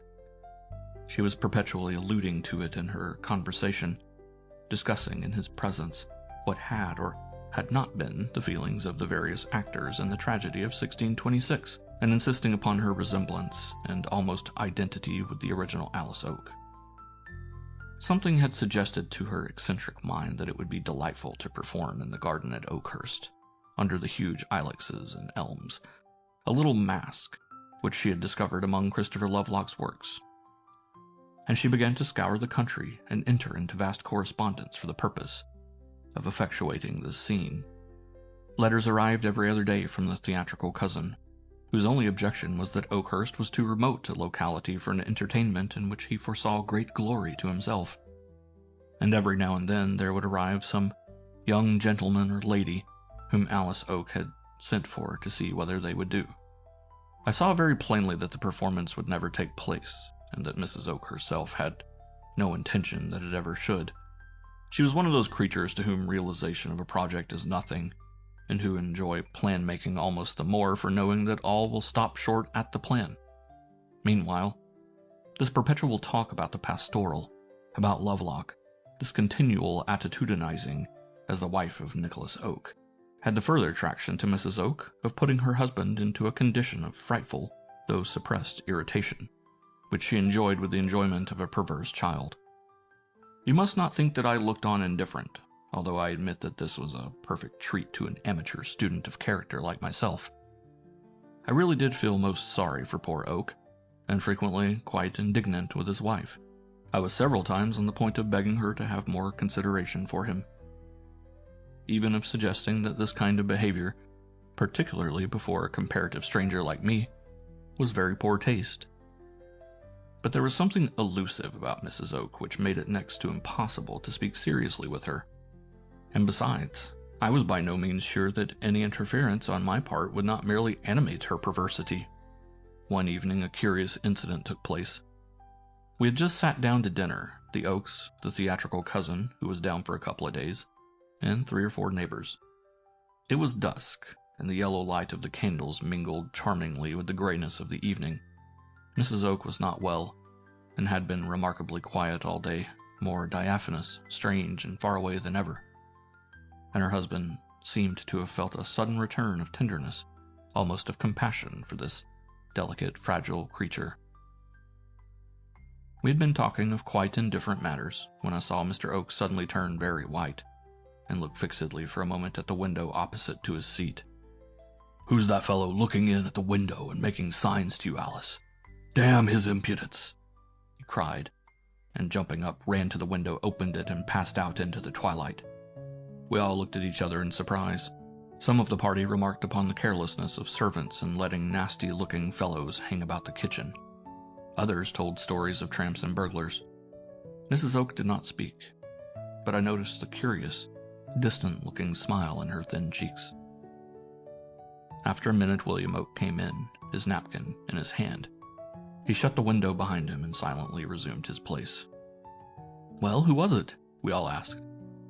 "Nobody. I must have made a mistake," he answered, and turned crimson while he busily peeled a pear. "It was probably Lovelock," remarked Mrs. Oak. just as she might have said it was probably the gardener, but with that faint smile of pleasure still in her face. Except the theatrical cousin, who burst into a loud laugh, none of the company had ever heard Lovelock's name, and doubtless imagining him to be some natural appanage of the Oak family, groom or farmer, said nothing, so the subject dropped. From that evening onwards, things began to assume a different aspect. That incident was the beginning of a perfect system. A system of what? I scarcely know how to call it. A system of grim jokes on the part of Mrs. Oak, of superstitious fancies on the part of her husband. A system of mysterious persecutions on the part of some less earthly tenant of Oakhurst. Well, yes, after all, why not? We have all heard of ghosts, had uncles, cousins, grandmothers, nurses who have seen them. We are all a bit afraid of them at the bottom of our soul, so why shouldn't they be? I am too skeptical to believe in the impossibility of anything for my part. Besides, when a man has lived through a summer in the same house with a woman like Mrs. Oak of Oakhurst, he gets to believe in the possibility of a great many improbable things, I assure you, as a mere result of believing in her. And when you come to think of it, why not? That a weird creature, visibly not of this earth, a reincarnation of a woman who murdered her lover 2.5 centuries ago, that such a creature should have the power of attracting about her, being altogether superior to earthly lovers. The man who loved her in that previous existence, whose love for her was his death. What is there astonishing in that? Mrs. Oak herself, I feel quite persuaded, believed, or half believed it. Indeed, she very seriously admitted the possibility thereof. One day I made the suggestion half in jest. At all events, it rather pleased me to think so. It fitted in so well with the woman's whole personality, explained those hours and hours spent all alone in the yellow room, where the very air, with its scent of heady flowers and old perfumed stuffs, seemed redolent of ghosts. It explained that strange smile which was not for any of us, and yet was not merely for herself. That strange, far-off look in the wide, pale eyes. I liked the idea, and I liked to tease, or rather to delight her with it. How should I know that the wretched husband would take such matters seriously? He began day by day more silent and perplexed looking, and as a result worked harder, and probably with less effect, at his land-improving schemes and political canvassing. It seemed to me that he was perpetually listening, watching, waiting for something to happen. A word spoken suddenly, the sharp opening of a door, would make him start, turn crimson, and almost tremble. The mention of Lovelock brought a helpless look, half convulsion, like that of a man overcome by great heat, into his face. And his wife, so far from taking any interest in his altered looks, went on irritating him more and more. Every time that the poor fellow gave one of those starts of his, or turned crimson at the sudden sound of a footstep, Mrs. Oak would ask him, with her contemptuous indifference, whether he had seen Lovelock. I soon began to perceive that my host was getting perfectly ill. He would sit at meals, never saying a word, with his eyes fixed scrutinizingly on his wife, as if vainly trying to solve some dreadful mystery, while his wife, ethereal, exquisite, went on talking in her listless way about the mask, about Lovelock, always about Lovelock. During our walks and rides, which we continued pretty regularly, he would start whenever in the roads or lanes surrounding Oakhurst, or in its grounds, we perceived a figure in the distance. I have seen him tremble at what, on nearer approach, I could scarcely restrain my laughter on discovering to be some well-known farmer or neighbor or servant. Once, as we were returning home at dusk, he suddenly caught my arm and pointed across the oak-dotted pastures in the direction of the garden, then started off almost at a run, with his dog behind him, as if in pursuit of some intruder. "Who was it?" I asked. And Mr. Oak merely shook his head mournfully. Sometimes in the early autumn twilights, when the white mists rose from the parkland, and the rooks formed long black lines on the palings, I almost fancied I saw him start at the very trees and bushes, the outlines of the distant oast houses, with their conical roofs and projecting vanes, like jibing fingers in the half-light. "Your husband is ill," I once ventured to remark to Mrs. Oak, as she sat for the 130th of my preparatory sketches. I somehow could never get beyond preparatory sketches with her. She raised her beautiful, wide, pale eyes, making as she did so that exquisite curve of shoulders and neck and delicate pale head that I so vainly longed to reproduce. "I don't see it," she answered quietly. "If he is, why doesn't he go up to town and see the doctor? It's merely one of his glum fits." "You should not tease him about Lovelock," I added very seriously. "He will get to believe in him." "Why not? If he sees him, why, he sees him. He would not be the only person that has done so," and she smiled faintly and half perversely as her eyes sought that usual distant, indefinable something.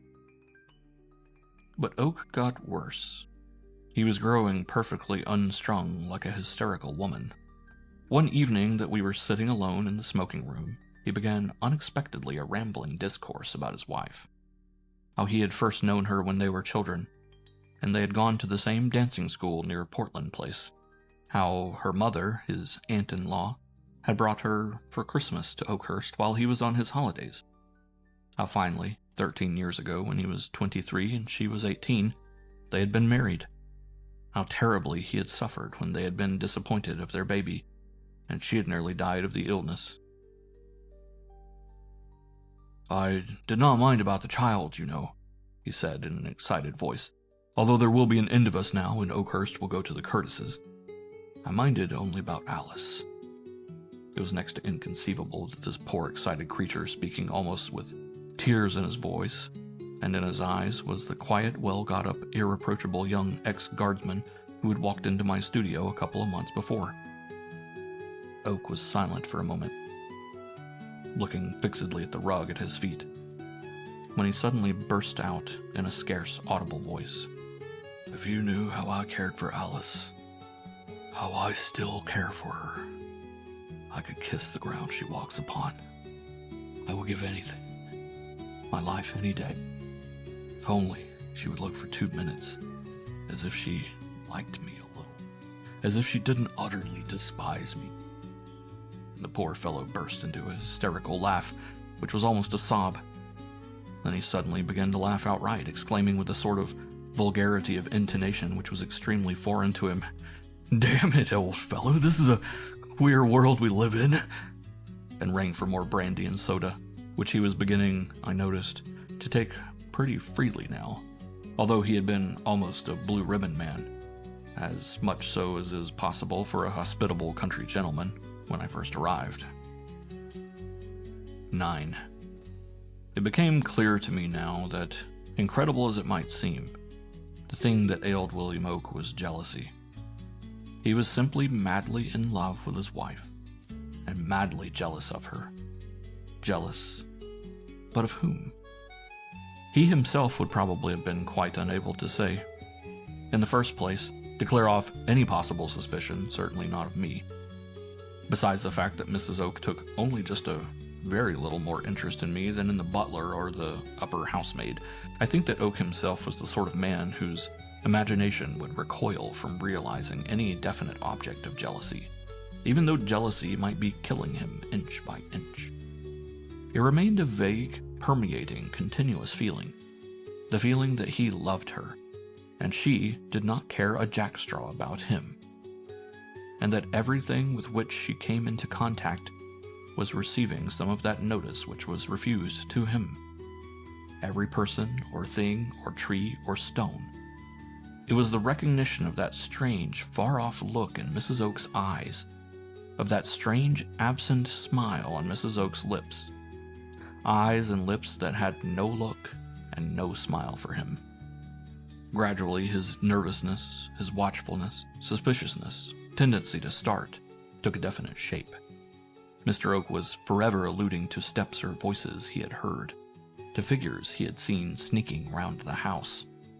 The sudden bark of one of the dogs would make him jump up. He cleaned and loaded very carefully all the guns and revolvers in his study, and even some of the old fowling pieces and holster pistols in the hall. The servants and tenants thought that Oak of Oakhurst had been seized with a terror of tramps and burglars. Mrs. Oak smiled contemptuously at all these things. "My dear William," she said one day, "the persons who worry you have just as good a right to walk up and down the passages and staircase, and to hang about the house, as you or I. They were there, in all probability, long before either of us was born, and are greatly amused by your preposterous notions of privacy." Mr. Oak laughed angrily. "I suppose you will tell me it is Lovelock, your eternal Lovelock, whose steps I hear on the gravel every night. I suppose he has as good a right to be here as you or I." And he strode out of the room. Lovelock, Lovelock!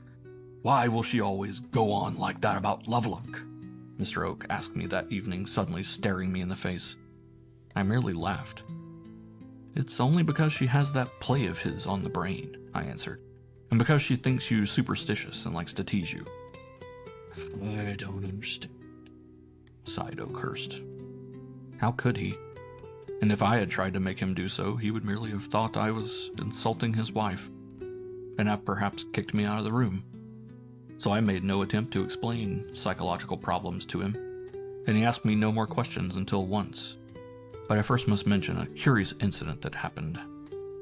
The incident was simply this. Returning one afternoon from our usual walk, Mr. Oak suddenly asked the servant whether anyone had come. The answer was in the negative, but Oak did not seem satisfied. We had hardly sat down to dinner when he turned to his wife and asked, in a strange voice which I scarcely recognized as his own, who had called that afternoon. "No one," answered Mrs. Oak, "at least to the best of my knowledge." William Oak looked at her fixedly. "No one?" he repeated in a scrutinizing tone. "No one?" Mrs. Oak shook her head. "No one," she replied. There was a pause. "Who was it, then, that was walking with you near the pond about 5 o'clock? Asked Oak slowly. His wife lifted her eyes straight to his and answered contemptuously. "No one was walking with me near the pond at 5 o'clock, or any other hour." Mr. Oak turned purple and made a curious hoarse noise like a man choking. "I thought I saw you walking with a man this afternoon, Alice," he brought out with an effort, adding for the sake of appearances before me. "I thought it might have been the curate come with that report for me." Mrs. Oak smiled. "I can only repeat that no living creature has been near me this afternoon," she said slowly. "If you saw anyone with me, it must have been Lovelock, for there certainly was no one else." And she gave a little sigh, like a person trying to reproduce in her mind some delightful but too evanescent impression. I looked at my host. From crimson his face had turned perfectly livid, and he breathed as if someone were squeezing his windpipe. No more was said about the matter. I vaguely felt that a great danger was threatening. To Oak or to Mrs. Oak? I could not tell which, but I was aware of an imperious inner call to avert some dreadful evil, to exert myself, to explain, to interpose. I determined to speak to Oak the following day, for I trusted him to give me a quiet hearing, and I did not trust Mrs. Oak. That woman would slip through my fingers like a snake if I attempted to grasp her elusive character. I asked Oak whether he would take a walk with me the next afternoon, and he accepted to do so with a curious eagerness. We started about 3 o'clock.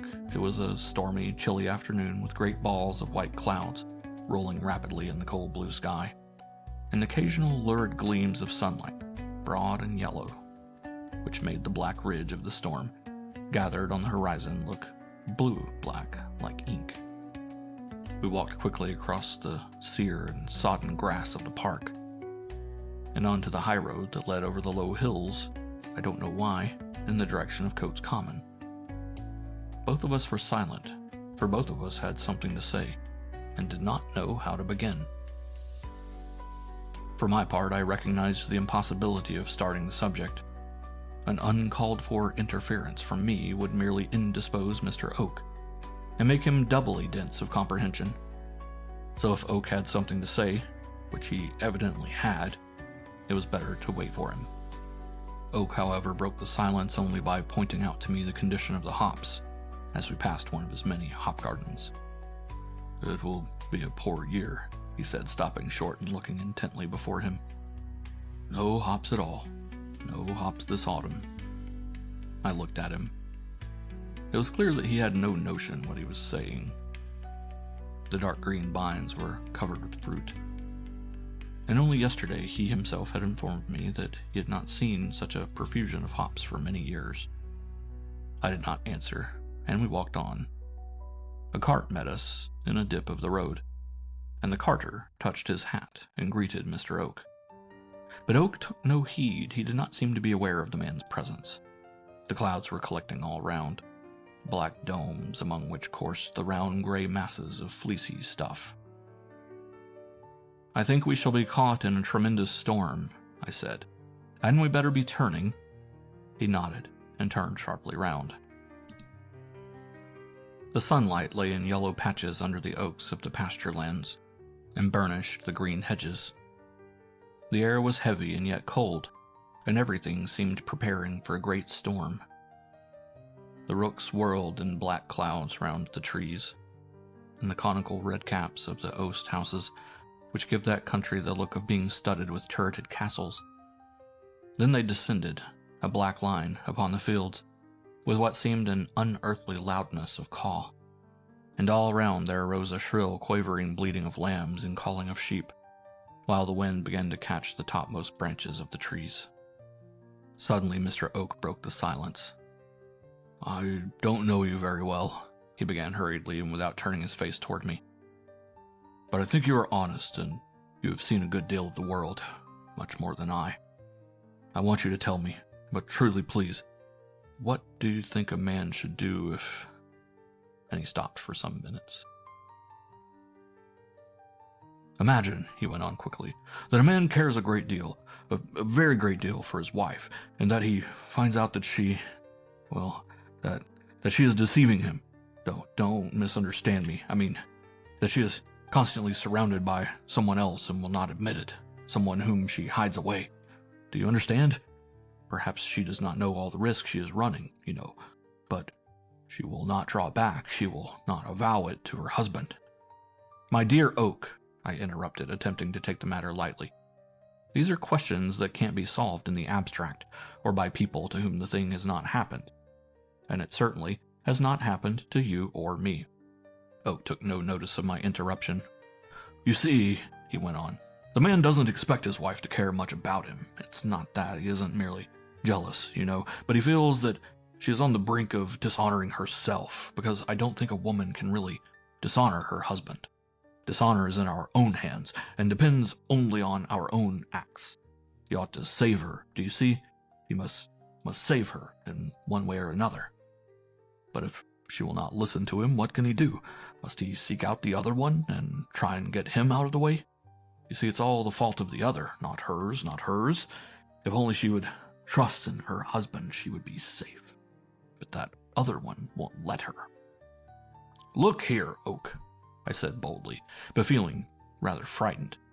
"I know quite well what you are talking about, and I see you don't understand the matter in the very least. I do. I have watched you, and watched Mrs. Oak these 6 weeks, and I see what is the matter. Will you listen to me?" And taking his arm, I tried to explain to him my view of the situation. That his wife was merely eccentric and a little theatrical and imaginative, and that she took a pleasure in teasing him. That he, on the other hand, was letting himself get into a morbid state. That he was ill, and ought to see a good doctor. I even offered to take him to town with me. I poured out volumes of psychological explanations. I dissected Mrs. Oak's character 20 times over, and tried to show him that there was absolutely nothing at the bottom of his suspicions beyond an imaginative pose, and a garden play on the brain. I adduced 20 instances, mostly invented for the nonce, of ladies of my acquaintance who had suffered from similar fads. I pointed out to him that his wife ought to have an outlet for her imaginative and theatrical over-energy. I advised him to take her to London and plunge her into some set where everyone should be more or less in a similar condition. I laughed at the notion of there being any hidden individual about the house. I explained to Oak that he was suffering from delusions and called upon so conscientious and religious a man to take every step to rid himself of them, adding innumerable examples of people who had cured themselves of seeing visions and of brooding over morbid fancies. I struggled and wrestled, like Jacob with the angel, and I really hoped I had made some impression. At first, indeed, I felt not one of my words went into the man's brain, that, though silent, he was not listening. It seemed almost hopeless to present my views in such a light that he could grasp them. I felt as if I were expounding and arguing at a rock. But when I got on to the tack of his duty towards his wife and himself, and appealed to his moral and religious notions, I felt that I was making an impression. "I dare say you are right," he said, taking my hand as we came in sight of the red gables of Oakhurst, and speaking in a weak, tired, humble voice. "I don't understand you quite, but I am sure what you say is true. I dare say it is all that I am seedy. I feel sometimes as if I were mad, and just fit to be locked up. But don't think I don't struggle against it. I do. I do continually, only sometimes it seems too strong for me. I pray God night and morning to give me the strength to overcome my suspicions or to remove these dreadful thoughts from me. God knows, I know what a wretched creature I am and how unfit to take care of that poor girl." And Oak again pressed my hand. As we entered the garden, he turned to me once more. "I am very, very grateful to you," he said. "And indeed, I will do my best to try and be stronger, if only," he added with a sigh. "If only Alice would give me a moment's breathing time, and not go on day after day mocking me with her love look." 10. I had begun Mrs. Oak's portrait, and she was giving me a sitting. She was unusually quiet that morning, but it seemed to me with the quietness of a woman who is expecting something. And she gave me the impression of being extremely happy. She had been reading, at my suggestion, the Vita Nuova, which she did not know before.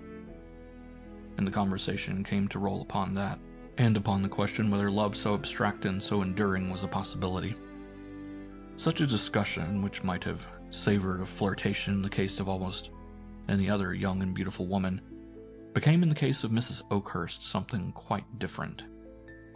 It seemed distant, intangible, not of this earth, like her smile and the look in her eyes. "Such love as that," she said, looking into the far distance of the oak-dotted parkland, "is very rare, but it can exist. It becomes a person's whole existence, his whole soul, and it can survive the death, not merely of the beloved, but of the lover. It is unextinguishable, and goes on in the spiritual world until it meets a reincarnation of the beloved. And when this happens, it jets out and draws to it all that may remain of the lover's soul, and takes shape and surrounds the beloved one once more." Mrs. Oak was speaking slowly, almost to herself, and I had never, I think, seen her look so strange and so beautiful, the stiff white dress bringing out but the more exotic exquisiteness and incorporealness of her person.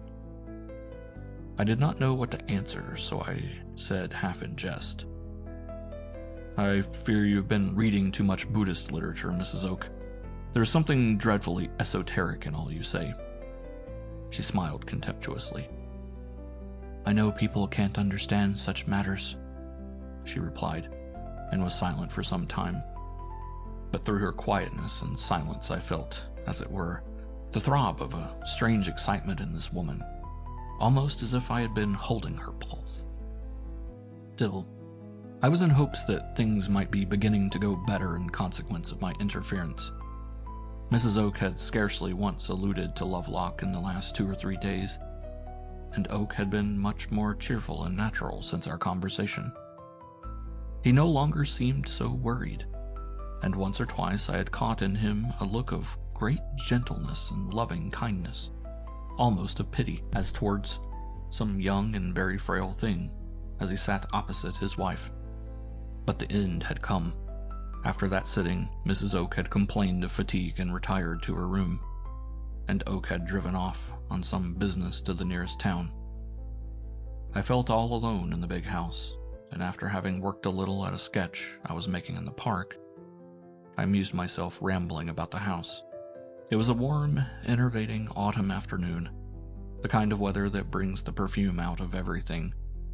The damp ground and fallen leaves, the flowers and the jars, the old woodwork and stuffs, that seems to bring on to the surface of one's consciousness all manner of vague recollections and expectations, a something half pleasurable, half painful, that makes it impossible to do or to think. I was the prey of this particular, not at all unpleasurable, restlessness. I wandered up and down the corridors, stopping to look at the pictures, which I knew already in every detail, to follow the pattern of the carvings and old stuffs, to stare at the autumn flowers, arranged in magnificent masses of color in the big china bowls and jars. I took up one book after another and threw it aside. Then I sat down to the piano and began to play irrelevant fragments. I felt quite alone, although I had heard the grind of the wheels on the gravel, which meant that my host had returned. I was lazily turning over a book of verses. I remember it perfectly well. It was Morris's Love Is Enough.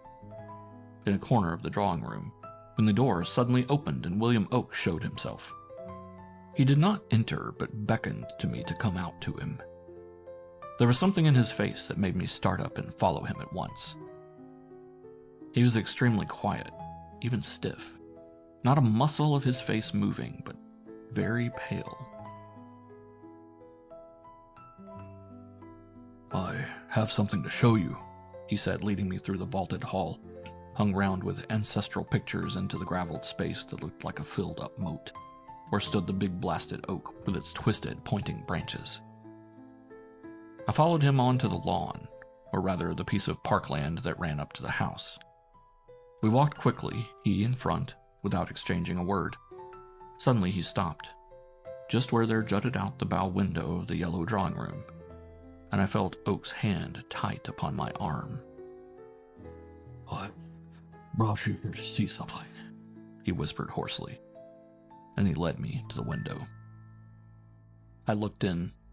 The room, compared with the outdoor, was rather dark, but against the yellow wall, I saw Mrs. Oak sitting alone on a couch in her white dress, her head slightly thrown back, a large red rose in her hand. "Do you believe now?" whispered Oak's voice hot at my ear. "Do you believe now? Was it all my fancy? But I will have this time. I have locked the door inside, and by God, he shan't escape." The words were not out of Oak's mouth. I felt myself struggling with him silently outside the window, but he broke loose, pulled open the window, and leapt into the room, and I after him. As I crossed the threshold, something flashed in my eyes. There was a loud report, a sharp cry, and the thud of a body on the ground. Oak was standing in the middle of the room with a faint smoke about him, and at his feet, sunk down from the sofa with her blonde head resting on its seat, lay Mrs. Oak, a pool of red forming in her white dress. Her mouth was convulsed as if in that automatic shriek, but her wide-open white eyes seemed to smile vaguely and distantly. I know nothing of time. It all seemed to be 1 second, but a second that lasted hours. Oak stared, then turned round and laughed. "The damned rascal has given me the slip again," he cried, and quickly unlocking the door, rushed out of the house with dreadful cries. That is the end of the story. Oak tried to shoot himself that evening, but merely fractured his jaw, and died a few days later, raving. There were all sorts of legal inquiries, through which I went as through a dream, and whence it resulted that Mr. Oak had killed his wife in a fit of momentary madness. That was the end of Alice Oak. By the way, her maid brought me a locket which was found round her neck, all stained with blood. It contained some very dark auburn hair, not at all the color of William Oak's. I am quite sure it was Lovelocks. End of section 7. Section 8. A Wicked Voice.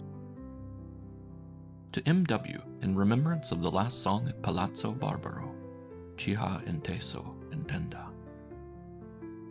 They have been congratulating me again today upon being the only composer of our days, of these days of deafening orchestral effects and poetical quackery, who has despised the newfangled nonsense of Wagner and returned boldly to the traditions of Handel and Gluck, and the divine Mozart, to the supremacy of melody and the respect of the human voice. O cursed human voice, violin of flesh and blood, fashioned with the subtle tools, the cunning hands of Satan! O execrable art of singing, have you not wrought mischief enough in the past, degrading so much noble genius, corrupting the purity of Mozart, reducing Handel to a writer of high-class singing exercises, and defrauding the world of the only inspiration worthy of Sophocles and Euripides, the poetry of the great poet Gluck? Is it not enough to have dishonored a whole century in idolatry of that wicked and contemptible wretch the singer, without persecuting an obscure young composer of our days, whose only wealth is his love of nobility and art, and perhaps some few grains of genius? And then they compliment me upon the perfection with which I imitate the style of the great dead masters, or ask me very seriously whether, even if I could gain over the modern public to this bygone style of music, I could hope to find singers to perform it. Sometimes when people talk as they have been talking today, and laugh when I declare myself a follower of Wagner, I burst into a paroxysm of unintelligible childish rage, and exclaim, "We shall see that someday." Yes, someday we shall see, for after all, may I not recover from this strangest of maladies? It is still possible that the day may come when all these things shall seem but an incredible nightmare, the day when Ogier the Dane shall be completed, and men shall know whether I am a follower of the great master of the future, or the miserable singing masters of the past. I am but half bewitched, since I am conscious of the spell that binds me. My old nurse, far off in Norway, used to tell me that werewolves are ordinary men and women half their days, and that if during that period they become aware of their horrid transformation, they may find the means to forestall it. May this not be the case with me? My reason, after all, is free, although my artistic inspiration be enslaved, and I can despise and loathe the music I am forced to compose, and the execrable power that forces me. Nay, is it not because I have studied with the doggedness of hatred this corrupt and corrupting music of the past, seeking for every little peculiarity of style and every biographical trifle merely to display its vileness? Is it not for this presumptuous courage that I have been overtaken by such mysterious, incredible vengeance? And meanwhile, my only relief consists in going over and over again in my mind the tale of my miseries. This time I will write it, writing only to tear up, to throw the manuscript unread into the fire. And yet who knows? As the last charred pages shall crackle and slowly sink into the red embers, perhaps the spell may be broken, and I may possess once more my long-lost liberty, my vanished genius. It was a breathless evening under the full moon, that implacable full moon beneath which, even more than beneath the dreamy splendor of noontide, Venice seemed to swelter in the midst of the waters, exhaling like some great lily, mysterious influences which make the brain swim and the heart faint, a moral malaria, distilled, as I thought, from those languishing melodies, those cooing vocalizations, which I had found in the musty music books of a century ago. I see that moonlight evening as if it were present. I see my fellow lodgers of that little artist boarding house. The table on which they lean after supper is strewn with bits of bread, with napkins rolled in tapestry rollers, spots of wine here and there, and at regular intervals chipped pepper pots, stands of toothpicks, and heaps of those huge hard peaches which nature imitates from the marble shops of Pisa. The whole pension full is assembled, and examining stupidly the engraving which the American etcher has just brought for me, knowing me to be mad about 18th century music and musicians, and having noticed, as he turned over the heaps of penny prints in the square at San Polo, that the portrait is that of a singer of those days. Singer, thing of evil, stupid and wicked slave of the voice, of that instrument which was not invented by the human intellect, but begotten of the body, and which, instead of moving the soul, merely stirs up the dregs of our nature. For what is the voice but the beast calling, awakening that other beast sleeping in the depths of mankind? The beast which all great art has ever sought to chain up, as the archangel chains up in old pictures the demon with his woman's face. How could the creature attached to this voice, its owner and its victim, the singer, the great, the real singer who once ruled over every heart, be otherwise than wicked and contemptible? But let me try and get on with my story. I can see all my fellow boarders leaning on the table, contemplating the print, this effeminate beau, his hair curled into aile de pigeon, his sword passed through his embroidered pocket, seated under a triumphal arch, somewhere among the clouds, surrounded by puffy cupids and crowned with laurels by a bouncing goddess of fame. I hear again all the insipid exclamations, the insipid questions about this singer.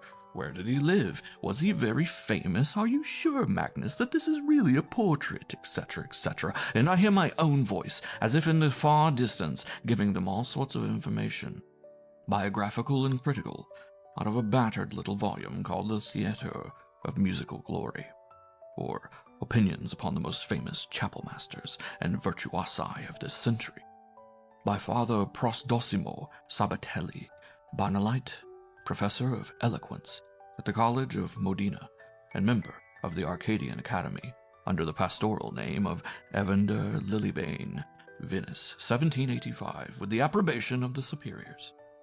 I tell them all how this singer, this Balthazar Cesari, was nicknamed Zaffarino because of a sapphire engraved with Kabbalistic signs presented to him one evening by a masked stranger, in whom wise folk recognized that great cultivator of the human voice, the devil. How much more wonderful had been this Zaffarino's vocal gifts than those of any singer of ancient or modern times. How his brief life had been but a series of triumphs, petted by the greatest kings, sung by the most famous poets, and finally, adds Father Prosdosimo, courted, if the grave muse of history may incline her ear to the gossip of gallantry, by the most charming nymphs, even of the very highest quality. My friends glance once more at the engraving. More insipid remarks are made. I am requested, especially by the American young ladies, to play or sing one of this Zaffarino's favorite songs. For of course you know them, dear Maestro Magnus, you who have such a passion for all old music. Do be good and sit down to the piano. I refuse, rudely enough, rolling the print in my fingers. How fearfully this cursed heat, these cursed moonlight nights, must have unstrung me. This Venice would certainly kill me in the long run. Why, the sight of this idiotic engraving, the mere name of that coxcomb of a singer, have made my heart beat and my limbs turn to water like a lovesick hobbledehoy. After my gruff refusal, the company begins to disperse. They prepare to go out, some to have a row on the lagoon, others to saunter before the cafes at St. Mark's. Family discussions arise, gruntings of fathers, murmurs of mothers, peals of laughing from young girls and young men. And the moon, pouring in by the wide-open windows, turns this old palace ballroom nowadays an inn dining room, into a lagoon, scintillating, undulating like the other lagoon, the real one, which stretches out yonder, furrowed by invisible gondolas betrayed by the red prow lights. At last the whole lot of them are on the move. I shall be able to get some quiet in my room and to work a little at my opera of Ogier the Dane. But no! Conversation revives, and of all things about that singer, that Zaffarino, whose absurd portrait I am crunching in my fingers. The principal speaker is Count Alvise, an old Venetian with dyed whiskers, a great check tie fastened with 2 pins and a chain, a threadbare patrician who is dying to secure for his lanky son that pretty American girl, whose mother is intoxicated by all his mooning anecdotes about the past glories of Venice in general, and of his illustrious family in particular. Why, in heaven's name, must he pitch upon Zaffarino for his mooning, this old duffer of a patrician?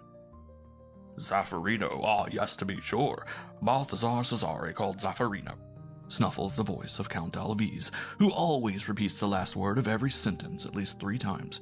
Yes, Zaffarino, to be sure, a famous singer of the days of my forefathers. Yes, of my forefathers, dear lady. Then a lot of rubbish about the former greatness of Venice, the glories of old music, the former conservatoires, all mixed up with anecdotes of Rossini and Donizetti, whom he pretends to have known intimately.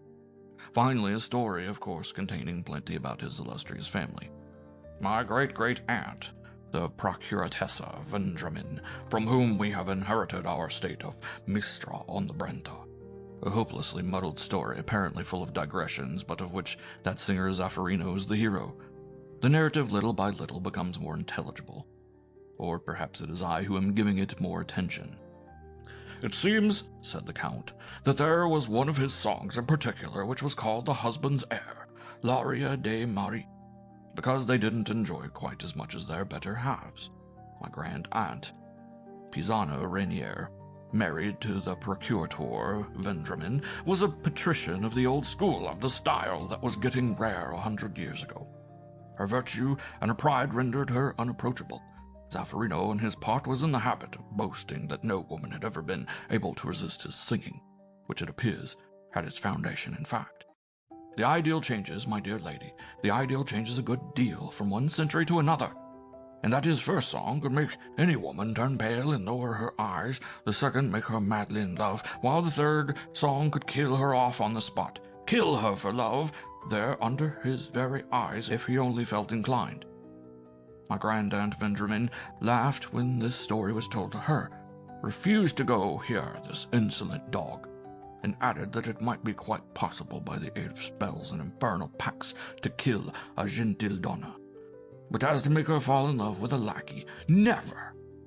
This answer was naturally reported to Zaffarino, who piqued himself upon always getting the better of anyone who was wanting in deference to his voice. Like the ancient Romans, parser subjectus et debelar superbos. You American ladies who are so learned will appreciate this little quotation from the divine Virgil.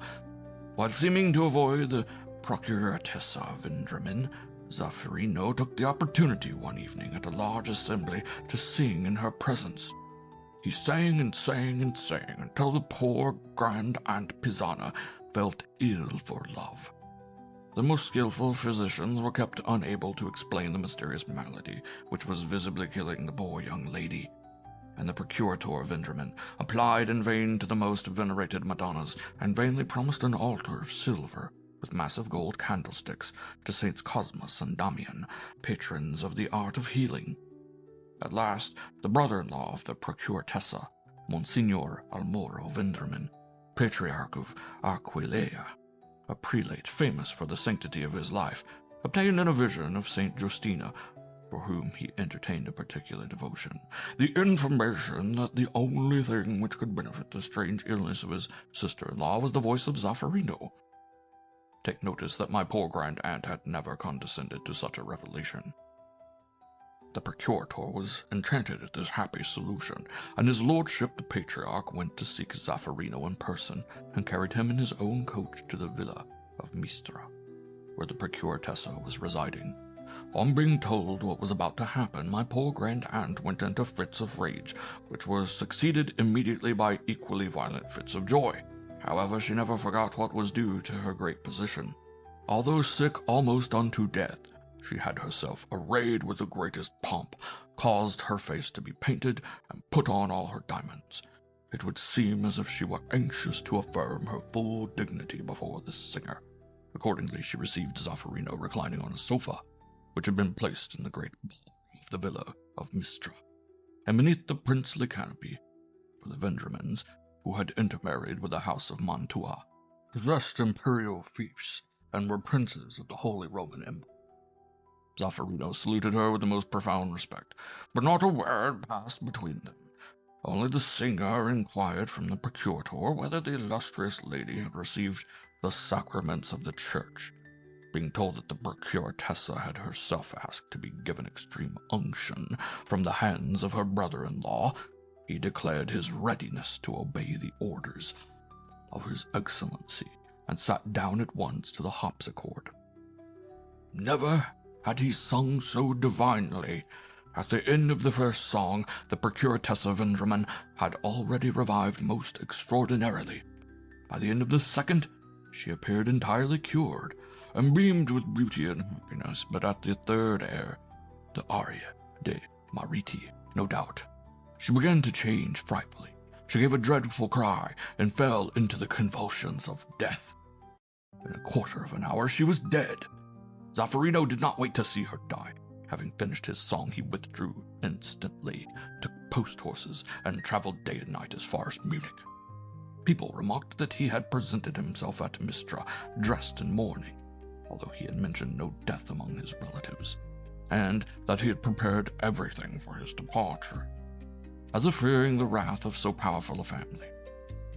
Then there was also the extraordinary question he had asked before beginning to sing about the procuratessa having confessed and received extreme unction. No thanks, my dear lady, no cigarettes for me. But if it does not distress you or your charming daughter, may I humbly beg permission to smoke a cigar? And Count Alvise, enchanted with his talent for narrative, and sure of having secured for his son the heart and the dollars of his fair audience, proceeds to light a candle, and at the candle, one of those long black Italian cigars which require preliminary disinfection before smoking. If this state of things goes on, I shall just have to ask the doctor for a bottle. This ridiculous beating of my heart and disgusting cold perspiration have increased steadily during Count Alvise's narrative. To keep myself in countenance among the various idiotic commentaries on this cock-and-bull story of a vocal coxcomb and a vaporing great lady, I begin to unroll the engraving and to examine stupidly the portrait of Zaffarino, once so renowned, now so forgotten. A ridiculous ass, this singer, under his triumphal arch, with his stuffed cupids and the great fat-winged kitchen-maid crowning him with laurels. How flat and vapid and vulgar it is, to be sure, all this odious 18th century. But he personally is not so utterly vapid as I had thought. That effeminate fat face of his is almost beautiful, with an odd smile, brazen and cruel. I have seen faces like this, if not in real life, at least in my boyish romantic dreams, when I read Swinburne and Baudelaire, the faces of wicked, vindictive women. Oh yes, he is decidedly a beautiful creature, this Zaffarino, and his voice must have had the same sort of beauty and the same expression of wickedness. "Come on, Magnus," sounded the voices of my fellow boarders. "Be a good fellow and sing us one of the old chap's songs, or at least something or other of that day, and we'll make believe it was the air with which he killed that poor lady." "Oh yes, the aria de Mariti, the husband's heir," mumbles old Alvise between the puffs at his impossible black cigar. "My poor grand-aunt, Pisano Vendramin, he went and killed her with those songs of his, with that aria de Mariti." I feel senseless rage overcoming me. Is it that horrible palpitation? By the way, there is a Norwegian doctor, my fellow countryman, at Venice just now, which is sending the blood to my brain and making me mad. The people round the piano, the furniture, everything together seems to get mixed and to turn into moving blobs of color. I set to singing, the only thing which remains distinct before my eyes being the portrait of Zaffarino on the edge of that boarding-house piano. The sensual, effeminate face, with its wicked, cynical smile, keeps appearing and disappearing as the print wavers about in the draught that makes the candles smoke and gutter. And I set to singing madly, singing I don't know what. Yes, I begin to identify it. It is the Biondina in Gondoletta, the only song of the 18th century which is still remembered by the Venetian people. I sing it, mimicking every old-school grace, shakes, cadences, languishly swelled and diminished notes, and added all manner of buffooneries until the audience, recovering from its surprise, begins to shake with laughing, until I begin to laugh myself, madly, frantically between the phrases of the melody, my voice finally smothered in this dull, brutal laughter.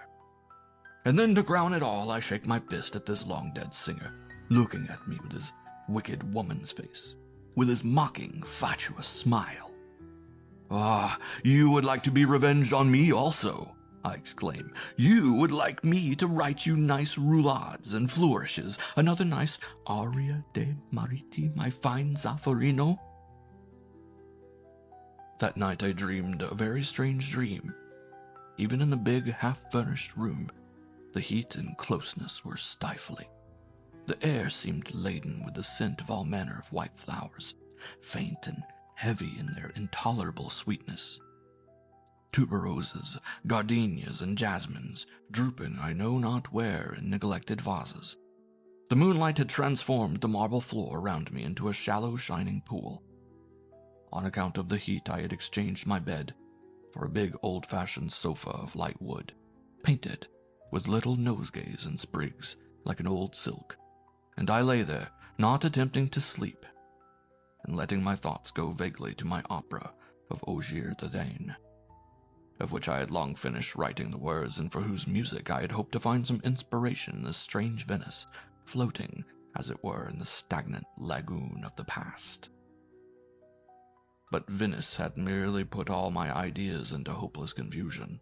It was as if there arose out of its shallow waters a miasma of long-dead melodies, which sickened but intoxicated my soul. I lay on my sofa, watching that pool of whitish light, which rose higher and higher, little trickles of light meeting it here and there, wherever the moon's rays struck upon some polished surface, while huge shadows waved to and fro in the draught of the open balcony. I went over and over that old Norse story, how the paladin Ogier, one of the knights of Charlemagne, was decoyed during his homeward wanderings from the Holy Land by the arts of an enchantress, the same who had once held in bondage the great emperor Caesar, and given him King Oberon for a son. How Ogier had tarried in that island only one day and one night, and yet, when he came home to his kingdom, he found all changed, his friends dead, his family dethroned, and not a man who knew his face, until at last, driven hither and thither like a beggar, a poor minstrel had taken compassion of his sufferings and given him all he could give, a song, the song of the prowess of a hero dead for hundreds of years, the paladin Ogier the Dane. The story of Ogier ran into a dream, as vivid as my waking thoughts had been vague. I was looking no longer at the pool of moonlight spreading round my couch, with its trickles of light and looming, waving shadows, but the frescoed walls of a great saloon. It was not, as I recognized in a second, the dining room of that Venetian palace, now turned into a boarding house. It was a far larger room, a real ballroom, almost circular in its octagon shape, with 8 huge white doors surrounded by stucco moldings, and high on the vault of the ceiling 8 little galleries or recesses like boxes at a theater, intending no doubt for musicians and spectators. The place was imperfectly lighted by only one of the 8 chandeliers, which revolved slowly like huge spiders, each on its long cord. But the light struck upon the gilt stuccos opposite me, and on a large expanse of fresco, the sacrifice of Iphigenia, with Agamemnon and Achilles in Roman helmets, lappets, and knee breeches. It discovered also one of the oil panels let into the moldings of the roof, a goddess in lemon and lilac draperies, foreshortened over a great green peacock. Round the room where the light reached, I could make out big yellow satin sofas and heavy gilded consoles. In the shadow of a corner was what looked like a piano, and farther in the shade one of those big canopies which decorate the anterooms of Roman palaces. I looked about me, wondering where I was. A heavy, sweet smell, reminding me of the flavor of a peach, filled the place. Little by little I began to perceive sounds, little sharp, metallic, detached notes, like those of a mandolin, and there was united to them a voice, very low and sweet, almost a whisper, which grew and grew and grew until the whole place was filled with that exquisite, vibrating note of a strange, exotic, unique quality. The note went on, swelling and swelling. Suddenly there was a horrible piercing shriek and the thud of a body on the floor, and all manner of smothered exclamations. There, close by the canopy, a light suddenly appeared, and I could see, among the dark figures moving to and fro in the room, a woman lying on the ground surrounded by other women, her blonde hair, tangled, full of diamond sparkles which cut through the half-darkness, was hanging disheveled. The laces of her bodice had been cut, and her white breast shone among the sheen of jeweled brocade. Her face was bent forwards, and a thin white arm trailed like a broken limb across the knees of one of the women who were endeavoring to lift her. There was a sudden splash of water against the floor, more confused exclamations, a hoarse, broken moan, and a gurgling, dreadful sound. I awoke with a start and rushed to the window.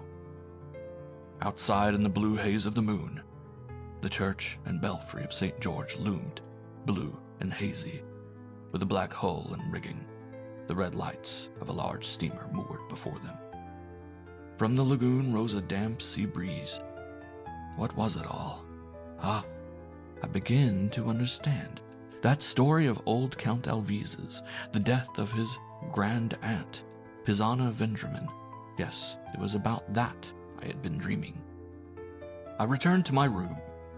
I struck a light and sat down to my writing table. Sleep had become impossible. I tried to work at my opera. Once or twice I thought I had got hold of what I had looked for so long. But as soon as I tried to lay hold of my theme, there arose in my mind the distant echo of that voice, of that long note, swelled slowly by insensible degrees, that long note whose tone was so strong and so subtle. There are in the life of an artist moments when, still unable to seize his own inspiration or even clearly to discern it, he becomes aware of the approach of that long-invoked idea. A mingled joy and terror warn him that before another day, another hour have passed, the inspiration shall have crossed the threshold of his soul and flooded it with rapture. All day I had felt the need of isolation and quiet, and at nightfall I went for a row on the most solitary part of the lagoon. All things seemed to tell that I was going to meet my inspiration, and I awaited its coming as a lover awaits his beloved. I had stopped my gondola for a moment, and as I gently swayed to and fro on the water, all paved with moonbeams, it seemed to me that I was on the confines of an imaginary world. It lay close at hand, enveloped in luminous pale blue mist, through which the moon had cut a wide and glistening path. Out to sea, the little islands, like moored black boats, only accentuated the solitude of this region of moonbeams and wavelets, while the hum of the insects in orchards hard by merely added to the impression of untroubled silence. On some such seas I thought must the paladin Ogier have sailed when about to discover that during that sleep at the enchantress's knees centuries had elapsed, and the heroic world had set, and the kingdom of prose had come. While my gondola rocked stationary on that sea of moonbeams, I pondered over that twilight of the heroic world. In the soft rattle of the water on the hull I seemed to hear the rattle of all that armor of those swords swinging rusty on the walls, neglected by the degenerate sons of the great champions of old.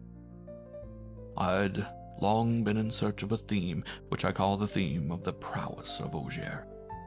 It was to appear from time to time in the course of my opera, to develop at last into that song of the minstrel, which reveals to the hero that he is one of the long-dead world. And at this moment I seemed to feel the presence of that theme.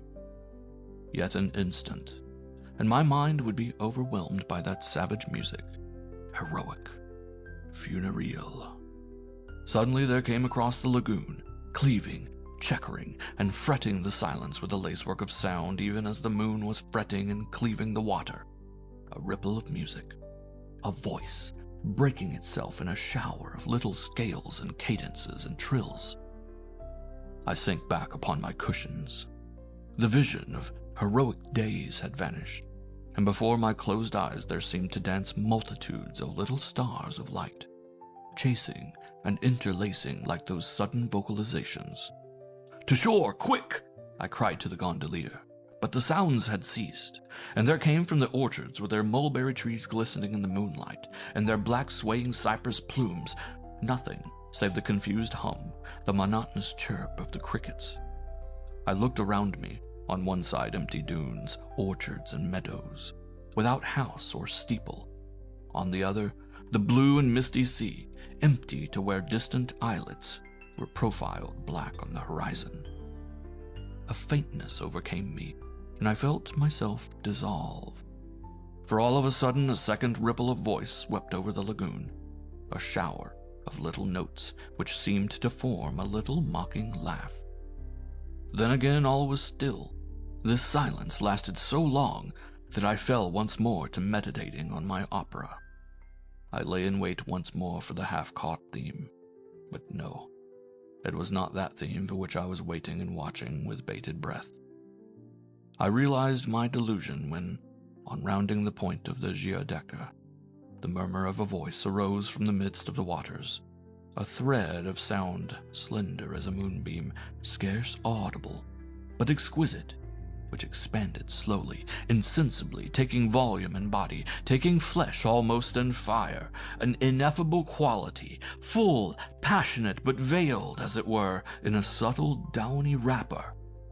The note grew stronger and warmer and more passionate until it burst through that strange and charming veil and emerged beaming to break itself in the luminous facets of a wonderful shake, long, superb, triumphant.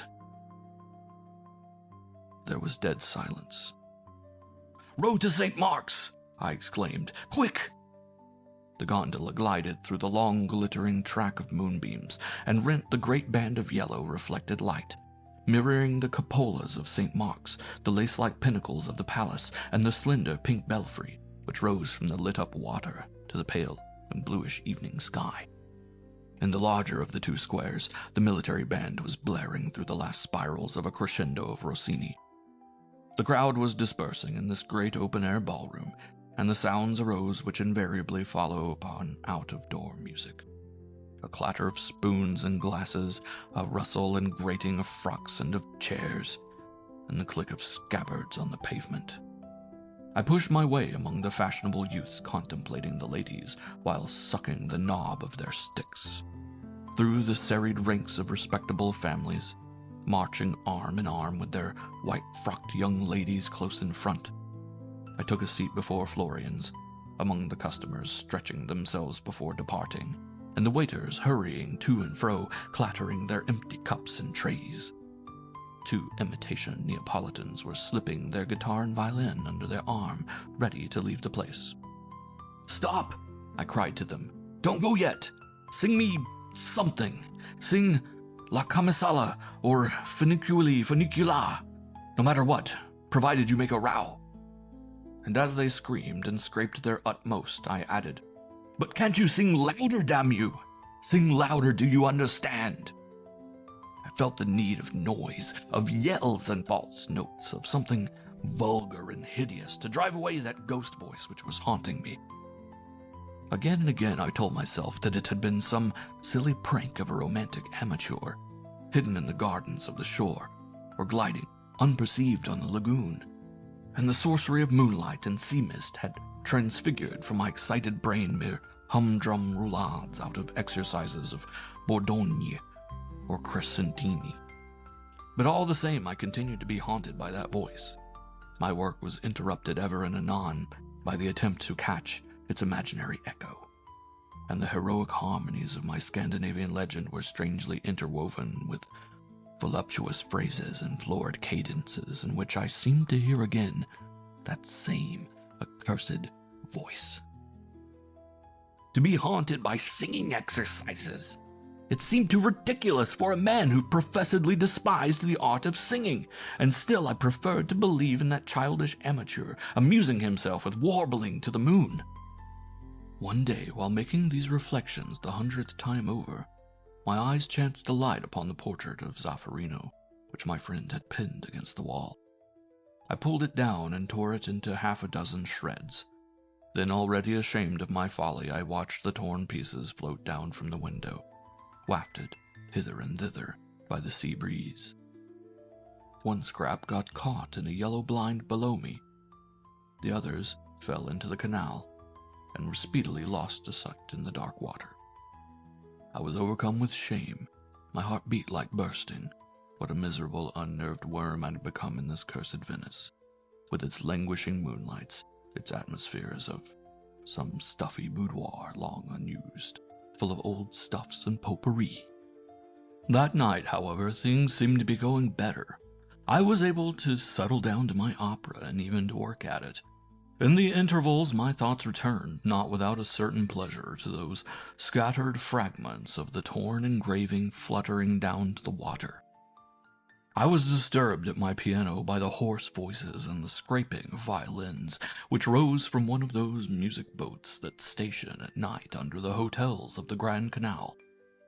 The moon had set. Under my balcony the water stretched black into the distance, its darkness cut by the still darker outlines of the flotilla of the gondolas in attendance on the music boat, where the faces of the singers and the guitars and violins gleamed reddish under the unsteady light of the Chinese lanterns. "Jamo, jamo, jamo, jamo, ja," sang the loud, hoarse voices. Then a tremendous scrape and twang, and the yelled-out burden, "Funicula, funicula, funiculi, funicula, jamo, jamo, jamo, jamo, jamo, ja." Then came a few cries of "bis, bis" from a neighboring hotel, a brief clapping of hands, the sound of a handful of coppers rattling into the boat, and the oar stroke of some gondolier making ready to turn away. "Sing the Commissala!" ordered some voice with a foreign accent.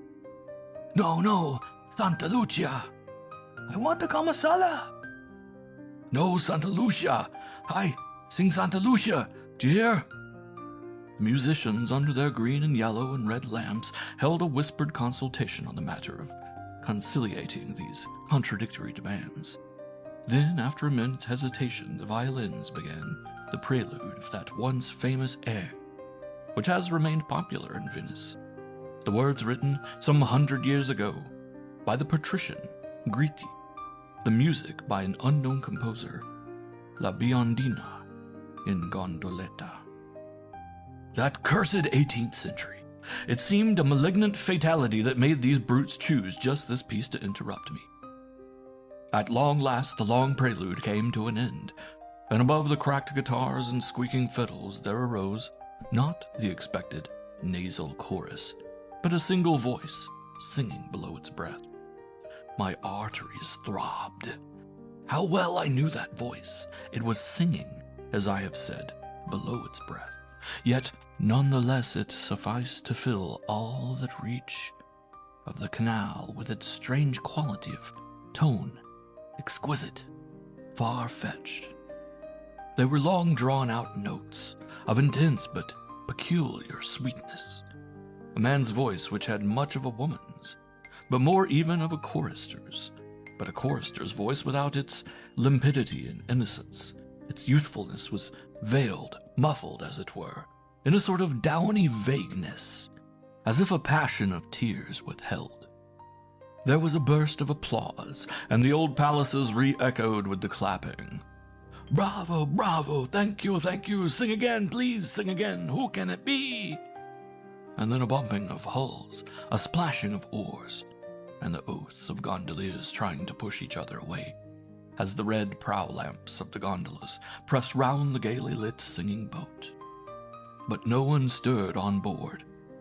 It was to none of them that this applause was due, and while everyone pressed on and clapped and vociferated, one little red prow lamp dropped away from the fleet.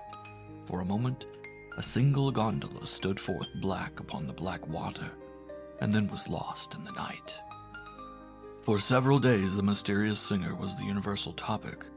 The people of the music boat swore that no one besides themselves had been on board, and that they knew as little as ourselves about the owner of that voice. The gondoliers, despite their descent from the spies of the old republic, were equally unable to furnish any clue. No musical celebrity was known or suspected to be at Venice, and everyone agreed that such a singer must be a European celebrity. The strangest thing in this strange business was that, even among those learned in music, there was no agreement on the subject of this voice. It was called by all sorts of names and described by all manner of incongruous adjectives. People went so far as to dispute whether the voice belonged to a man or to a woman. Everyone had some new definition. In all these musical discussions, I alone brought forward no opinion.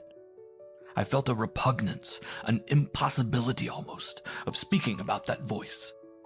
And the more or less commonplace conjectures of my friend had the invariable effect of sending me out of the room.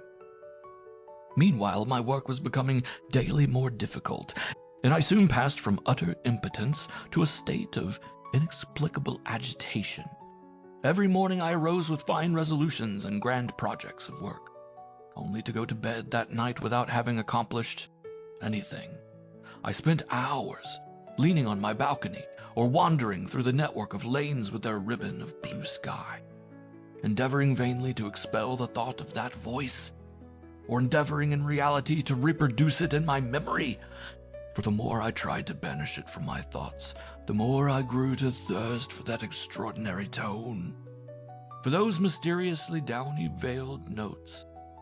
And no sooner did I make an effort to work at my opera than my head was full of scraps of forgotten 18th century airs, of frivolous or languishing little phrases, and I fell to wondering with a bitter-sweet longing how those songs would have sounded if sung by that voice. At length it became necessary to see a doctor, from whom, however, I carefully hid away all the stranger symptoms of my malady. The air of the lagoons, the great heat, he answered cheerfully, had pulled me down a little. A tonic, and a month in the country, with plenty of riding and no work, would make me myself again. That old idler, Count Alvise, who had insisted on accompanying me to the physician's, immediately suggested that I should go and stay with his son, who was boring himself to death superintending the maize harvest on the mainland. He could promise me excellent air, plenty of horses, and all the peaceful surroundings and the delightful occupations of a rural life. Be sensible, my dear Magnus. Just go quietly to Mistra. Mistra. The name sent a shiver all down me. I was about to decline the invitation when a thought suddenly loomed vaguely in my mind. "Yes, dear Count," I answered. "I accept your invitation with gratitude and pleasure. I will start tomorrow for Mistra." The next day found me at Padua, on my way to the villa of Mistra. It seemed as if I had left an intolerable burden behind me. I was for the first time since how long quite light of heart. The tortuous, rough-paved streets with their empty, gloomy porticos, the ill-plastered palaces with closed, discolored shutters, the little rambling square with meager trees and stubborn grass, the Venetian garden houses reflecting their crumbling graces in the muddy canal, The gardens without gates and the gates without gardens, the avenues leading nowhere, and the population of blind and legless beggars, of whining sacristans, which issued as by magic from between the flagstones and dust heaps and weeds under the fierce August sun. All this dreariness merely amused and pleased me. My good spirits were heightened by a musical mass, which I had the good fortune to hear at St. Anthony's. Never in all my days had I heard anything comparable, although Italy affords many strange things in the way of sacred music. Into the deep nasal chanting of the priests there had suddenly burst a chorus of children, singing, absolutely independent of all time and tune. Grunting of priests, answered by squealing of boys, slow Gregorian modulation interrupted by jaunty barrel organ pipings, an insanely merry jumble of bellowing and barking, mewing and cackling and braying, such as would have enlivened a witches' meeting, or rather some medieval feast of fools. And to make the grotesqueness of such music still more fantastic and Hoffman-like, there was, besides the magnificence of the piles of sculptured marbles and gilded bronzes, the tradition of the musical splendor for which St. Anthony's had been famous in days gone by. I had read in old travellers, Lalande and Burney, that the Republic of St. Mark had squandered immense sums not merely on the monuments and decoration, but on the musical establishment of its great cathedral of terra firma. In the midst of this ineffable concert of impossible voices and instruments, I tried to imagine the voice of Guadagni, the soprano for whom Gluck had written Che faru senza Eurydice, and the fiddle of Tartini, that Tartini with whom the devil had once come and made music. And the delight in anything so absolutely, barbarously, grotesquely, fantastically incongruous as such a performance in such a place was heightened by a sense of profanation. Such were the successors of those wonderful musicians of that hated 18th century. The whole thing had delighted me so much, so very much more than the most faultless performance could have done, that I determined to enjoy it once more. And towards vesper time, after a cheerful dinner with 2 bagmen at the Inn of the Golden Star, and a pipe over the rough sketch of a possible cantata upon the music which the devil made for Tartini, I turned my steps once more towards St. Anthony's. The bells were ringing for sunset, and a muffled sound of organs seemed to issue from the huge solitary church. I pushed my way under the heavy leathern curtain, expecting to be greeted by the grotesque performance of that morning. I proved mistaken. Vespers must long have been over. A smell of stale incense, a crypt-like damp filled my mouth. It was already night in that vast cathedral. Out of the darkness glimmered the votive lamps of the chapels, throwing wavering lights upon the red polished marble, the gilded railing, and chandeliers, and placking with yellow the muscles of some sculptured figure. In a corner a burning taper put a halo about the head of a priest, burnishing his shining bald skull, his white surplice, and the open book before him. "Amen," he chanted. The book was closed with a snap. The light moved up the apse. Some dark figures of women rose from their knees and passed quickly towards the door. A man saying his prayers before a chapel also got up, making a great clatter and dropping his stick. The church was empty, and I expecting every minute to be turned out by the sacristan making his evening round to close the doors. I was leaning against a pillar, looking into the grayness of the great arches, when the organ suddenly burst out into a series of chords, rolling through the echoes of the church. It seemed to be the conclusion of some service, and above the organ rose the notes of a voice, high, soft, enveloped in a kind of downiness, like a cloud of incense, and which ran through the mazes of a long cadence. The voice dropped into silence. With 2 thundering chords, the organ closed in. All was silent. For a moment I stood leaning against one of the pillars of the nave. My hair was clammy, my knees sank beneath me, an innervating heat spread through my body. I tried to breathe more largely, to suck in the sounds with the incense-laden air. I was supremely happy, and yet as if I were dying. Then suddenly a chill ran through me, and with it a vague panic. I turned away and hurried out into the open. The evening sky lay pure and blue along the jagged line of roofs. The bats and swallows were wheeling about, and from the belfries all round, half drowned by the deep bell of St. Anthony's, jangled the peal of the Ave Maria. "You really don't seem well," young Count Alvise had said the previous evening as he welcomed me in the light of a lantern held up by a peasant in the weedy back garden of the villa of Mistra. Everything had seemed to me like a dream. The jingle of the horses' bells driving in the dark from Padua, as the lantern swept the acacia hedges with their wide yellow light. The grating of the wheels on the gravel, the supper table, illumined by a single petroleum lamp for fear of attracting mosquitoes, where a broken old lackey in an old stapled jacket handed round the dishes among the fumes of onion. Alvise's fat mother gabbling dialect in a shrill, benevolent voice behind the bullfights on her fan. The unshaven village priest, perpetually fidgeting with his glass and foot, and sticking one shoulder up above the other. And now in the afternoon I felt as if I had been in this long, rambling, tumble-down villa of Mistra, a villa 3/4 of which was given up to the storage of grain and garden tools, or to the exercise of rats, mice, scorpions, and centipedes, all my life, as if I had always sat there in Count Alvise's study, among the pile of undusted books on agriculture, the sheaves of accounts, the samples of grain and silkworm seed, the ink stains and the cigar ends, as if I had never heard of anything save the cereal basis of Italian agriculture.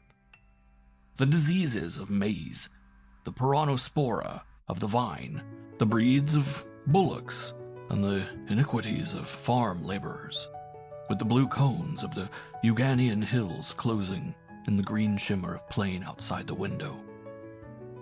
After an early dinner again with the screaming gabble of the fat old countess, the fidgeting and shoulder-raising of the unshaven priest, the smell of fried oil and stewed onions, Count Alvise made me get into the cart beside him and whirled me along among clouds of dust, between the endless glister of poplars, acacias, and maples, to one of his farms.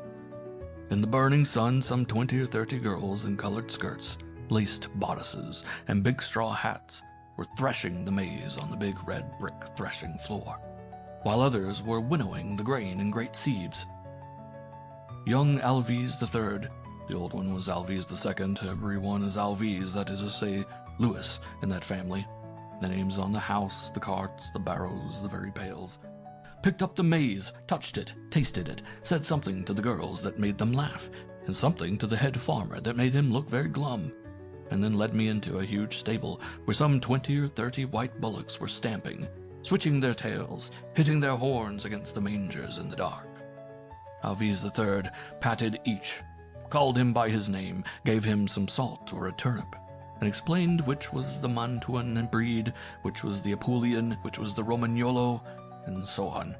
Then he bade me jump into the trap, and off we went again through the dust among the hedges and ditches, till we came to some more brick farm buildings with pinkish roofs, smoking against the blue sky. Here there were more young women threshing and winnowing the maize, which made a great golden Danae cloud. More bullocks stamping and lowing in the cool darkness. More joking, fault-finding, explaining, and thus through 5 farms until I seemed to see the rhythmical rising and falling of the flails against the hot sky, the shower of golden grains, the yellow dust from the winnowing sieves on the bricks, switching of innumerable tails, and plunging of innumerable horns, the glistening of huge white flanks and foreheads, whenever I closed my eyes. "A good day's work," cried Count Alvise, stretching out his long legs with the tight trousers riding up over the Wellington boots. "Mamma, give us some aniseed syrup after dinner. It is an excellent restorative and precaution against the fevers of this country." "Oh, you've got fever in this part of the world, have you?" asked Alvise. "Yes, Why, your father said the air was so good." "Nothing, nothing," soothed the old countess. "The only thing to be dreaded are mosquitoes. Take care to fasten your shutters before lighting the candle." "Well," rejoined young Alvice with an effort of conscience, "of course there are fevers, but they needn't hurt you. Only don't go out into the garden at night, if you don't want to catch them. Papa told me that you have fancies for moonlight rambles. It won't do in this climate, my dear fellow, it won't do. If you must stalk about at night, being a genius, take a turn inside the house. You can get quite exercise enough." After dinner, the aniseed syrup was produced, together with brandy and cigars, and they all sat in the long, narrow, half-furnished room on the first floor. The old countess knitting a garment of uncertain shape and destination, the priest reading out the newspaper, Count Alvice puffing at his long, crooked cigar, and pulling the ears of a long, lean dog with a suspicion of mange and a stiff eye. From the dark garden outside rose the hum and whir of countless insects, and the smell of the grapes which hung black against the starlit blue sky on the trellis. I went to the balcony. The garden lay dark beneath. Against the twinkling horizon stood out the tall poplars. There was the sharp cry of an owl, the barking of a dog, a sudden whiff of warm, innovating perfume. A perfume that made me think of the taste of certain peaches, and suggested white, thick, wax-like petals. I seemed to have smelt that flower once before. It made me feel languid, almost faint. "I am very tired," I said to Count Alvice. "See how feeble we city folk become." But despite my fatigue, I found it quite impossible to sleep. The night seemed perfectly stifling. I had felt nothing like it at Venice. Despite the injunctions of the Countess, I opened the solid wooden shutters, hermetically closed against mosquitoes, and looked out. The moon had risen, and beneath it lay the big lawns, the rounded treetops, bathed in blue, luminous mist, every leaf glistening and trembling in what seemed a heaving sea of light. Beneath the window was the long trellis, with the white shining piece of pavement under it. It was so bright that I could distinguish the green of the vine leaves, the dull red of the catalpa flowers. There was in the air a vague scent of cut grass, of ripe American grapes, of that white flower, it must be white, which made me think of the taste of peaches all melting into the delicious freshness of falling dew. From the village church came the stroke of one. Heaven knows how long I had been vainly attempting to sleep. A shiver ran through me, and my head suddenly filled, as with the fumes of some subtle wine. I remember all those weedy embankments, those canals full of stagnant water, the yellow faces of the peasants. The word malaria returned to my mind. No matter. I remained leaning on the window with a thirsty longing to plunge myself into this blue moon mist, this dew and perfume and silence, which seemed to vibrate and quiver like the stars that strewed the depths of heaven. What music, even Wagner's, or of that great singer of starry nights, the divine Schumann. What music could ever compare with this great silence, with this great concert of voiceless things that sing within one's soul? As I made this reflection, a note of high, vibrating and sweet, rent the silence, which immediately closed around it. I leaned out of the window, my heart beating as though it must burst. After a brief space, the silence was cloven once more by that note, as the darkness is cloven by a falling star, or a firefly rising slowly like a rocket. But this time it was plain that the voice did not come, as I had imagined, from the garden, but from the house itself, from some corner of this rambling old villa. Mystery. Mystery. Mystery. The name rang in my ears, and I began at length to grasp its significance, which seemed to have escaped me till then. Yes, I said to myself, it is quite natural, and with this odd impression of naturalness was mixed a feverish, impatient pleasure. It was as if I had come to Mistra on purpose, and that I was about to meet the object of my long and wary hopes. Grasping the lamp with its singed green shade, I gently opened the door and made my way through a series of long passages of big empty rooms, in which my steps re-echoed as in a church. and my light disturbed whole swarms of bats. I wandered at random, farther and farther from the inhabited part of the buildings. The silence made me feel sick. I gasped, as under a sudden disappointment. All of a sudden there came a sound, chords, metallic, sharp, rather like the tone of a mandolin, close to my ear. Yes, quite close. I was separated from the sounds only by a partition. I fumbled for a door. The unsteady light of my lamp was insufficient for my eyes, which were swimming like those of a drunkard. At last I found a latch, and after a moment's hesitation I lifted it and gently pushed open the door. At first I could not understand what manner of place I was in. It was dark all round me, but a brilliant light blinded me, a light coming from below and striking the opposite wall. It was as if I had entered a dark box in a half-lighted theater. I was in fact in something of the kind, a sort of dark hole with a high balustrade, half hidden by an up-drawn curtain. I remembered those little galleries or recesses for the use of musicians or lookers-on, which exist under the ceiling of the ballrooms in certain old Italian palaces. Yes, it must have been one like that. Opposite me was a vaulted ceiling covered with gilt moldings which framed great time-blackened canvases, and lower down, in the light thrown up from below, stretched a wall covered with faded frescoes. Where had I seen that goddess in lilac and lemon draperies foreshortened over a big green peacock? For she was familiar to me, and the stucco tritons also, who twisted their tails round her gilded frame, and that fresco with warriors in Rome cuirasses and green and blue lappets and knee breeches. Where could I have seen them before? I asked myself these questions without experiencing any surprise. Moreover, I was very calm, as one is calm sometimes in extraordinary dreams. Could I be dreaming? I advanced gently and leaned over the balustrade. My eyes were met at first by the darkness above me, where like gigantic spiders the big chandeliers rotated slowly, hanging from the ceiling. Only one of them was lit, and its Murano glass pendants, its carnations and roses, shone opalescent in the light of the guttering wax. This chandelier lighted up the opposite wall, and that piece of ceiling with the goddess and the green peacock. It illumined, but far less well, a corner of the huge room where, in the shadow of a kind of canopy, a little group of people were crowding round a yellow satin sofa, of the same kind as those that lined the walls.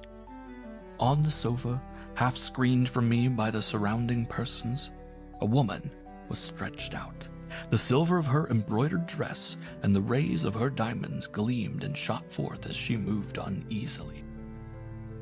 And immediately under the chandelier, in the full light, a man stooped over a harpsichord, his head bent slightly as if collecting his thoughts before singing.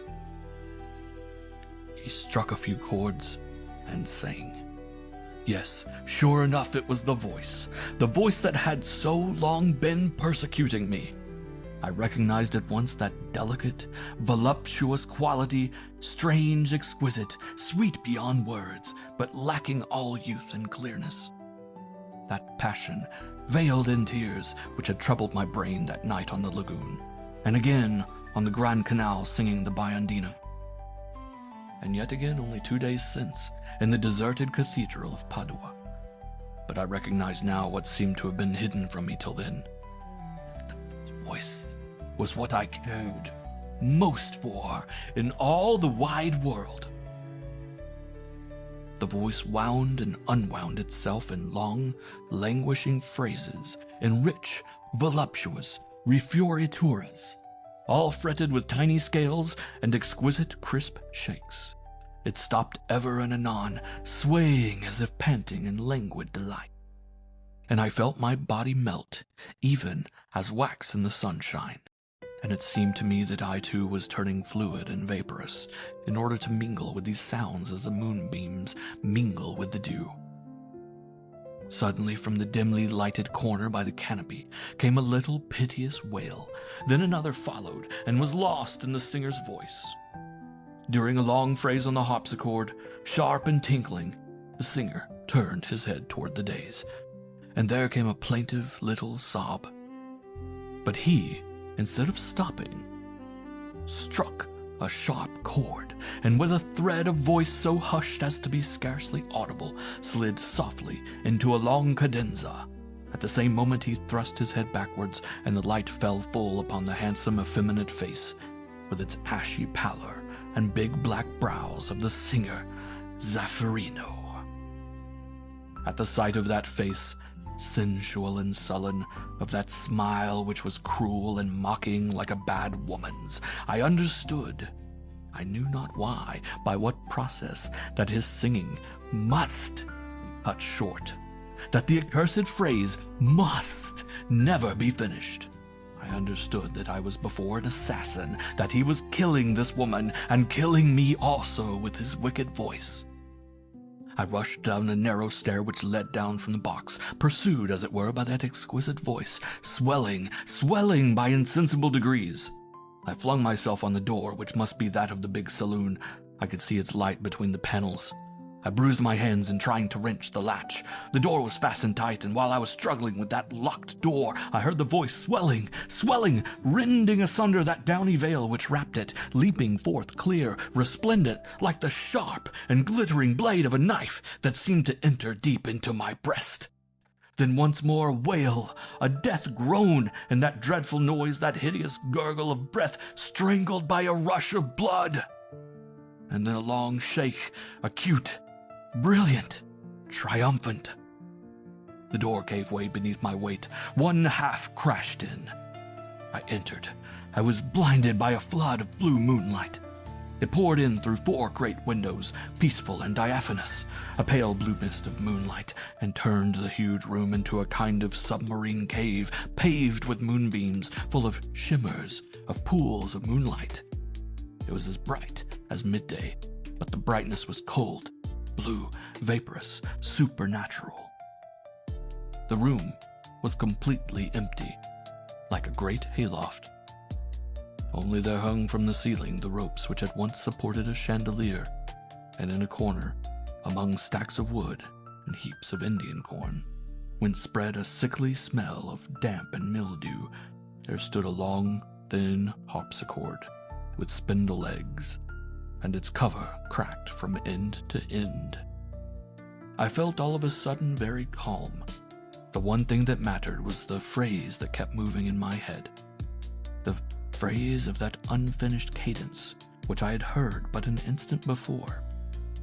I opened the harpsichord, and my fingers came down boldly upon its keys. A jingle-jangle of broken strings, laughable and dreadful, was the only answer. Then an extraordinary fear overtook me.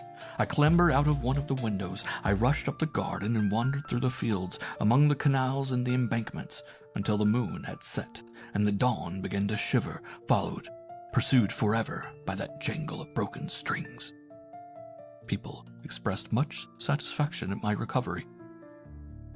It seems that one dies of those fevers. Recovery? But have I recovered?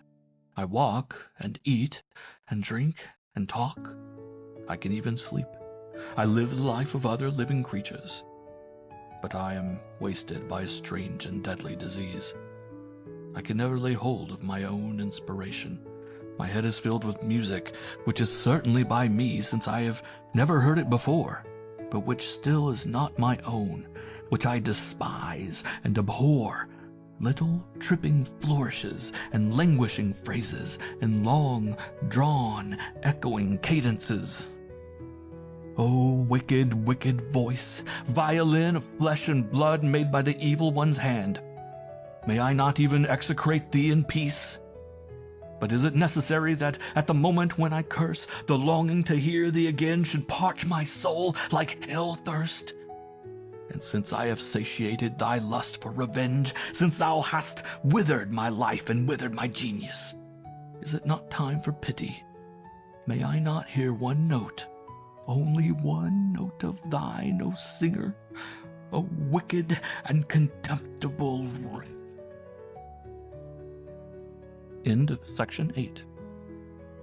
End of Hauntings by Vernon Lee. We hope you enjoyed tonight's sleep audiobook. If you liked this audiobook and want to listen to more, please check out our channel at Sleep Audiobooks. And if you prefer to listen to each story individually, they will also be uploaded to our secondary channel at Sleep Chapters. You can access our entire catalog of bedtime story audiobooks through our web app, which can be found at sleepaudiobooks.com. There you will